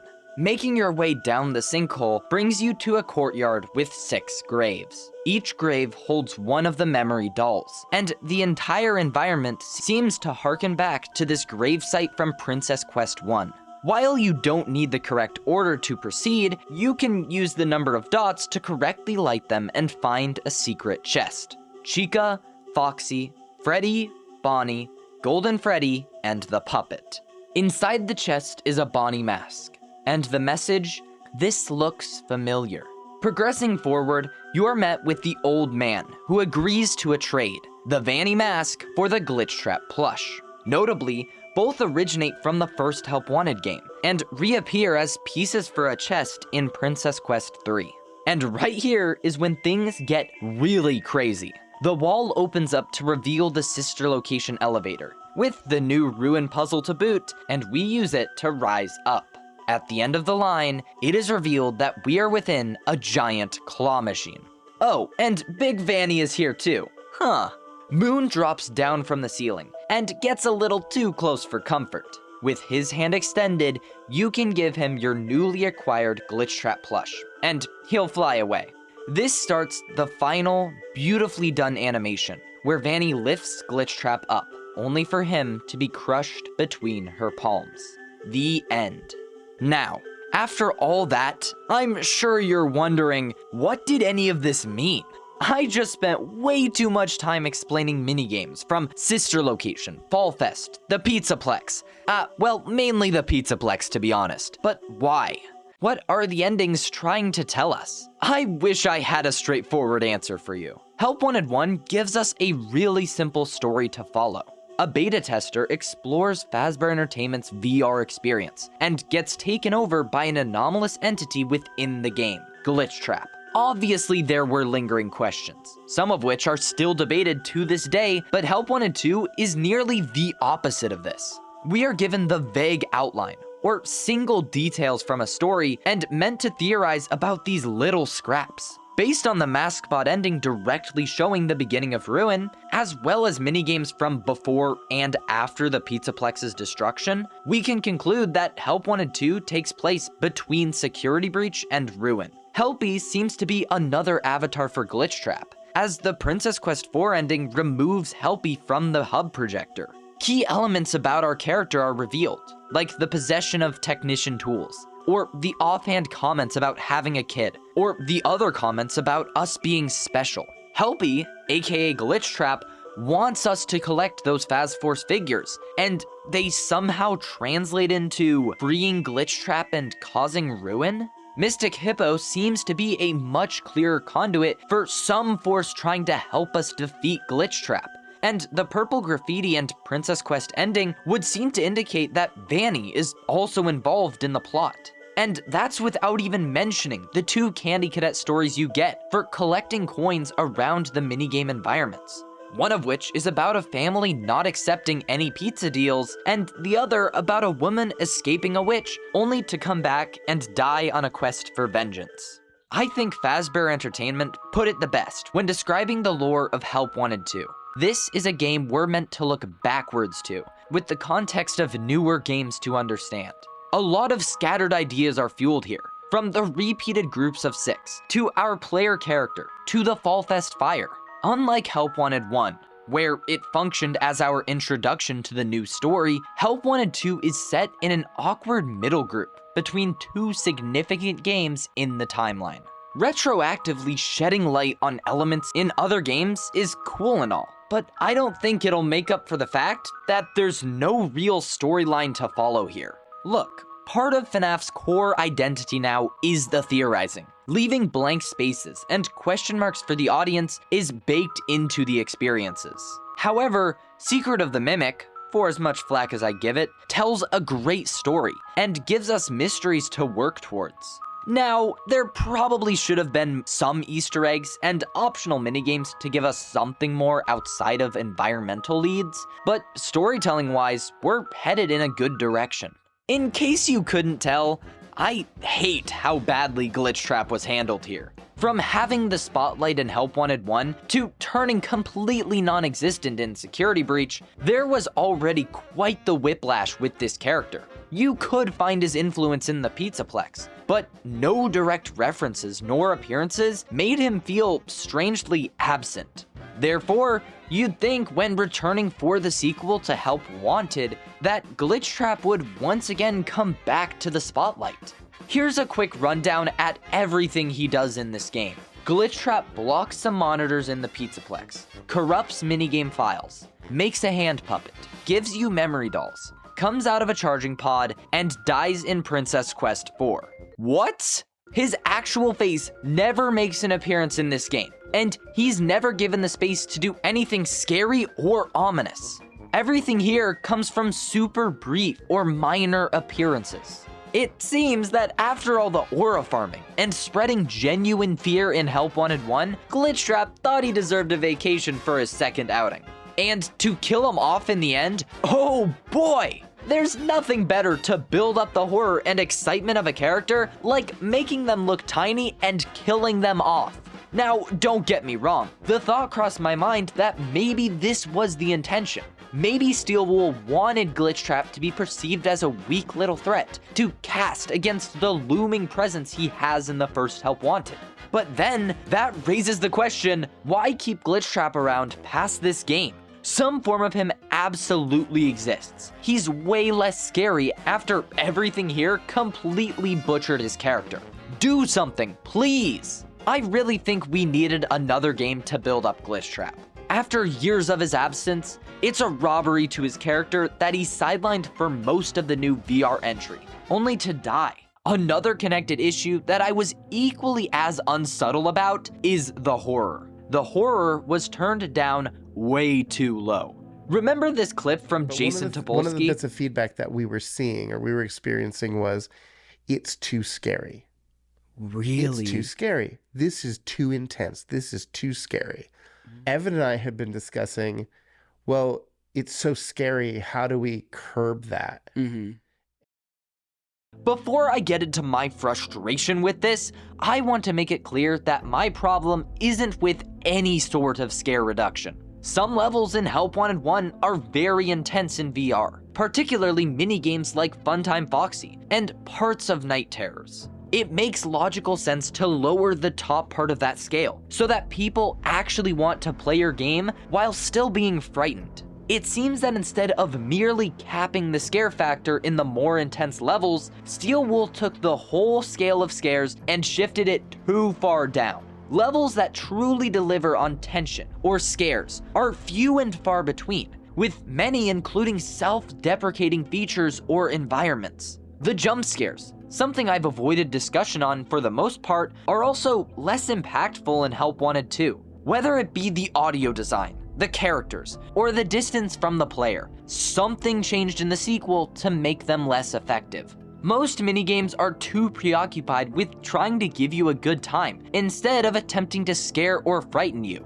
And that's kind of a problem when Help Wanted 2 came out. It's fine to tone back in some places, but it's another thing entirely to remove it all. Moving away from that, let's quickly chat about my other big issue with Help Wanted 2. Easter eggs used to be an important element to FNAF games. The Scott FNAF era was chocked full of them, ranging from lore minigames to special renders to even random blue screens. Help Wanted 1 continued this trend, with fun rarities in both the base game and its DLC, Curse of Dreadbear. These additional elements contributed massively to the allure and mystery of these games. Whenever something appeared or occurred differently from what you'd expect, things just felt off or more tense. Take Endo 02 in the FNAF 2 office. He's just standing there from the start of the night to the end. The Endo doesn't do anything, but it keeps the player on edge more than normal. In regular playthroughs, you don't know if this is the time you'll get the 1 in a million chance Easter egg, and that adds a little more excitement to each replay. However, ever since Security Breach released, FNAF has completely abandoned this aspect of its identity, just like so many other forgotten elements. Help Wanted 2 is no exception to this trend, with a grand total of 0 random events or Easter eggs. Nothing is here to catch you off guard outside of the replayability in gameplay. I would blame this on the short development turnaround for the project, but with this game being smack dab in the middle of our current wave against Easter eggs, I can't attribute it to the dev time confidently. Speaking of the short development time, it definitely had an impact on the final product. From the bare bones environment in the title and game over screen, to the copy and pasted mechanics, to even the cut ideas that would have worked so much better. It sucks that this game was only made to fill a gap. Obviously, I can't confirm that, but most of Help Wanted 2 feels like a way to fill in the long wait between Ruin and Secret of the Mimic. Minimal lore or story beats, and repeated old characters and environments, all lines up with the time period of when this was made. I don't think Help Wanted 2 stood a chance at being a standout entry. Take the mask-off environment, which I'm finally getting around to. When you explore this place, it's cool, I suppose. It's part of the reveal, and the place is a much darker, creepier environment to contrast with the fun mask-on pizza place. However, nothing happens here. Sure, you access the other minigames and listen to Candy Cadet, but the environment itself never does anything. No Easter eggs, no interactable element like the spray paint. Everything here is left just to be a place to walk around. Once you realize how safe you are here, there's nothing to catch you off guard or break that sense of safety. The sauce isn't really here. After my multi-hour analysis on both games, I'm sure you're dying to know. Which Help Wanted VR game is better? Help Wanted 2 is great at being fun, having satisfying gameplay, and including hype moments and aura. However, when considering this question, I had to remind myself that Fnaf is supposed to be a horror series, and Help Wanted 2 isn't really a horror game. It fails so often at being scary or offering tension that I cannot rank it as a better game than Help Wanted 1. There's enjoyment to be found in both games gameplay-wise too. So it's not like Help Wanted 2 blows its predecessor out of the water there anyways. It's better for sure, but that difference is nowhere near as comparable as the gap in horror quality. On top of this, Help Wanted's story and glitchtrap usage is leagues better. As much of a gameplay first guy as I am, there's so much that Help Wanted 2 forgoes for generally fun gameplay. Even in Help Wanted 2 though, the gameplay isn't perfect. It's just more fun or satisfying on average. It feels like more of a gap filler, and I think the development time proves that. It also doesn't help that this game doesn't pander nearly as well to the original games. Steel Wool was able to lean more on Fnaf 1, 2, 3, and 4 to give them good bases for minigames. However, Help Wanted 2 left Steel Wool much more on their own. Help Wanted 2 has more Steel Wool input and direction than its predecessor, and in some places that does work in its favor. The art direction is a bit more clear, and the gameplay is more experimental, so you're not getting mostly gameplay rehashes. However, that also means that the solid base for horror is gone, and Steel Wool's left to their own devices to make things scary. After reviewing all of Help Wanted 2, there's a lot to love from this installment. I can see why some people absolutely love this game, but significant flaws are baked into the experience. I would highly recommend purchasing Help Wanted 2 for VR to anyone interested in playing a good puzzle simulator, not a Fnaf game. Right off the bat, I just gotta say that Help Wanted 2 flat mode destroys Help Wanted 1's port so much. Thank you, Steel Wool. No frame rate oddities, nor title screen mishaps. Heck, there's even some improvements made. For the few issues I'm going to discuss here, just know it's so much better than what we got with Help Wanted 1.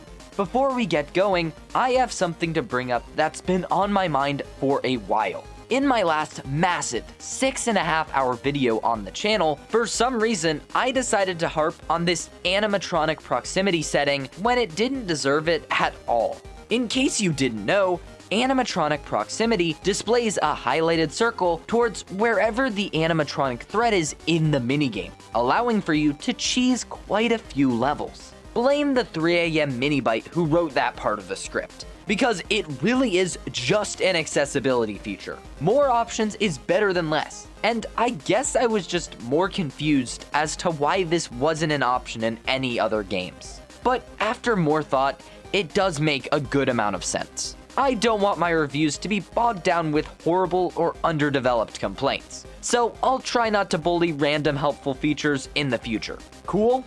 Alright, and now we can leave the settings and talk about this horrendous title screen. If we're simply comparing the Help Wanted installments, at least I can freely select any option I want. However, Help Wanted 2's transition to flat left the title screen in an even more dire state visually than it was before. A behind-the-scenes look at the thought process for Secret of the Mimic's title screen revealed that the main reasoning for situating the selections to the left was because of the original games. There's one problem with this. Steel Wool hasn't figured out how to use all the empty space to the right.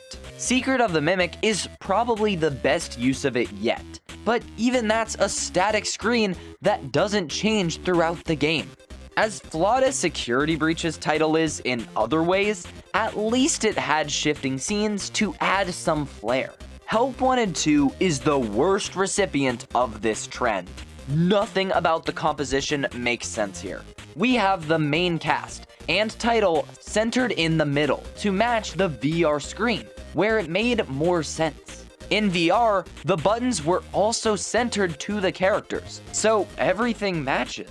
Here, the UI has been smushed to the left, in a broader scope, I also just disagree with the approach of putting the menu UI on the left because that's what the original games did. FFPS and Help Wanted 1 got away without it. It's much more important for the UI to match the game, rather than to force a style. They could keep going with the left-leaning style, but I want to see a better use of that right space outside of a static image. Help Wanted 2 Flat Mode just has the worst example, because it meshes the original centered style with left-leaning UI. I even made a little mock-up of something that would work a bit better. All of this is without even mentioning how far away from the camera the animatronics are, leaving dead space on both sides, where nothing is happening. Simply tightening the camera zoom would fix this issue, to make the threats a little more threatening. Whatever, they're not trying to make a horror game anyways. Everything here is just less effective. I don't like this title screen outside of the very low bar where I can select all the options. Moving on to the main game, we have the hub, and potentially the best change made from VR. You can move around the room without teleporting. Yep, using WASD to move around is completely available and allows you to explore the room from new perspectives. It doesn't change anything functionally, but the freedom of movement makes the flat experience feel more tailored and personalized when compared to the original Help Wanted. Realistically, there's nothing stopping the player from moving around like this in-universe, so there's no need to have the teleport limitation anymore. I love this improvement. It's my personal favorite. Outside of that, the hub is pretty much the same, as are the windscreens and Game Over, for all their flaws and strengths. As for the UI, yeah, it's just so much better than Help Wanted 1. The UI uses a rose theming to differentiate it from standard UI elements. The other UI symbols also feel more customized and less basic than previously. It's not a lot, but unobtrusive, helpful, and nicely colored UI is just the cherry on top for a flat mode port like this. The last effect to flat that I need to mention before going into the minigames is the loss of immersion. I know, I already brought this up enough in the first section, but it needs to be stated again. The Help Wanted games were made from the ground up to be experienced in VR, so when you translate them to a flat screen, many elements aren't going to work the same. You're not physically grabbing the objects or interacting with the animatronics. Instead, it's back to the good old mouse and keyboard, or controller I suppose. However, one difference from Help Wanted 1 is that the perspective seems to have affected Help Wanted 2 less. Why is that? Well, as I went over, Help Wanted 2 is not nearly as scary as its predecessor. A lot of the appeal comes from the fun, satisfying gameplay in levels like L-Chips and Bonkabon. That fun gameplay is much easier for Steel Wool to translate to the flat screen when compared to horror, meaning that a lot more of that same enjoyment can be taken from Help Wanted 2. Regardless, there will always be less immersion. And now, let's get into it. Instead of going minigame by minigame, I'm gonna save us all some time and talk about each minigame section as a whole. There's really no need to go over every minigame again for Help Wanted 2. And I'm not trying to make this script be any bigger than the scope creep from Security Breach. So I'll be sure to call out all the differences flat mode makes and move on from there. Backstage plays about the same as VR. I don't think there's really any significant differences worth calling out. However, I'll use this space to note some trends that'll come up throughout all the minigames. For a start, any tool that you regularly use throughout a minigame, such as the Faz camera or Roxy Talkie, are permanently tied to your left hand. I assume that this way, you don't have to manage everything with only one hand, as that would just make everything artificially harder. Of course, this still does affect the difficulty of all these levels, making it slightly easier. Instead of scurrying to grab these objects, their functionality is always one press away. Does it make any sort of significant impact though? No. Another observation worth noting is the brightness shift from VR. You see, the game is noticeably brighter in flat mode. Normally, I wouldn't notice this, The same might be true in Help Wanted 1, but specifically Arts and Crafts Loft uses the darkness to its advantage. You need the flashlight to make your paper pal. However, that just isn't the case in Flat with the same brightness settings. Once again, this isn't a big complaint against the game or anything, but it's interesting to see what changed when translating the game. Outside of that, these levels are pretty intact, and identical to their VR counterparts. Food Prep offers less freedom with the constraints of Flat mode, albeit with a lot of the core gameplay loop still intact. What do I mean by constraints? Well, all the options still remain the same. You can fill up your drinks, get food, make blendies, flatten pizza dough, and everything else. Without the freedom to place things wherever you want, the ability to organize your workshop becomes much more limited. Your two options are to throw or drop items, and that makes it quite difficult to stack food items, or reorganize your tools for efficiency. Obviously, this isn't a huge deal, but it takes away a little bit from the personal experience of running your own food counter. Regardless, it's still really fun to make food orders and get into the groove of food prep. The last problem is one that'll be a common trend with the Flat mode release: object physics. When placing order items on the submission tray, if the items are colliding in any way, it is very likely that both will fly out of the tray. It's certainly more annoying since you have less control over how you stack the food, but it is not enough to write off everything here. Staff Only gives us another example of the absurd object physics on display through the spray bottles. Do I even need to say anything? I don't know enough about porting between VR and Flat mediums, so I couldn't even imagine how this happens. It's hilarious when every time I enter a scene, any number of props could just fly around. A bug like this doesn't harm the gameplay experience, mostly.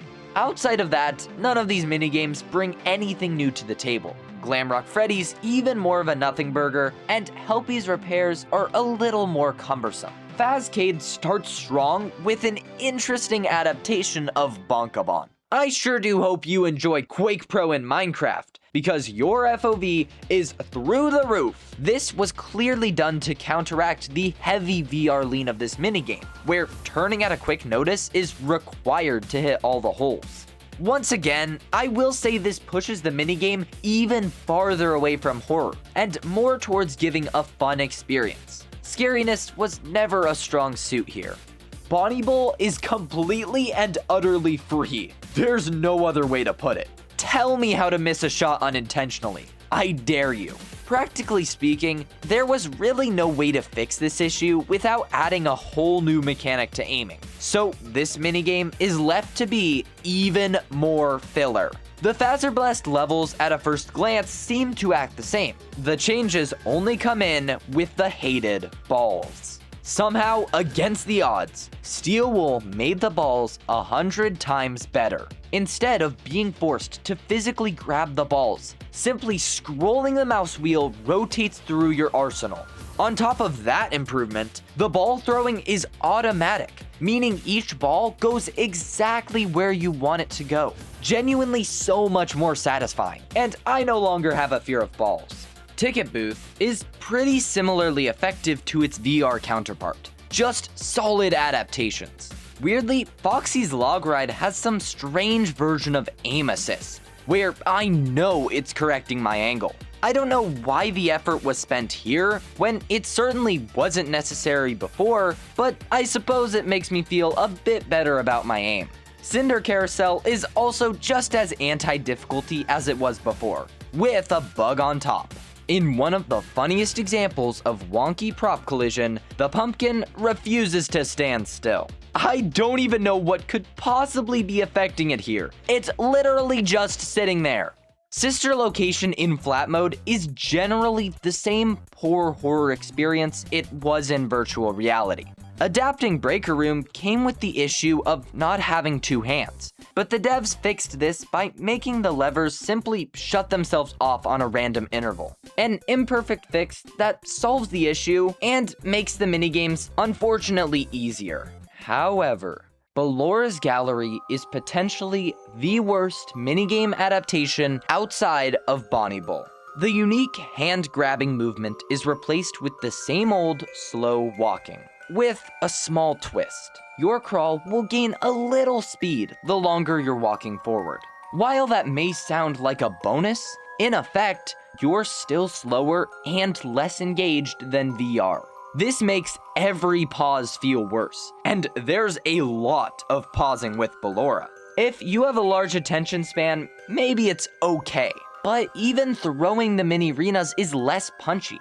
The ending collision is arguably worse too, where it looked like I was getting pushed back by an invisible wall. Overall, I have no fun with Ballora Gallery and dread replaying it. As for the private room levels, when comparing the now 2 flat versions of the game, the new ones just don't stack up at all, and I would highly recommend the real custom night over this. The endings are the same. I know that must be a shock when one of them is literally a cutscene, but there you go. Princess Quest IV's arcade surprisingly still doesn't have great hit detection. Obviously, the transition to Princess Quest IV also doesn't hit nearly as hard when you're not physically there.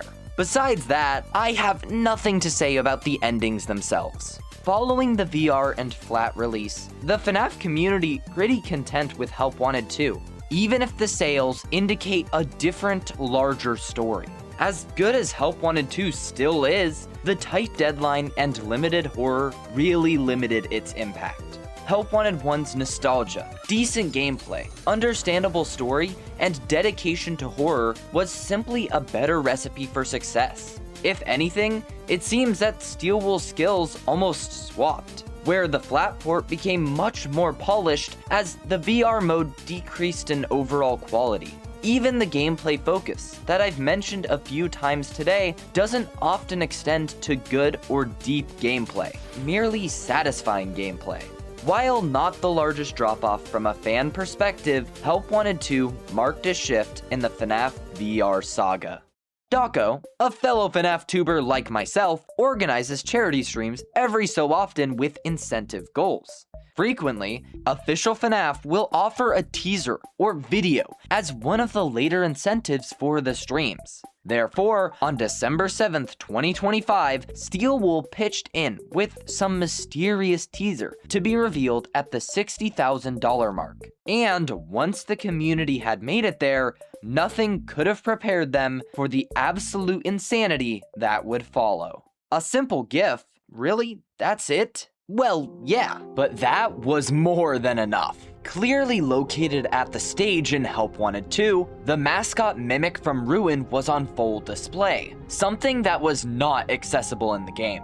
This already implied that there would be some sort of additional content or update for Help Wanted 2. Dawko would immediately confirm this suspicion by announcing a Help Wanted 2 update to be released on December 10th. This insane turnaround was really unheard of from Steel Wool at the time, and took many people by surprise. But that wasn't even the craziest part of this short GIF. No. Instead, it was this tiny little plush visible at the very start of the video. Now, to any normal, sane, non-Fnaf pilled individual, this may seem relatively inconsequential. The Mimic is the big bad guy, the through line for all the modern Fnaf games. Why would a silly, heterochromic tiger be more important than that? In the fun and totally non-controversial Fnaf book series titled Tales from the Pizzaplex, characters like the Mimic and Murray's were first introduced. Is it a good idea to properly introduce and explore your main characters in a non-canon book series, completely spoiling plot points and emotional arcs for general audiences? Well, apparently Scott Cawthon thought so.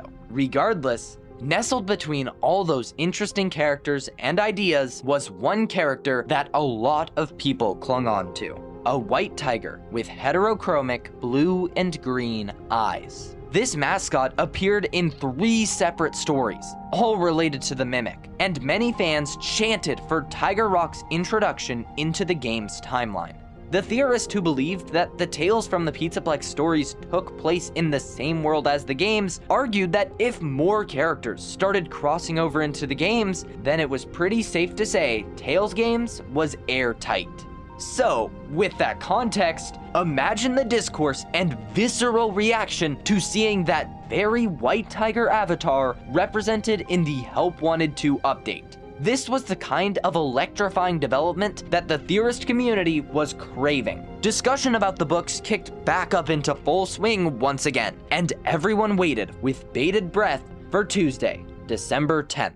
Due to the quick turnaround and build-up period, it was a safe bet that this would be a rather small update. But I didn't care. The white tiger was calling to me. Rather than adding some new minigames or rooms to explore in Princess Quest 4, this update's gameplay really boils down to solving one riddle and doing one fetch quest. Mystic Hippo marks the beginning of our quest, informing us about a mysterious new button with a strange bow tie symbol on the cover. Pressing the button activates a new Mystic Hippo voice line, informing you a gift awaits you in the distant past. For this video, I thought about going through each step of the process, but I'm going to be real, it's not that exciting nor dramatic. You get the tiger plush from a small math puzzle. Mystic Hippo tells you to toss something at the mimic.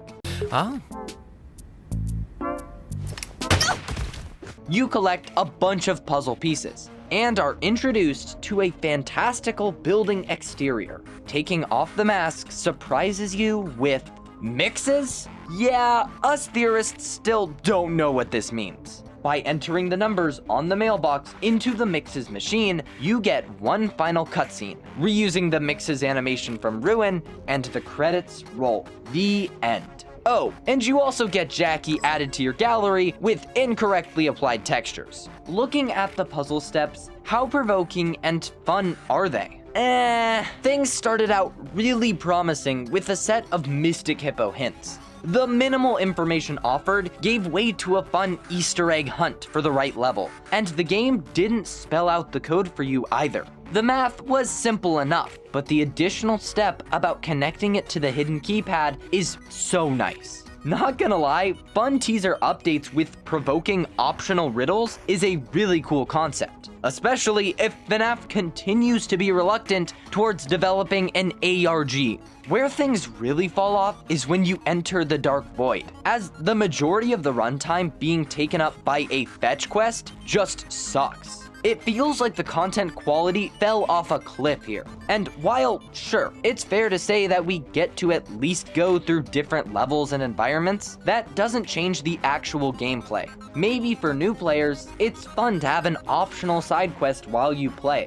For the returning fans that this was built for, it's just not that engaging. The only reason anyone wants to keep going here is because of the hope for more lore. I guarantee you. At least the ending picks back up some steam, and doesn't let the update whimper out by the end. There's not a lot of gameplay here to dissect. You already know that I'm overall disappointed by the content outside of a few shining moments. So instead, I'm moving right along to really the only interesting discussion regarding this Help Wanted 2 update, the DLC. Found within the Help Wanted 2 files are scraps of what appears to be a cancelled DLC, something that would line up with the previous 2 Steel Wool entries also including DLCs. However, as you can see in the middle of 2026, no such DLC came to fruition, and instead, we have this update to analyze. Who cares about the DLC? What does it even have to do with the update? Well, I have a strong reason to believe that the content in the Help Wanted 2 update was a streamlined version of what we would have gotten in a DLC. Picture you're working on planning out Fnaf's future with Steel Wool after Help Wanted 2 released. Secret of the Mimic is the next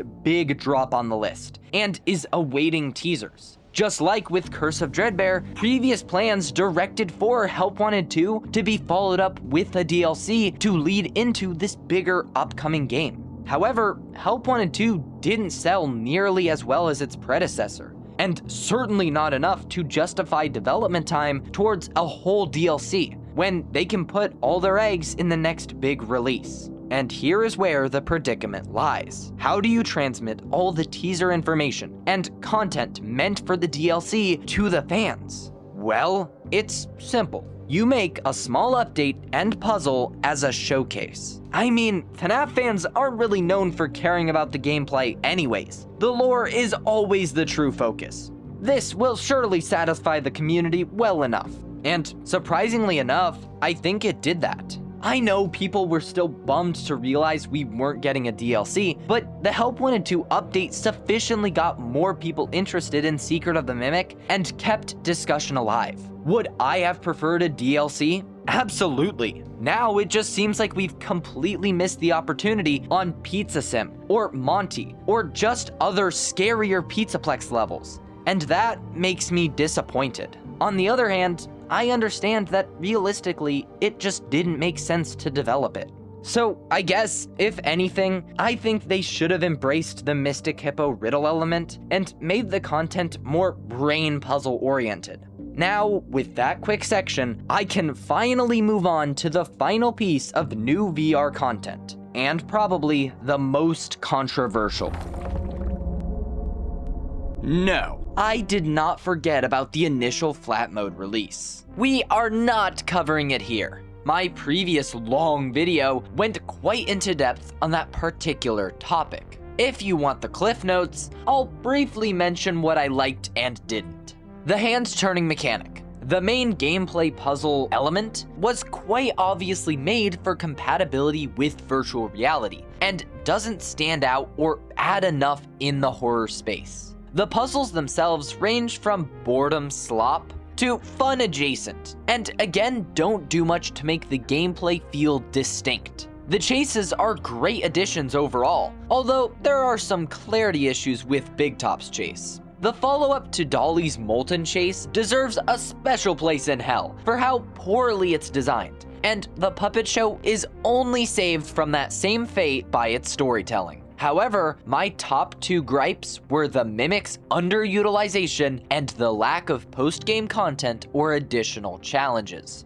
Every free roam section with M2 plays out almost the exact same, with the one mystery element of where the Mimic actually is revealed in the first 10 to 15 seconds. Its AI never changes, and it just doesn't do enough to build up any feeling of uneasiness or uncertainty with the shape-shifting endoskeleton. Every big change is scripted, and the non-scripted parts don't feel like they're adding anything more unique than if a normal animatronic was chasing you down, meaning M2 adds little to replayability. Moving away from the failure of M2's gameplay, Secret of the Mimic's lack of post-game content, like extras or a custom night replacement or bonus challenges to replay the game with, make the experience feel less complete. Once again, this cuts back on replayability and makes the game simply too easy or by the numbers. Steel Wool's Fnaf games just don't live up to the fun challenge or complexity of the sit and survive era.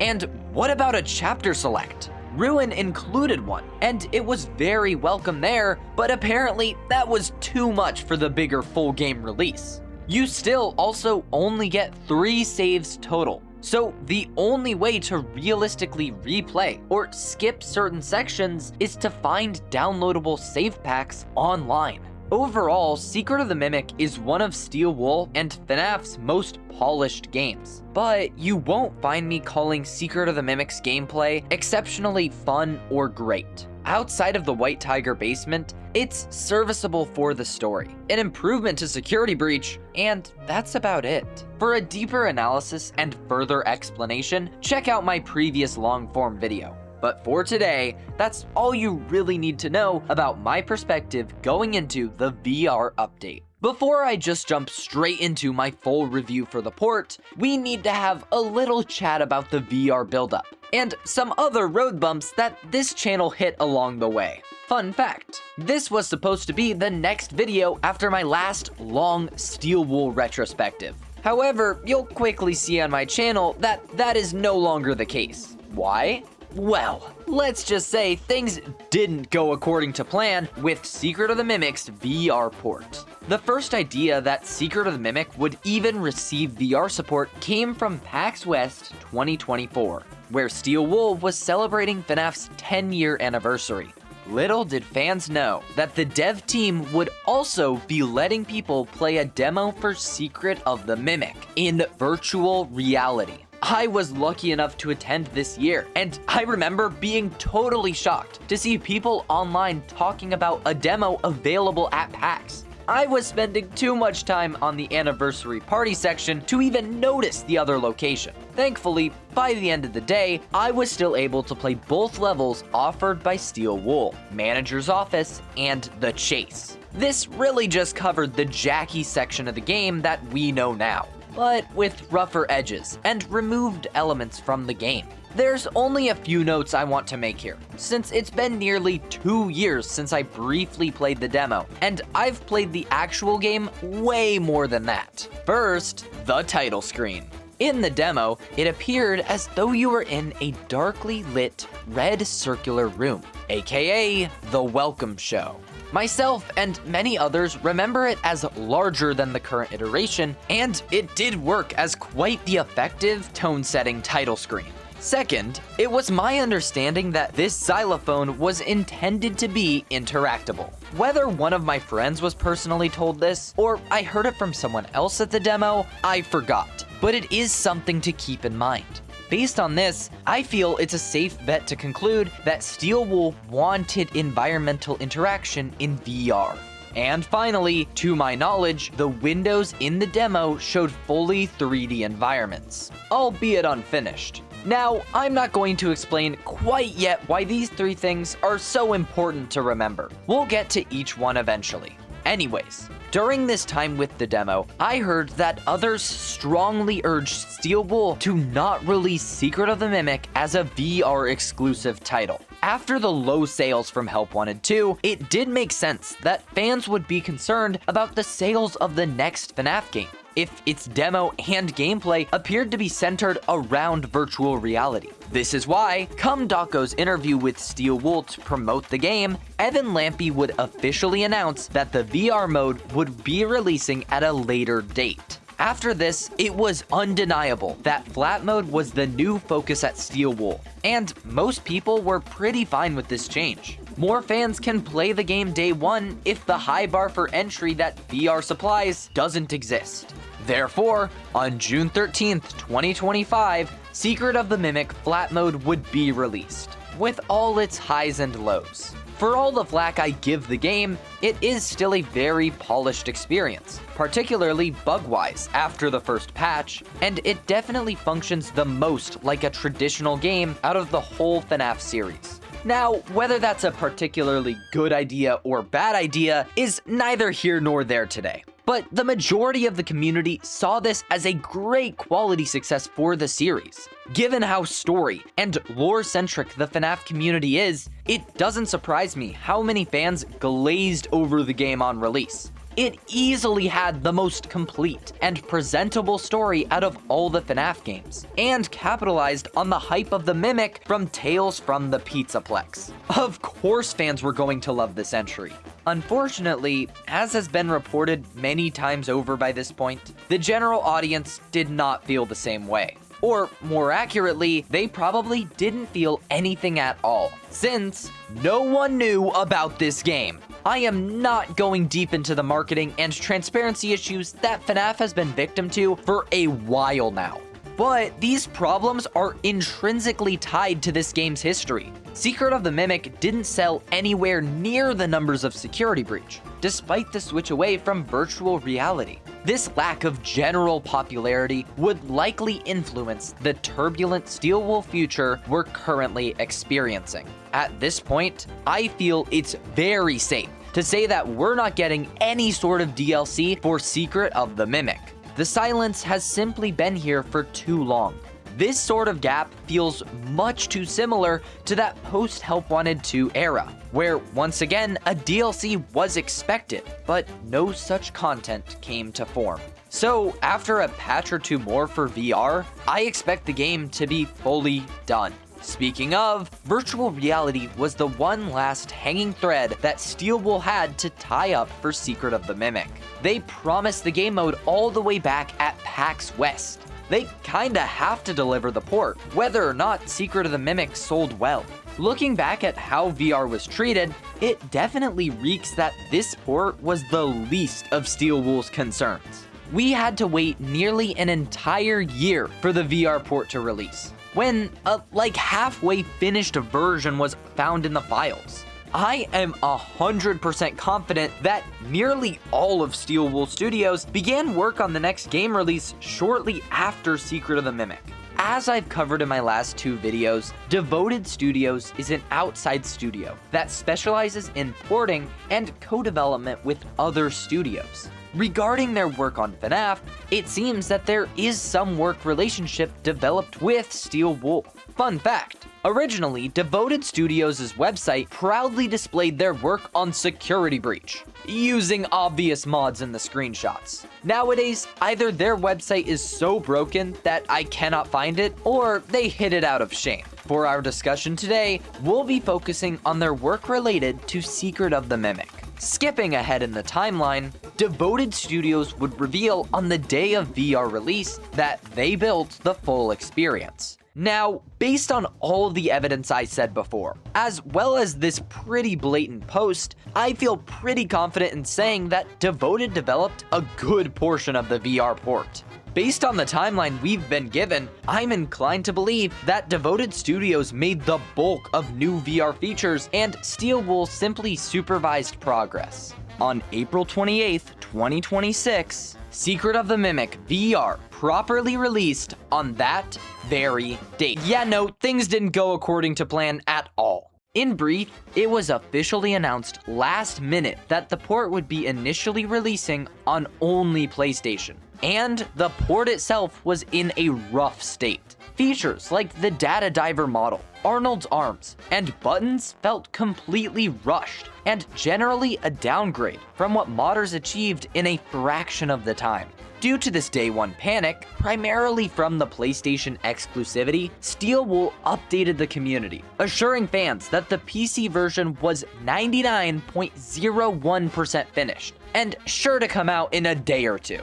After a 3-week delay, the PC VR port and first patch would finally release to another less than stellar day one experience. This time, I could personally attest to quite a few issues in my playthrough. The port was still not ready for launch. I'm not going to bother listing them all here. You can watch the full stream or second VR video for that. However, the fact that broke the camel's back for a lot of players was the downgrade to flat alongside the VR update, animation issues, additional gameplay bugs, Arnold's freaking floating hands. Tons of other random changes seemingly came along, such as an arbitrary change to UI scaling and centering in the game over screen. Look, I get that at least the VR version was relatively more playable than the one originally on PSVR 2, but downgrading the originally praised flat mode of the game? One step too far, Steel Wool. This is why I felt it was important to call out the involvement of Devoted Studios. It is unfair to say that the technical failures of this port are the fault of the developers at Steel Wool Studios, because evidence indicates that they likely didn't work on at least a good portion of the port. No, I blame Steel Wool for their poor management, professional, and quality assurance skills. How do you feel comfortable releasing a port of this quality to the community? It doesn't reflect well on the Fnaf brand, nor on the studio. Maybe as a lone incident, this whole VR situation wouldn't even be so bad. But this whole year has been basically nothing but negative for Fnaf. Besides the buff given to book artwork, problems from cancellations to quality control have been rampant. 5 Laps at Freddy's is in a nebulous state between cancelled and active. Secret Artifacts' cancellation was only spread by non-official sources. And the FNAF 2 movie is a whole other can of worms. Believe it or not, I recall myself and others seeing this coming as early as the start of this year. Regardless of the larger scene, the VR port reflects poorly on Steel Wool and Devoted Studios, albeit for different reasons. As of writing this, that's the end of the Secret of the Mimic VR timeline. there was no follow-up communication, despite previous statements emphasizing their focus on communicating, and the port is left in a playable yet rough state. I strongly believe no game should release with the quality control of either version, so it's disheartening to see Fnaf receive both back-to-back. I expect a patch, maybe two, before Steel Wool completely moves on from Secret of the Mimic. I've covered my frustration with all this before, so what's new to this section? Well, in my last two videos, I never really talked about the port's quality when you look past all the messiness. How is Secret of the Mimic VR's actual quality, excluding the bugs, glitches, and messy release? I'll be going through the game beat by beat and pausing to address how successful the gameplay is in VR. Without further ado, let's jump into our fazbear branded vans and find that Secret of the Mimic. Taking a quick pause to check out the main menu and death screen, they're alright. Everything here works functionality-wise. Although, I gotta say, I prefer the original demo title screen. Sue me for preferring darker environments in my horror games.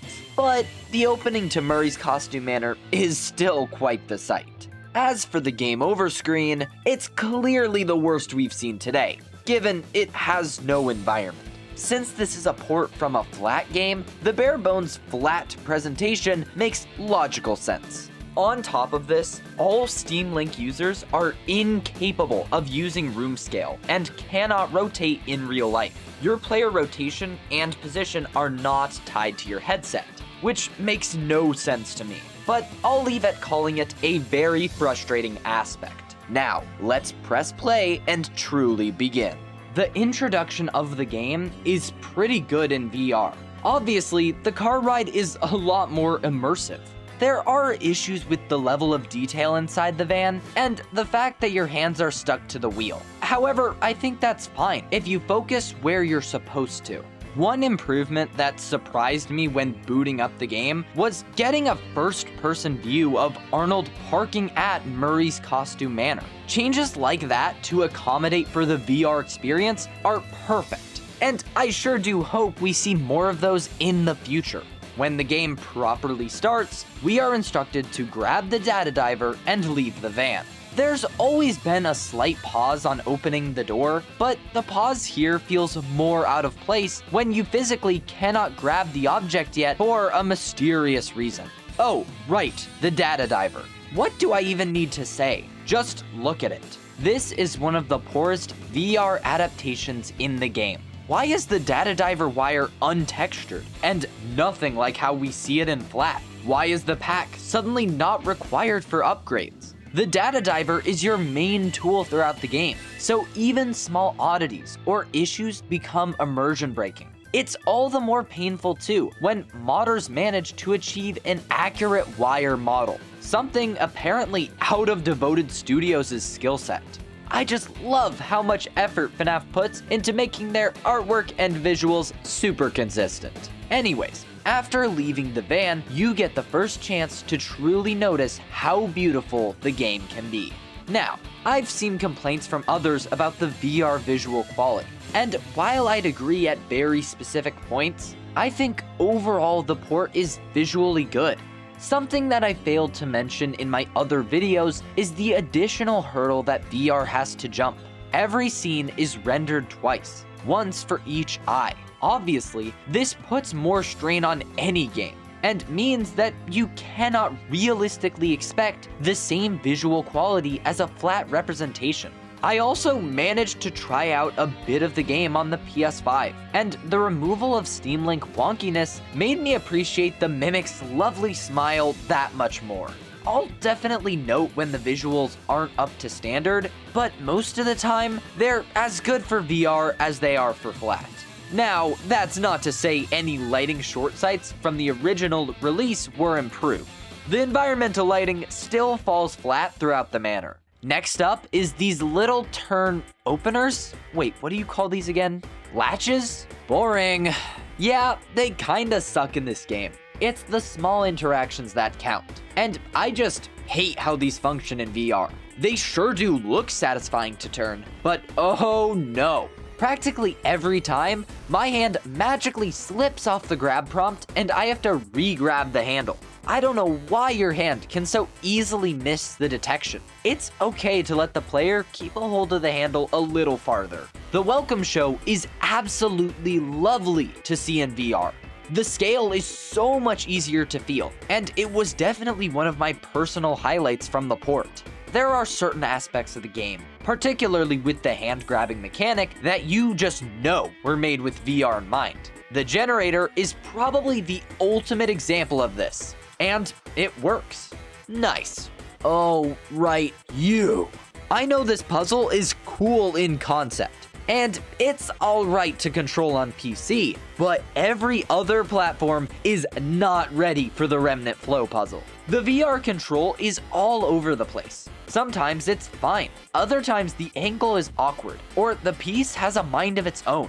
Even worse, I've heard console is a dreaded nightmare to get a hold of. Clearly this isn't a VR specific issue, but it was certainly exacerbated by it, and I feel they could have made the controls much more intuitive. There are these little handles on the model that I figured was where you had to grab the pieces from, but oh no. Sometimes Arnold needs to randomly grab the pipes themselves instead.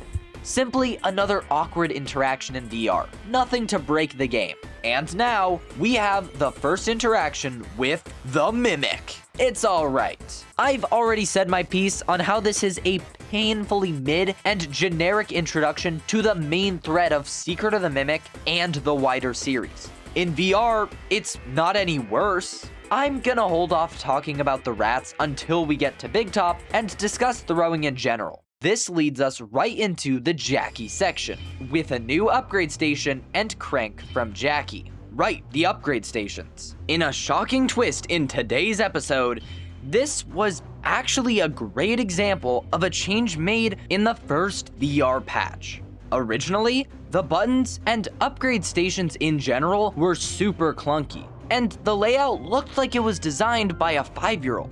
Now, the buttons still don't feel the best to press, but the layout is more palatable, and it does seem easier to hit them. Fun fact, the reason the buttons are awkward to hit in Secret of the Mimic VR is because the detection doesn't come from your fingers, but instead the fist. This means you have to literally punch most buttons. Overall, the upgrade stations are nicely adapted from Flat, even with the missing Data Diver pack. We get to the main attraction. Circus Babe Jackie. I meant Jackie. Her whole section is pretty well done for VR, which tracks, given it was the demo. The winding of the box is perfectly concocted for a good setup in VR, and the jump scare with the scaling of Jackie works well here. Here is where we also see one of the limitations of Secret of the Mimic, as all the windows are faked with 2D images. While noticeable even in flat mode, VR only makes it more obvious and distracting. An unfortunate aspect for sure. All the animations leading up to the chase, which I already loved in flat, are simply elevated by adding VR. The chase itself too, just mint. To be honest, a lot of the chases feel built for VR. We'll be covering them individually, but most chases show the threat visibly to the player. In this case with Jackie's arms and lanky figure cutting us off. You have to get close to the animatronics during the chases, and I think that's something really well translated to VR. Just like in base game, the chases are undoubtedly one of the highlights from the VR port. I personally wasn't very scared, but I think my 100+ hours in the game is to blame. I can certainly imagine someone who's never played Secret of the Mimic before getting really terrified when playing in VR. Following the height of the Jackie chase, we have a bit of padding. The environment of the showroom lobby is impressive in VR. You can really feel the tension of not knowing where the Mimic is. As much as I feel this mechanic was wasted and whittled down to a bare bones version of what it could be, virtual reality makes up that gap just a bit. Particularly when sitting. In the moments before the Mimic doxes its own location, I was a bit on edge about where he actually was. Moving to the balcony, oh no. my mortal nemesis. I already talked about the buttons earlier with the upgrade stations, but these ones deserve a special place in hell next to Afton. With the giant keypads in Secret of the Mimic, the detection is so bad in VR that I had to enter the codes like I was playing a game of Operation.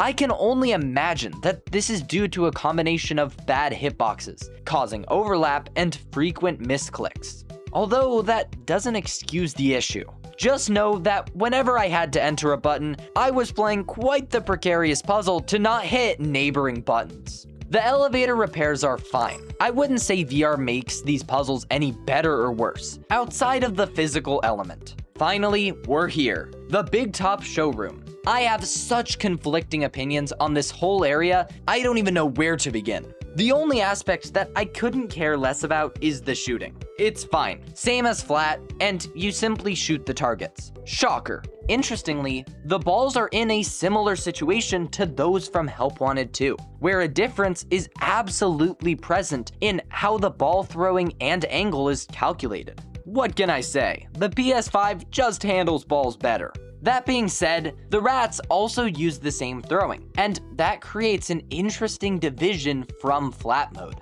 On PC, the winding of the rat is automatic, and so is the throwing distance. You can't change how far away you're gonna throw the rat.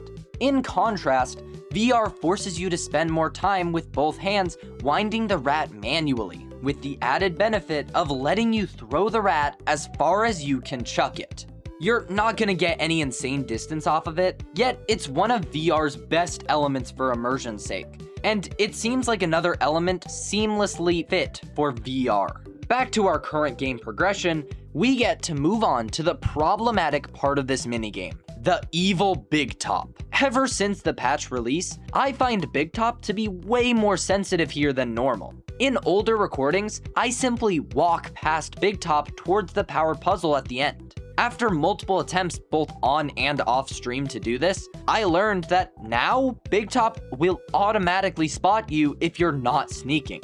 I don't hate the idea of requiring stealth more, but I don't know why this was added. It isn't telegraphed well, especially when you can walk earlier in the search, and just slows down progression ever so slightly. Hey, at least his jump scare is good, unlike 90% of the game. Most death animations play too far away from the player in VR, with only Bear M2 and Big Top being spared that horrible fate. Regardless, the bigger issue here comes from our oh-so-beloved VR. Simply put, the mannequins can go die in a fire, because who replaced their bird brains with detection machines? Gone are the days where you can slide by them quite easily. In VR, you have to make sure you're angled perfectly well to not detect any on either side.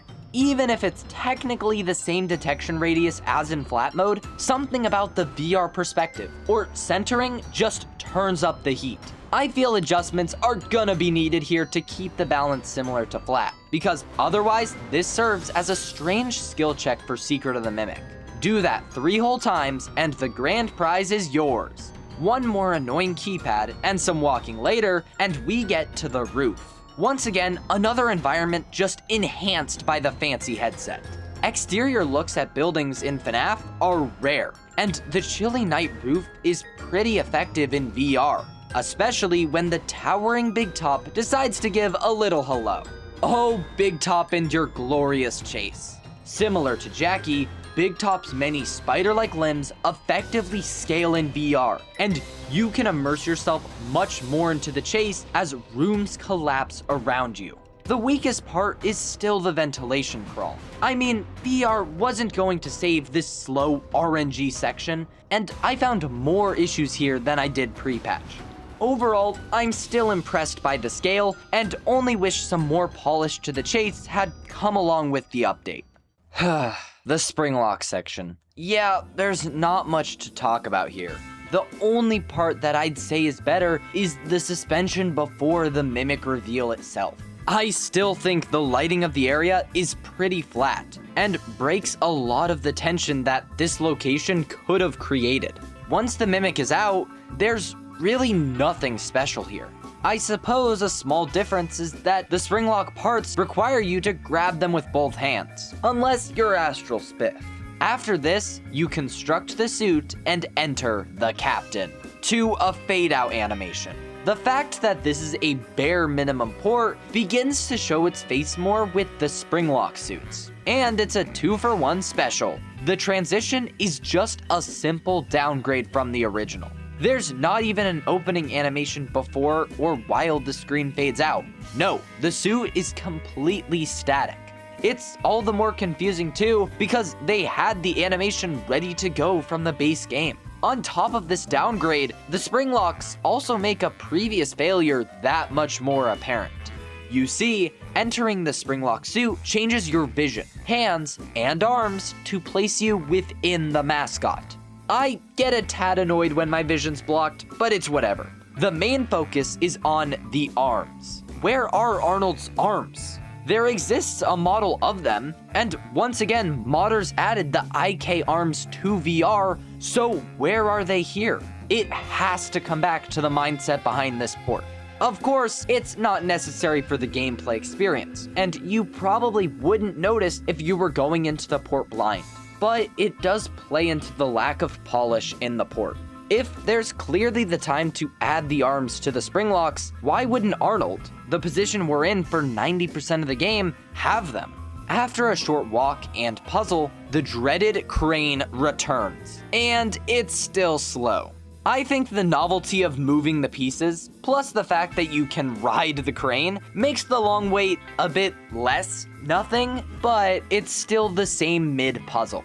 The controls are pretty self-explanatory, and they function well enough. I can appreciate this puzzle just a little more in VR. Finally, it's here. The oh-so-amazing Puppet Foxy show. You know, I'd say I had a bad time playing this section, but then I remember that I also volunteered to play 3 nights at Perpy's, and I don't know if I can speak anymore. There are a couple differences worth pointing out for the VR show experience. Immediately, the most notable change is to shooting your cannon. Spamming! Celebrate Geometry Dash fans. There is absolutely no delay to shooting the gun, allowing you to be as trigger happy as you'd like on the evil puppets. Given this was quite the easy section to begin with, there was no balance for this change to break, and it just made it more fun. The gun responsiveness is so much better with no artificial delay. However, the other change is just strange. The puppets don't go away. Before VR was added, the pirate crew would pop up to block your shots for a short duration before slinking away. Now, the entire cast is completely content sticking around, even during showtime breaks, and just hang out until you shoot them away. Is this an intentional change? It's not listed in the patch notes, although it's also so obvious that I cannot be sure. Besides that, shooting the targets is a-okay, and the story is still intact. Well, kinda. Of course, the destruction is way more impactful in VR, but the fall of the balcony is lacking in punch. This goes for all the times we fall in game, and it seems to just be due to the limitations of what you can show in VR. The player is standing upright, so it's harder to sell the idea of Arnold falling. Lucky for us, we are rewarded with a visit from Dolly. Mwah.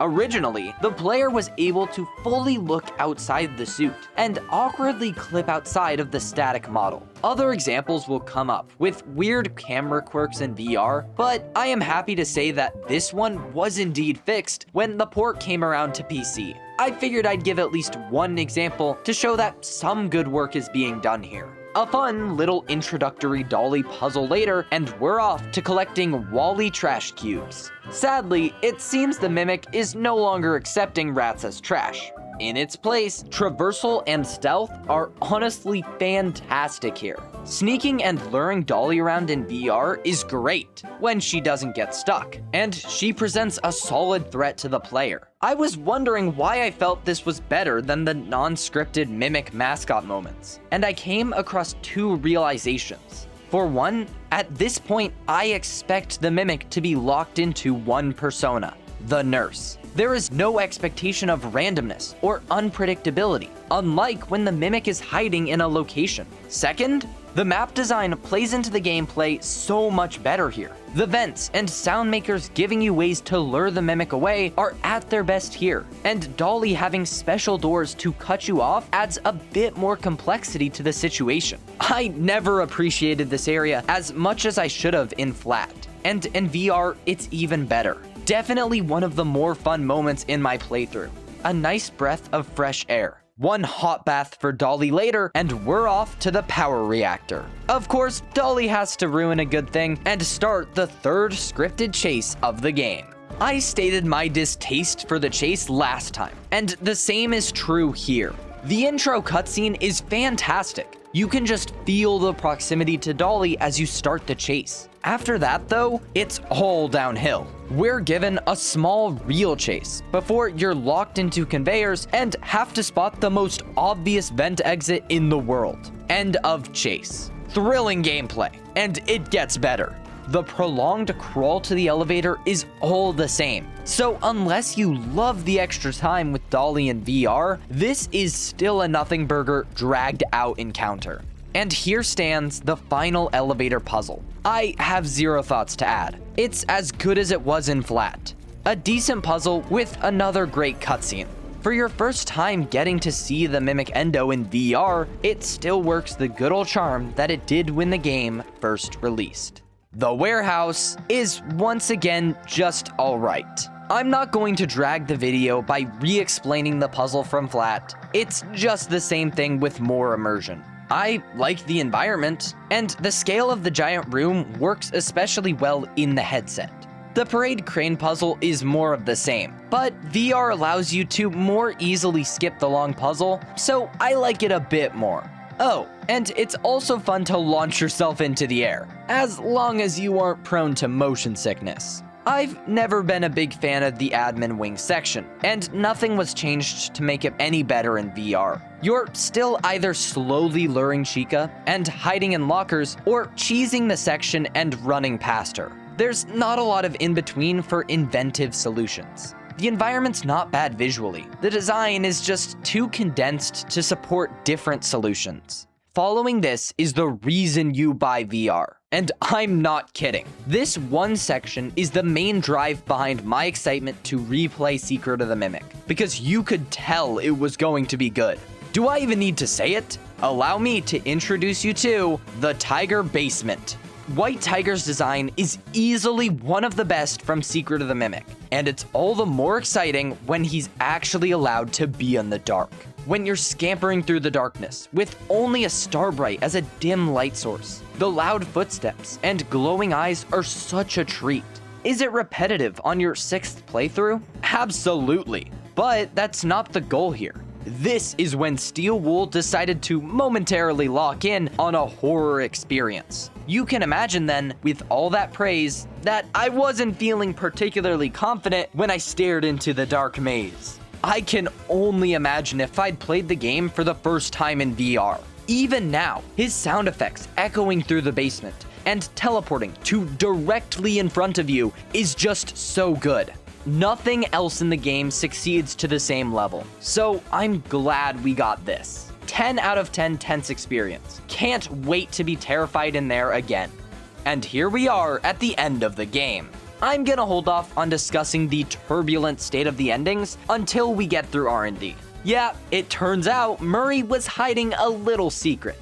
Yo, is that Freddy Fazbear? To even make your way there, you must deal with the damaged Big Top one last time. It boils down to lever QTEs, but the presentation is rather thrilling, especially in VR.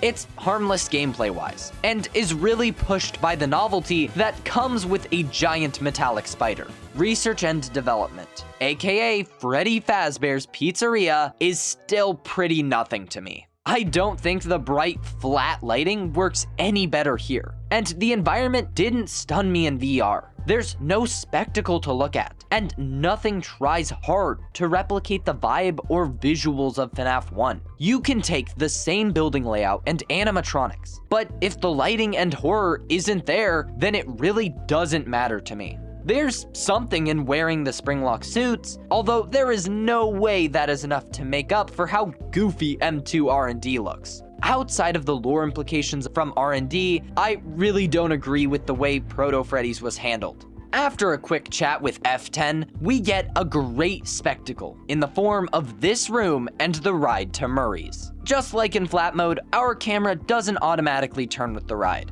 It doesn't feel as correct in VR because, well, that's just not how attraction rides work. Regardless, this whole sequence was already pretty beautiful. And the same is even truer when the screen is 2 centimeters from your eyes. And here we are, at the final puzzle of the game. But Ugly M2 is back again, and you're tasked with collecting either tapes or bedroom cassettes to unlock a new room.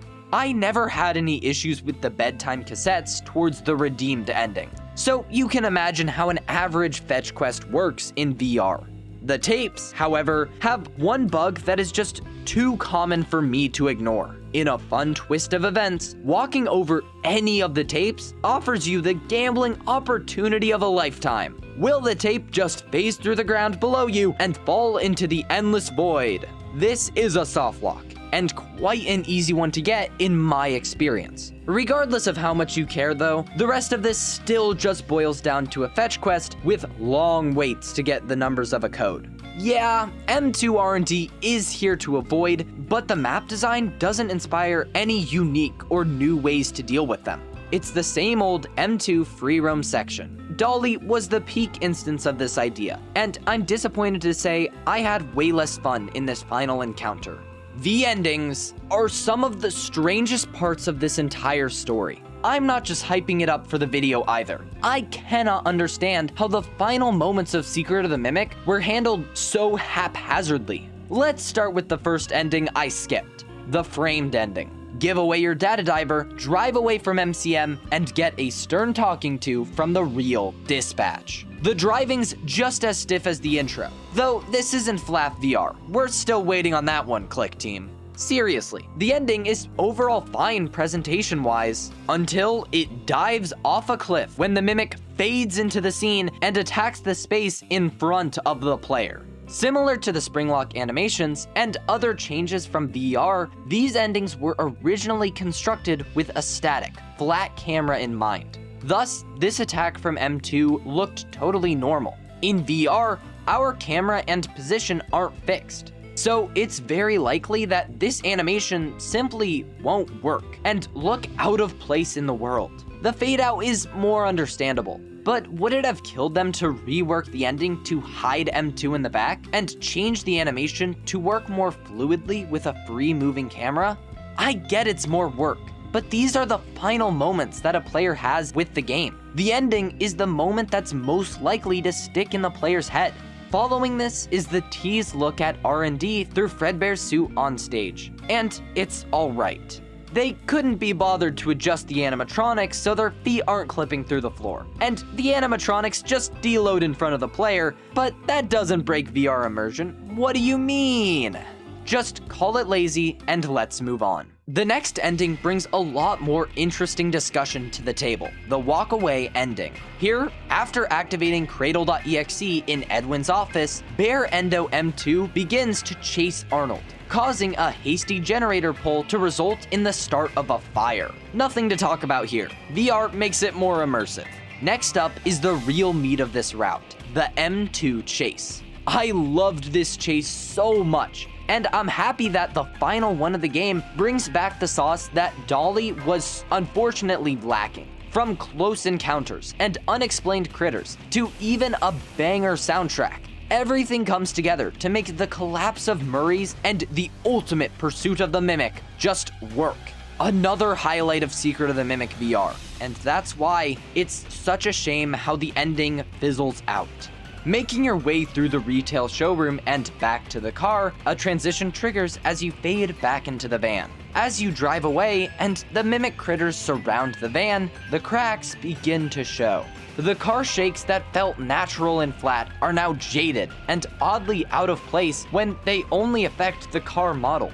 Just like with the helpful Murray ride, the rotations don't affect the player's view at all, disconnecting the game world from your experience. Look, from a motion sickness point of view, I kinda get why the devs wouldn't want to shake the player camera around. But I also just feel like this weird shaking of the van around the player could also cause motion sickness just the same. Maybe some VR specialists could give their opinion on this. It looks and plays unnaturally, so something has to change. It only gets more exaggerated too as the car comes to a crash, with the player fully clipping outside of the van by the end. From here, the fire texture isn't on the car for some reason, so there's just an invisible orange light. The data diver pack spawns in front of the player, and M2 walks through a post as the credits roll. Secret of the Mimic, everybody, where the game is polished and ready for release. To get the third and final ending, you must collect 17 items around the map and play moon.exe. While there are bonus areas or puzzles associated with the collectibles, there's nothing special there to talk about or dissect today. However, moon.exe is the worst experience you could put a VR fan through. Because why the hell did I just waste my time on this? Just know that I had to play nearly all of moon.exe 2 whole times in the same recording. Yeah, it turns out dying before you hit an autosave completely resets your moon.exe progress. Who would have thought? As a result, I feel specially educated to speak on how dog this minigame is in virtual reality.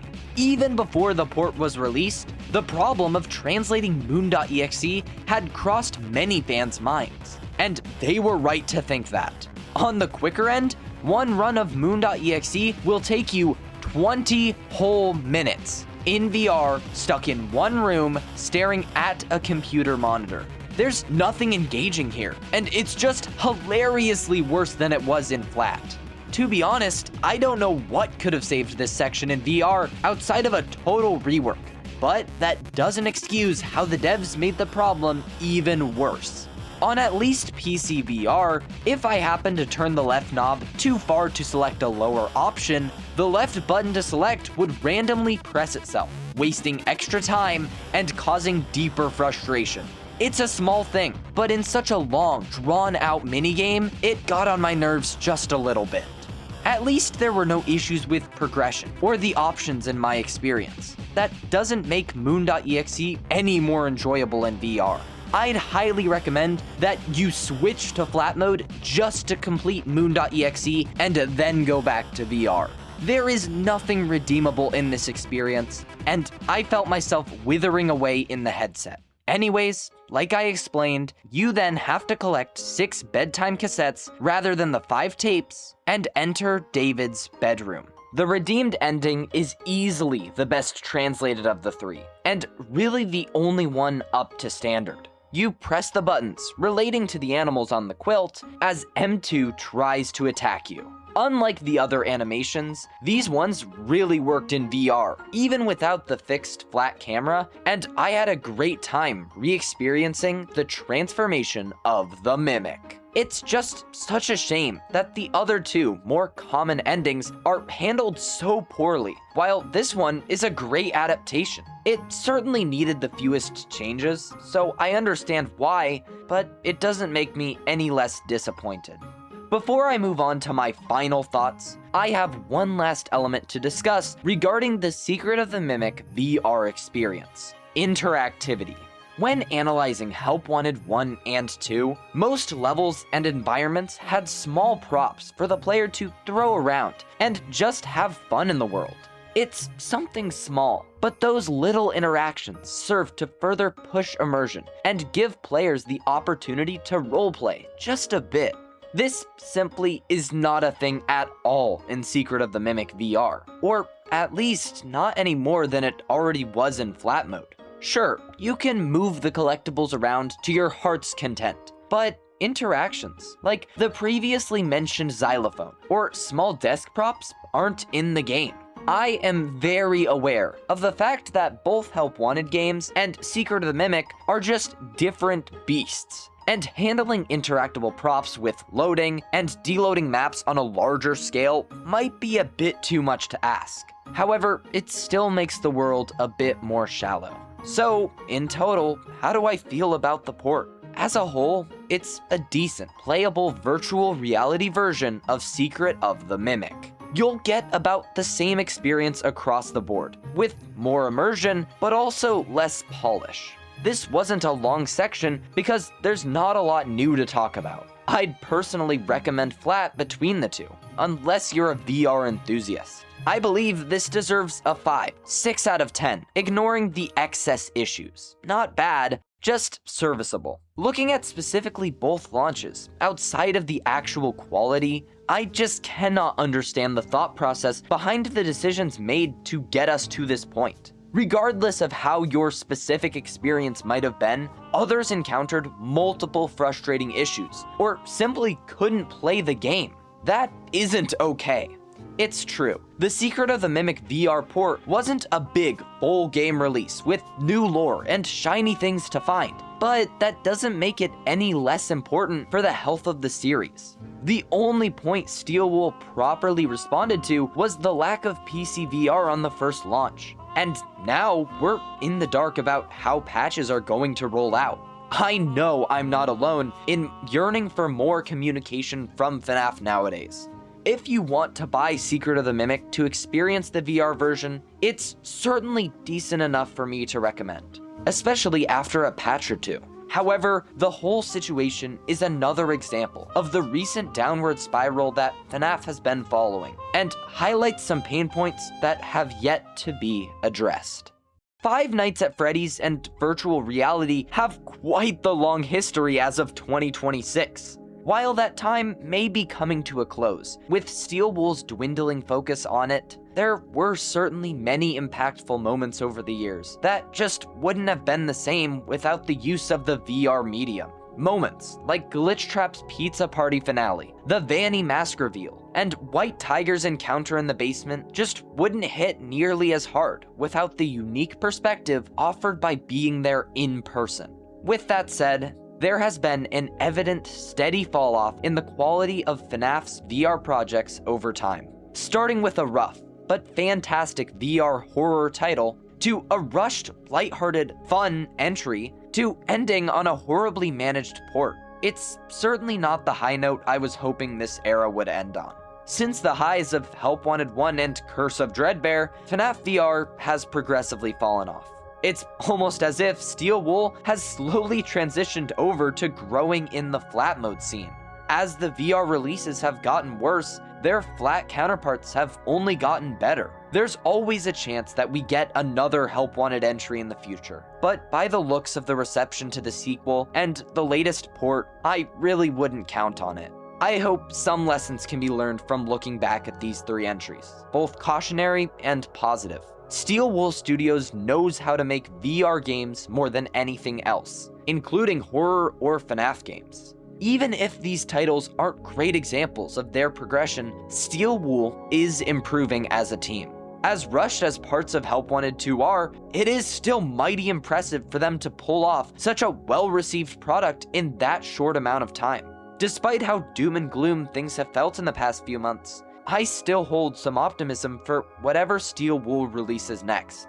They seem to be taking their time, thank goodness, and I hope that they can improve upon certain rough elements from their latest entries. My greatest fear is in stagnation for Fnaf. So, as long as experimental ideas are tested, horror is leveraged, and the boundaries of gameplay are pushed, I'll still be here. To make a long, very long explanation short, Fnaf and virtual reality were always built for each other, and I'm glad it became a reality, even if the era ended with a faint whimper. Thank you all so much for coming with me on a needlessly long journey once again.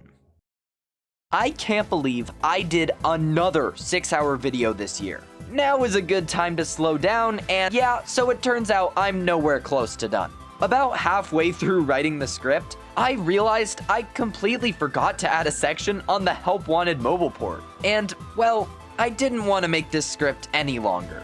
So, a video on all the official Fnaf mobile ports might just be on the way, because there are some interesting changes. On top of that, I have many other shorter video ideas to fill the gap between these longer ones. I'm hoping to make these Yap Fests a little less often from now on, and stay comfortably between the 40 to 2 hour mark. At least until the next big game comes out, of course. In between these videos, I'll always be streaming when I can with all of you on this very channel. So stay tuned for those if you're looking for more Mini Byte Games content. You can also support me even more through memberships using the join button and stay informed through my Discord, link in description.